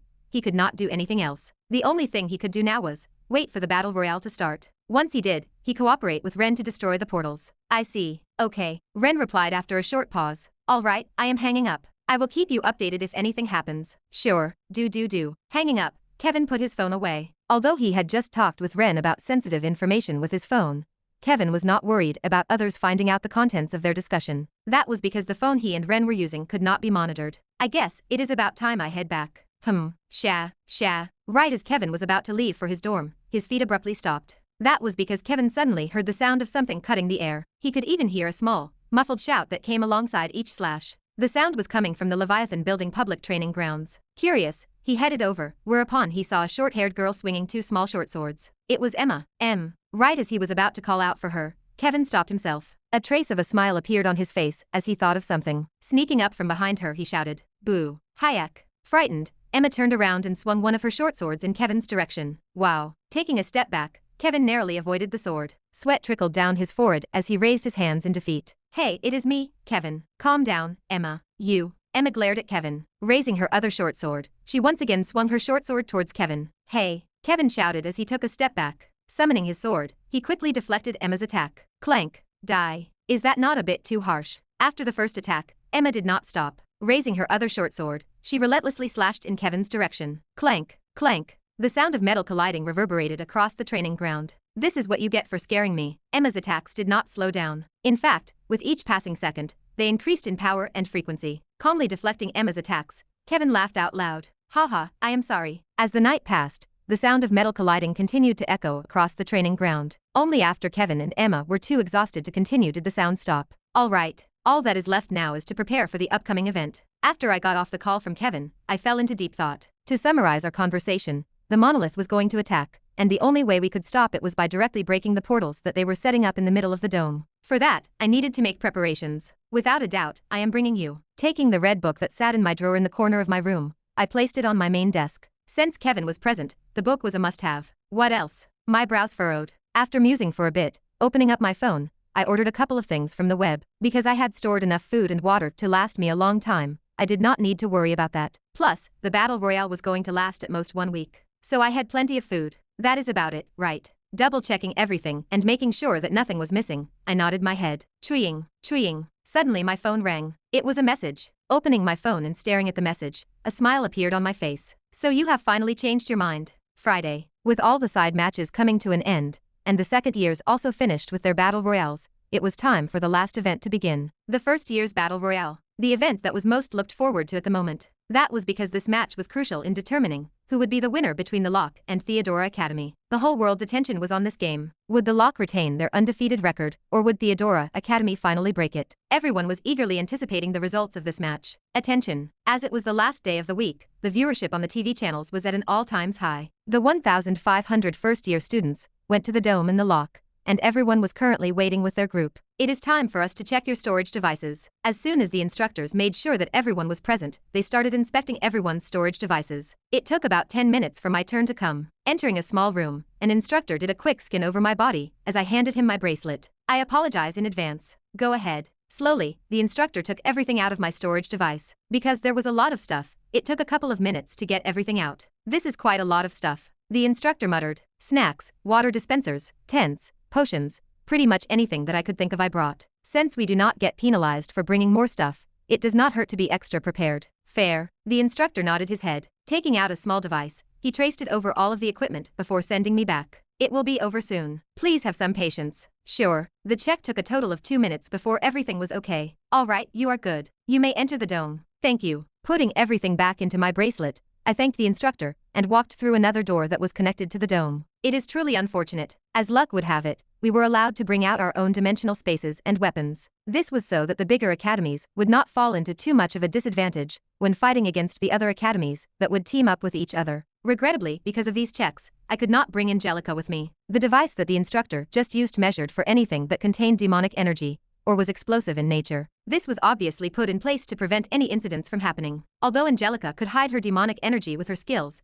bringing her would be extremely risky. I did not want to take that risk. "You are done." Waiting at the entrance of the dome was Kevin. Jin was behind him. "You guys too?" "Yep. That is good." "You nervous?" Kevin suddenly asked. "Sort of." I gave Kevin a meaningful look. The nervousness did not stem from the Battle Royale game, but from what was about to come. Our current plan was to split up as soon as we entered the game to directly find the portals and break them. Because Kevin had already told me the location of where I needed to go, I knew exactly what to do. So all that was left was for me to wait for the Battle Royale to start. "The exam will begin shortly." Half an hour after meeting up with Jin and Kevin, an instructor came out to brief us quickly on the rules. Since most of you have watched the 2 previous Battle Royales that had taken place, I will make this short. Last team standing wins. No time limit, and you may use as much force as possible. At the examiner's last words, the place became noisy. Now, calm down everyone. The only reason I am telling you that it is okay to go all out is because installed in your suits is a small defensive mechanism. Once you experience a blow that will kill you, it will activate and create a small shield that can withstand the impact of AC-ranked warrior. However, the instructor suddenly paused and the air froze. The shield will only activate once, and once it does you will be rendered immobile. From there you will be a sitting duck.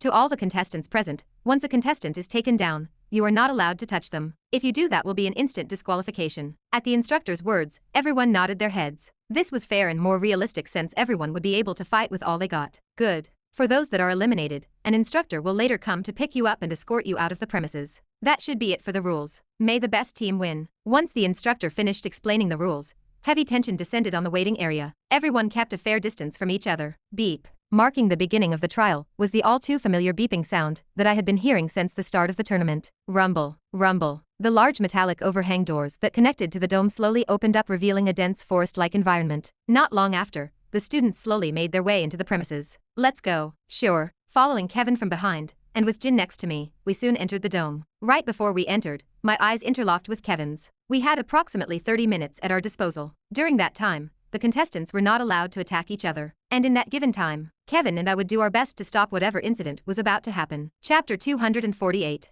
15 minutes had passed since I had entered the dome, and I was now alone. Right after entering the dome, we all split up. Kevin, Jin, and I all went our separate ways. Nothing needed to be said about Kevin and I since we had something to do, but Jin just naturally left. In all fairness, as an assassin, Jin thrived in this kind of environment, so being with a team was useless to him. It would only give away his location. Where is it? Moving forwards, a bitter smile appeared on my face. This was a given though. In a team game, the first thing we did was split up. This became especially worrisome to the spectators supporting the lock, as everyone knew that the lower-end academies tended to team up together. In short, we looked like the third years. Their result: a humiliating loss. To the audience, we probably looked like arrogant pricks overconfident in our strength. But I honestly couldn't care less. I had different priorities. What did the tournament matter if everyone died? Vree.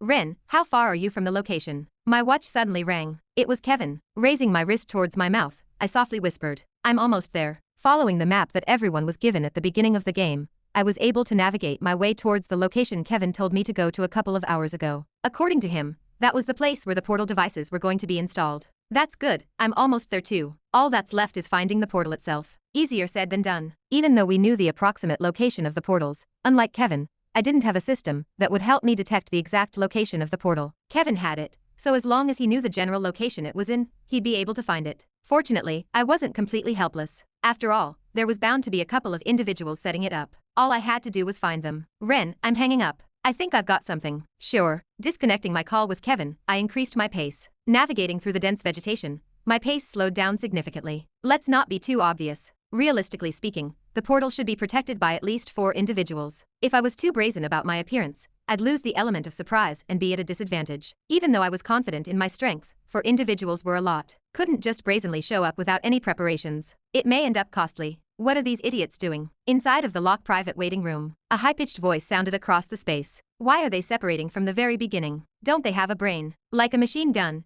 Emma venomously spat at the TV screen in front of her. Besides her was Amanda. Though she said nothing, Amanda agreed with everything she was saying. Damn it, what are they doing? Did everything that I told them before the match go to deaf ear? On the other hand, not far from them, Melissa similarly cursed. Prior to when the match started, she briefed Ren, Jin, and Kevin on the strategy that they should have followed in the battle royale to secure first place. But they had completely ignored whatever she had said to them. As though her words went from one ear to the other, the trio separated and did the exact same thing she told them not to do. This irritated her to no end. Just wait till I get my hands on you. Melissa spat as she clenched on the side of the sofa. Their performances were currently being displayed on national television. Everyone was watching. As their assigned technical advisor, her face and name was plastered on the same screen as theirs. If they ended up losing, part of the blame would fall on her. The more she thought about it, the greater her anger rose. Just you fucking wait. Masking my presence as much as I could, I stood on top of a tree and observed 5 individuals ahead of me. 2 E ranks and 3 F ranks. Although faint, the undulations of magic emanating from the bodies of the students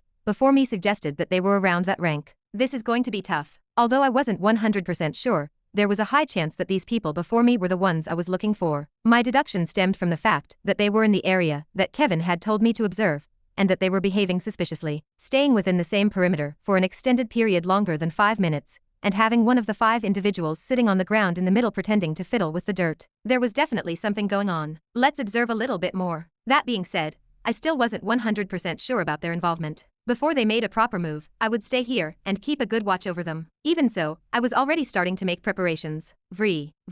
Startling me a little bit, my watch vibrated. Twisting my wrist lightly, I answered the call. Yes. I then brought the watch near my mouth. Are you ready? I've found the portal and the targets. Kevin seemed to be in a similar situation to mine, as his voice was very soft. I think I've also found them. Tell me where the portal is. If the scenario was the same, then the portal should also be in a similar position as his. My targets are 4 individuals. They seem to be roaming randomly, but they don't seem to be straying far from a certain location, and I've also found that they are around E rank to F rank in strength. Kevin briefly paused before continuing. They also all seem to come from a lower-end academy. The strangest thing is their rank. It shouldn't be possible for such a low-end academy to have such talented individuals. They are individuals that even the Lock would want. This makes me think that it's them. No, who am I kidding? It's them. Nodding my head, my eyes squinted slightly. I've got something similar. 5 individuals though. Guess I've got the short end of the stick. He got 4 whilst I got 5. What a pain. Sucks for you. At my reply, Kevin's voice became slightly sarcastic. My brows knit. You taunting me? No. There was a short pause before he replied. My mouth twitched as a result. You seriously mocking me in the middle of a serious operation? Since when did Kevin joke in such serious situations? Wasn't he supposed to be the serious type of MC? Some rotten bastard was definitely influencing him. Alright, I'm sorry. Anyways, the portal should be hidden beneath the ground, right in the middle of all of the 5 individuals. At least that's from what I'm seeing right now. Kevin apologized before explaining to me his situation. You sure? Positive? Is your situation the same? Yeah. You making a move? No. I'm making preparations. There are 4 people, so I can't afford to be sloppy. I'm setting everything up for an ambush. Clever. Blindly fighting against 4 individuals with unknown backgrounds was stupid. Taking the initiative and doing a surprise attack was the most efficient way to win against a group of people. Alright. I'm about to start. You should too. Yeah. Kevin soon ended the call. Lowering my wrist, I quickly took out a few things from my bracelet. I guess I should get started as well. Oh, day. Suddenly my watch vibrated. A glaring red notification clogged the screen of my watch. You may now engage with the other participants. Staring at the message, the edges of my lips twisted upward. Talk about perfect timing. Thud. Jumping down the tree, I stealthily moved forward. Moving behind one of the individuals, my feet abruptly stopped. At this point, I stopped breathing and fully focused on the individual before me. Let's start with one of the strongest. Click. Placing my hand on the sheath of the sword, the all too familiar clicking sound resounded across the area. Thud. A small thud accompanied the clicking sound as the individual I targeted fell face first on the ground. Right at the moment my sword was about to hit his head, a small protective shield formed around him, saving his life. The impact still caused him to pass out. Although the shield saved his life, it did not reduce the force of the attack. What? Who's there? The sound did not go unnoticed as everyone turned their heads in my direction. Already expecting this, dashing forward, I headed towards the person in the middle. The other E-ranked individual. Of course, the 3 other people wouldn't just let me attack their most important member. Taking out their weapons, they all instantly dashed towards me. Staring at them, my eyes slowly turned gray as I commanded. Stay. Instantly everyone stopped.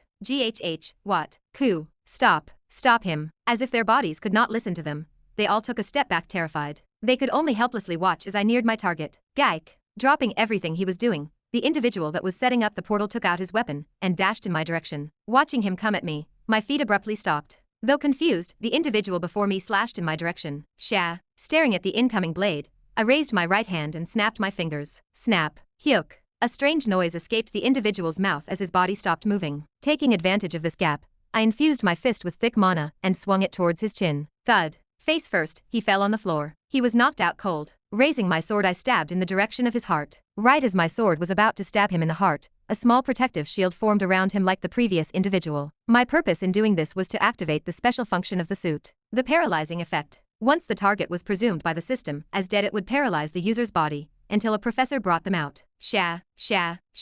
With no time to catch my breath, coming from all sides was the sound of multiple sharp objects cutting through the wind. Ugh. Bending down and dodging one of the attacks, I drew a quick circle in the air. A translucent ring appeared before me. Go. Once the ring formed, I pushed it to the side. What's going on? Who? Clenching my fist, the 2 remaining attacks headed in my direction magically changed direction. Ring of Vindication second move. Gravitational pull. Bam. Kyua. Taking advantage of the opening created, I lunged forward and punched one of the 3 students straight in the guts. My fist soon connected with his stomach, and a small shockwave swept the area. Thud. Kneeling on the ground, saliva spilled everywhere. Raising my leg, I kicked him the individual I hit in the face and directly knocked him out. Raising my sword, I once again aimed for the heart. Thunk. Another one down. After getting rid of another individual, I turned around. At the moment, the two other individuals were still busy trying to free themselves from the ring. With their ranks being lower, and my strength being a full rank higher than theirs, the rest of the fight was as good as done. Click, click. Placing my hand on the sheath of my sword, 2 clicking sounds resounded across the area. Thud, thud. With 2 more thuds, I finally got rid of the last remaining individuals. Phew. A long extended exhale escaped from my lips. My breathing was a little rugged. Alright, let's get this over with. Pretending to act calm, I casually walked towards the spot I presumed the teleportation device was located. My goal was to accidentally find the portal device before showing it to one of the cameras overlooking the event. This was the most logical and fastest plan Kevin and I came up with. The plan was for either me or Kevin to expose the device to one of the cameras that was broadcasting the event. From there, the instructors would immediately know what was going on and shut the event down. Thus, standing on top of the spot where one of the students was, with my hands on my knees, I pretended to catch my breath. Oof, I better sit down. Not bad, but where are the other two? Who? Startling me was a cold voice coming from my right side. Sha. At the same time the voice spoke, I felt a cold metal object graze past my face. Not letting my guard down since the beginning, I was able to dodge the attack. Just barely though. Drip, drip. Tracing my thumb over my cheek and staring at the blood on my finger, I lifted my head slightly. My eyes narrowed. Aaron. Chapter 249. Aaron. Oh, you know me. Standing on the spot where I used to be standing moments before, was Aaron. Theodora Academy's #1 ranked first year. Of course, I would. You're pretty famous. Taking a step back, I replied. It would be strange for me to not know you. That makes sense. As if it was the most logical answer, Aaron crossed his arms and thoughtfully nodded his head. Looking around, he asked, but you still have not answered my question. Where are the other two? You're talking about Kevin and Jin. I shrugged my shoulders. Beats me. They are off doing their own thing. Even though I knew, why would I give him the answer? That was a stupid question to begin with. I see. Then I will get rid of you first. Aaron's eyes coldly flashed. Disappearing from the spot he was standing, he reappeared a couple of inches away from me. Slashing sideways, I could hear the faint sound of his dagger splitting the air apart. Kook. Bending my knees slightly, I watched as his dagger pierced the area where my head used to be. Thump. Stomping on the floor, I pushed my body back. Cold sweat trickled down my forehead. That was close. After distancing myself from Aaron, I placed my hand on the sheath of my sword and glared in his direction. You're as good as I thought you were, Aaron said as he looked at me from the distance. You too. There was a reason why Aaron was the #1 ranked person in Theodora Academy. Experiencing his skills firsthand, I now understood just how strong he was. Furthermore, from the looks of it, he seemed to be taking me seriously unlike all of my other opponents before. Damn it. Unknowingly, my grip on the handle of the sword tightened. Before I knew it, Aaron once again attacked me. Unlike before, I was more prepared and thus was able to dodge his attacks. Quack. Unfortunately, cuts still appeared on my body as Aaron's dagger tore my clothes and skin. He has done his research on me. The more Aaron attacked, the more difficult my situation became. He was leaving me no room to breathe. Like a machine, he attacked, and attacked. Because my rings needed half a second to make, and the Keiki style could not defend, I was truly in a stump. Slowly but surely, my injuries were starting to pile up as cuts appeared all over my body. Crap, I cannot let this go on. I needed to create some distance. Gritting my teeth, I raised my head and directly stared at Aaron in the eyes. Slowly my pupils turned gray, as I muttered inside of my mind. The one. Aaron instantly fell into a trance as his footsteps slowed down for a split second. Taking advantage of this opening, placing my hand on the sheath of my sword, a clicking sound resounded across the area. Click, caw, clank. Raising his dagger slightly, Aaron deflected my attack slightly as my sword changed direction and only ended up grazing his shoulder. A large cut appeared on his clothes as blood dripped on the ground. With a smile on his face, Aaron took a couple of steps back. So you have finally decided to use that skill. Touching his shoulders, his smile deepened. As expected. You're a tough opponent. Likewise. I calmly responded. I really thought I had him. Staring at Aaron in front of me, my brows knit tightly. By utilizing the one, and taking advantage of the small opening I created, I wanted to end the battle quickly, but from the looks of it, Aaron did not slack off in his research. Even though the one was a very strong skill, it had a severe flaw. If the opponent expected the skill, and was not caught off guard, then the effect of the skill diminished. Furthermore, if my opponent's mentality was strong, the effect of the skill was reduced even more. From the looks of it, Aaron had found out the trick behind my skill after watching some of my clips online. What should I do? I was at a pretty severe disadvantage at the moment. Not only was Aaron extremely strong, but his fighting style, which was similar to Jin's, completely countered mine. This was probably the first time since arriving in this world that I faced an opponent as skilled as Aaron. Actually, something is not quite right about this situation. Staring at Aaron before me, a thought suddenly struck me. Was my meeting with Aaron truly a coincidence? A seed of suspicion could not help but bloom inside of my heart as I looked back at the previous events. The fact that he arrived right after I got rid of the 5 individuals was something suspicious in itself. Was he there before? Or was it truly a coincidence? I was not sure. However, my suspicion further grew when I realized how familiar he was with my fighting style. Although there were some videos depicting how I fought online, from how he was able to counter a few of my combos, it looked like he had been spectating the fight that I had with the 5 people before. If it was like that, shit. A curse escaped from my lips. Turning around, I activated drifting steps and made a run for it. A horrible thought suddenly emerged inside of my mind as I ran for it, on the opposite direction of where the portal was. With the bodies of the individuals I took care of before near the portal, there was a high chance that an instructor would find something. Therefore, if Aaron was truly another culprit, my goal was to get him as far away from there as possible. If that portal activated, we would be doomed. Where are you running? Following from behind me was Aaron. Completely ignoring him, my legs continued to run as fast as they could. Fortunately, with drifting steps at my disposal, the distance between Aaron and me increased with every step. Before long, I was able to get a fair distance away from him. Even so, I continued running. Something had seriously gone wrong with the plans. Somehow, the monolith had gotten wind of Kevin's snooping and put countermeasures beforehand.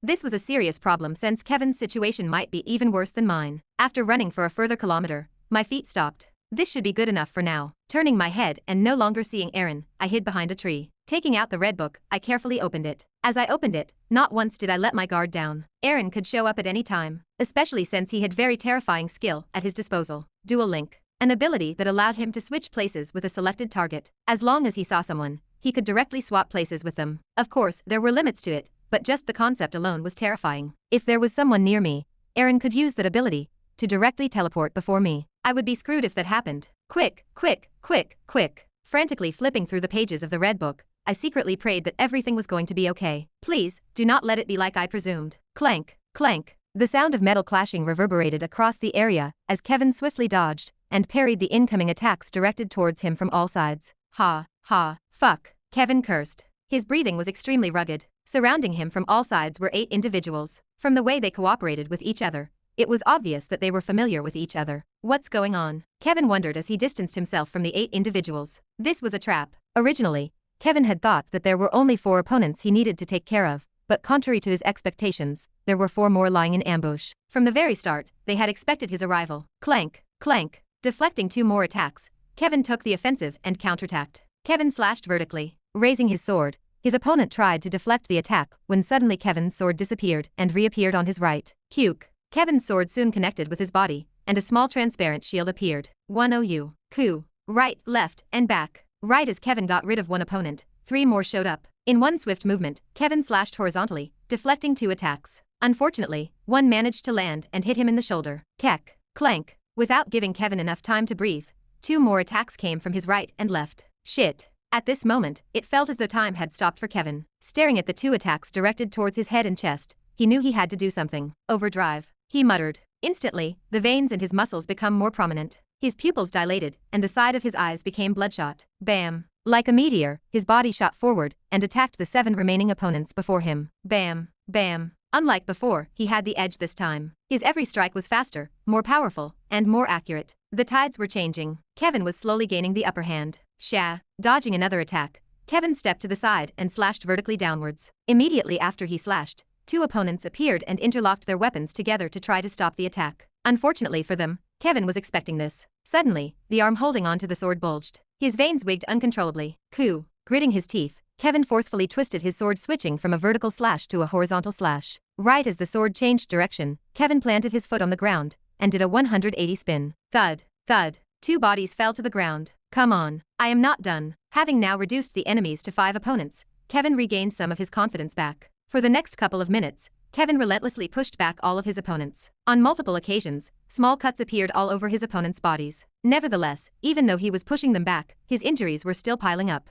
Even though he was consuming potions whilst fighting, the rate at which his injuries were appearing were much faster than their healing. To make matters worse, his opponent's coordination was simply too great. Only being one person, Kevin was at a severe disadvantage. Ha, ha, crap. I need to do something. In no time, like a battery that was about to run out of charge, Kevin's breathing became more and more rugged. He was running out of steam. The effects of overdrive were wearing off, and the side effects were starting to kick in. His movements were started to become more sloppy. His slashes were becoming more predictable. Clank. Coup. Damn it. Blocking another attack, Kevin gritted his teeth, decisively turned around. He judged that he could not win. At least not in this state. Unfortunately, his opponents were not just going to watch as he ran. Taking advantage of his state, their attacks became even fiercer. As though they no longer cared about their lives, their attacks revealed a lot of openings. Kevin wanted to take advantage of that, but not long after he started running, his feet stopped moving. He was too tired. His arms and legs refused to listen to him. Thus, clank. Not long after, a dull sound resounded across the area as a small protective shield appeared in front of Kevin. What followed that sound was another sound that caused the audiences who were watching the match to freeze on the spot as their blood turned cold. Piffed.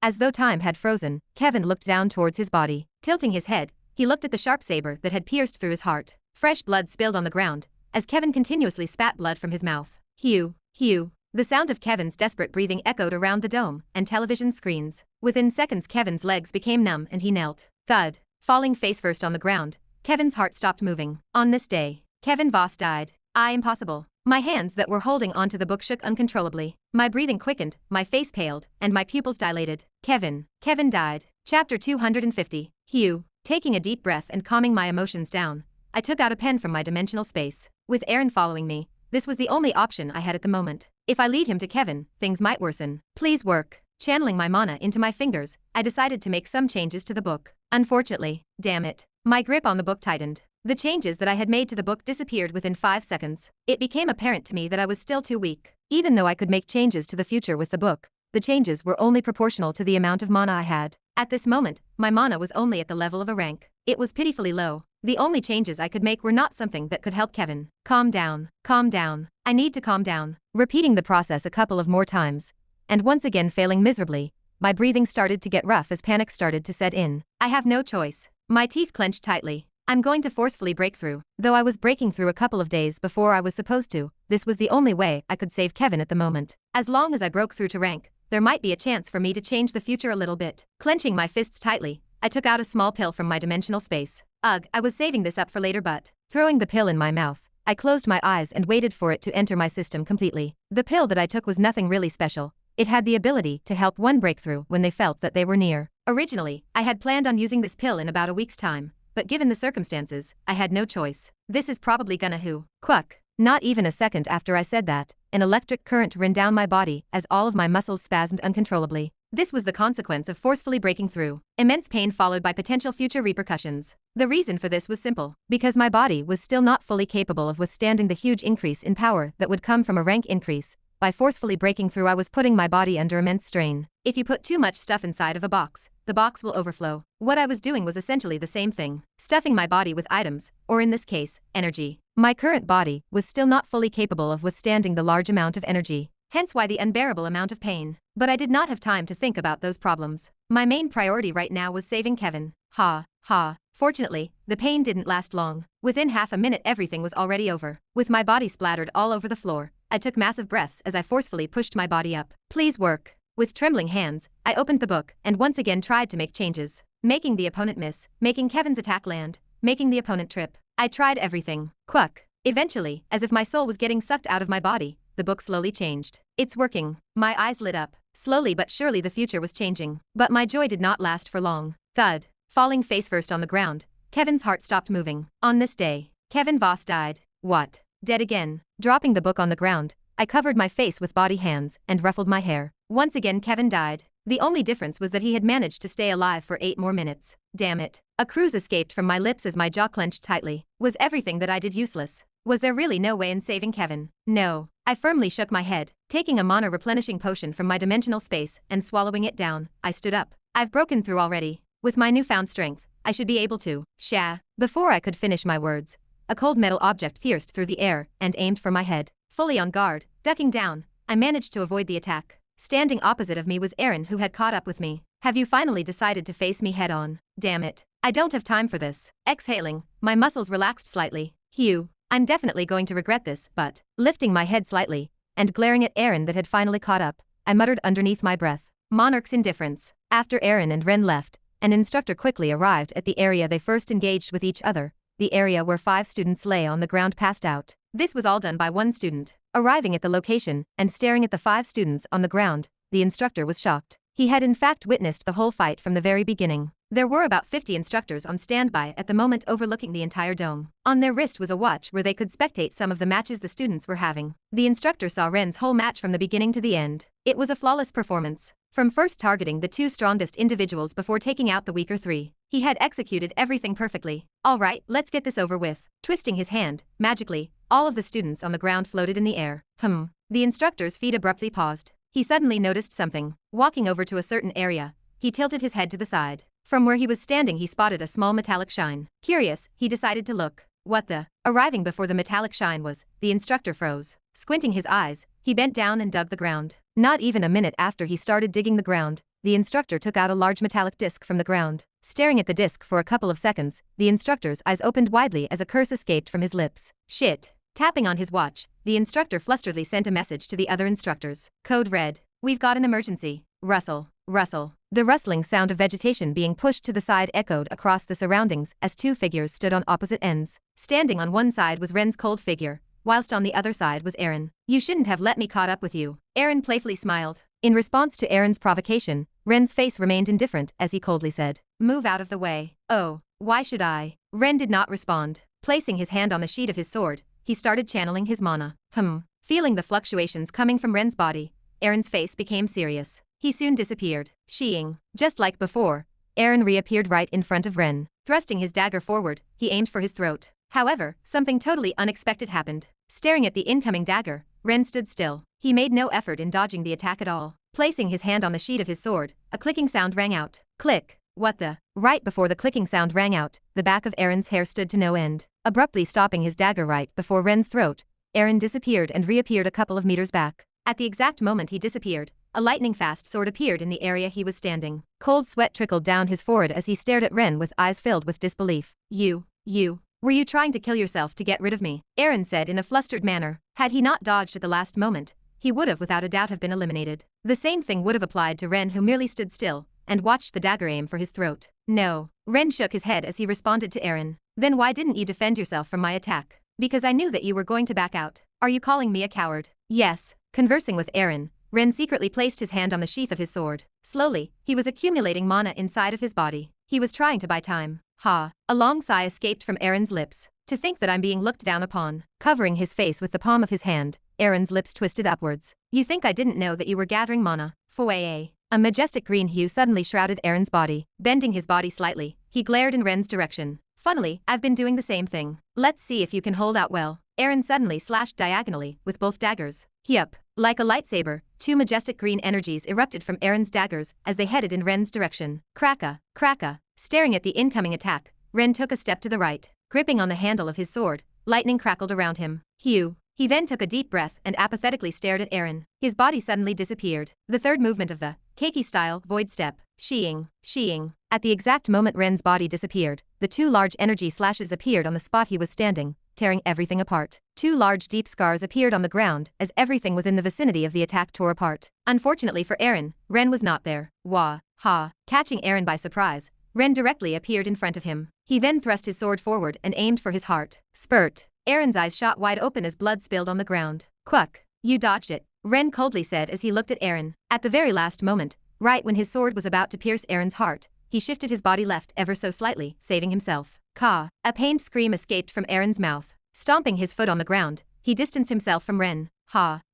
Thud. Appearing a couple of meters away from Ren, Aaron gasped for breath as he knelt on the ground and touched his chest that was bleeding profusely. In the distance, Ren was not in a good state either as a large cut that traced all the way from his right shoulder to his leg appeared. Blood trickled down his body. Because the third movement did not directly teleport a user, but was actually a quick burst of speed, he was unable to dodge Aaron's attack fully. He too suffered damage. "Don't get in my way again." Staring at Aaron's kneeling figure in the distance, Ren coldly said before slowly turning around and leaving. Under normal circumstances, Ren would have eliminated Aaron, however. These weren't normal circumstances. He was under Monarch's indifference. His goal was to save Kevin. Anything other than that was a mere waste of time to him. The only reason he chose to engage with Aaron was because he was obstructing his path. Furthermore, with him now injured, even if he consumed an advanced potion, it would take him at least an hour to fully heal. Thus, without looking back, Ren's disappeared into the distance. At the same time, inside of a private office. Crash. The heavy sound of a chair falling on the ground rang out in the office space as a beautiful woman stood up. Turning her head to the right, she stared at a young girl with orange-colored hair. Opening her mouth, her tone was very grave. "Monica."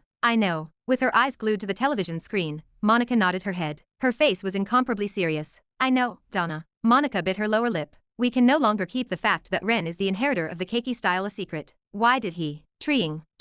Cutting Donna off, was the sound of her smartwatch ringing. Turning her wrist slightly and staring at the notification on her screen, heavy tension descended in the room. Let's go now. Similarly staring at the notification on her screen, Monica solemnly nodded her head. An emergency had occurred. To be continued. Hope you liked today's video. Join the community by subscribing and dropping a like. I'll be back with another update as soon as possible. See you then.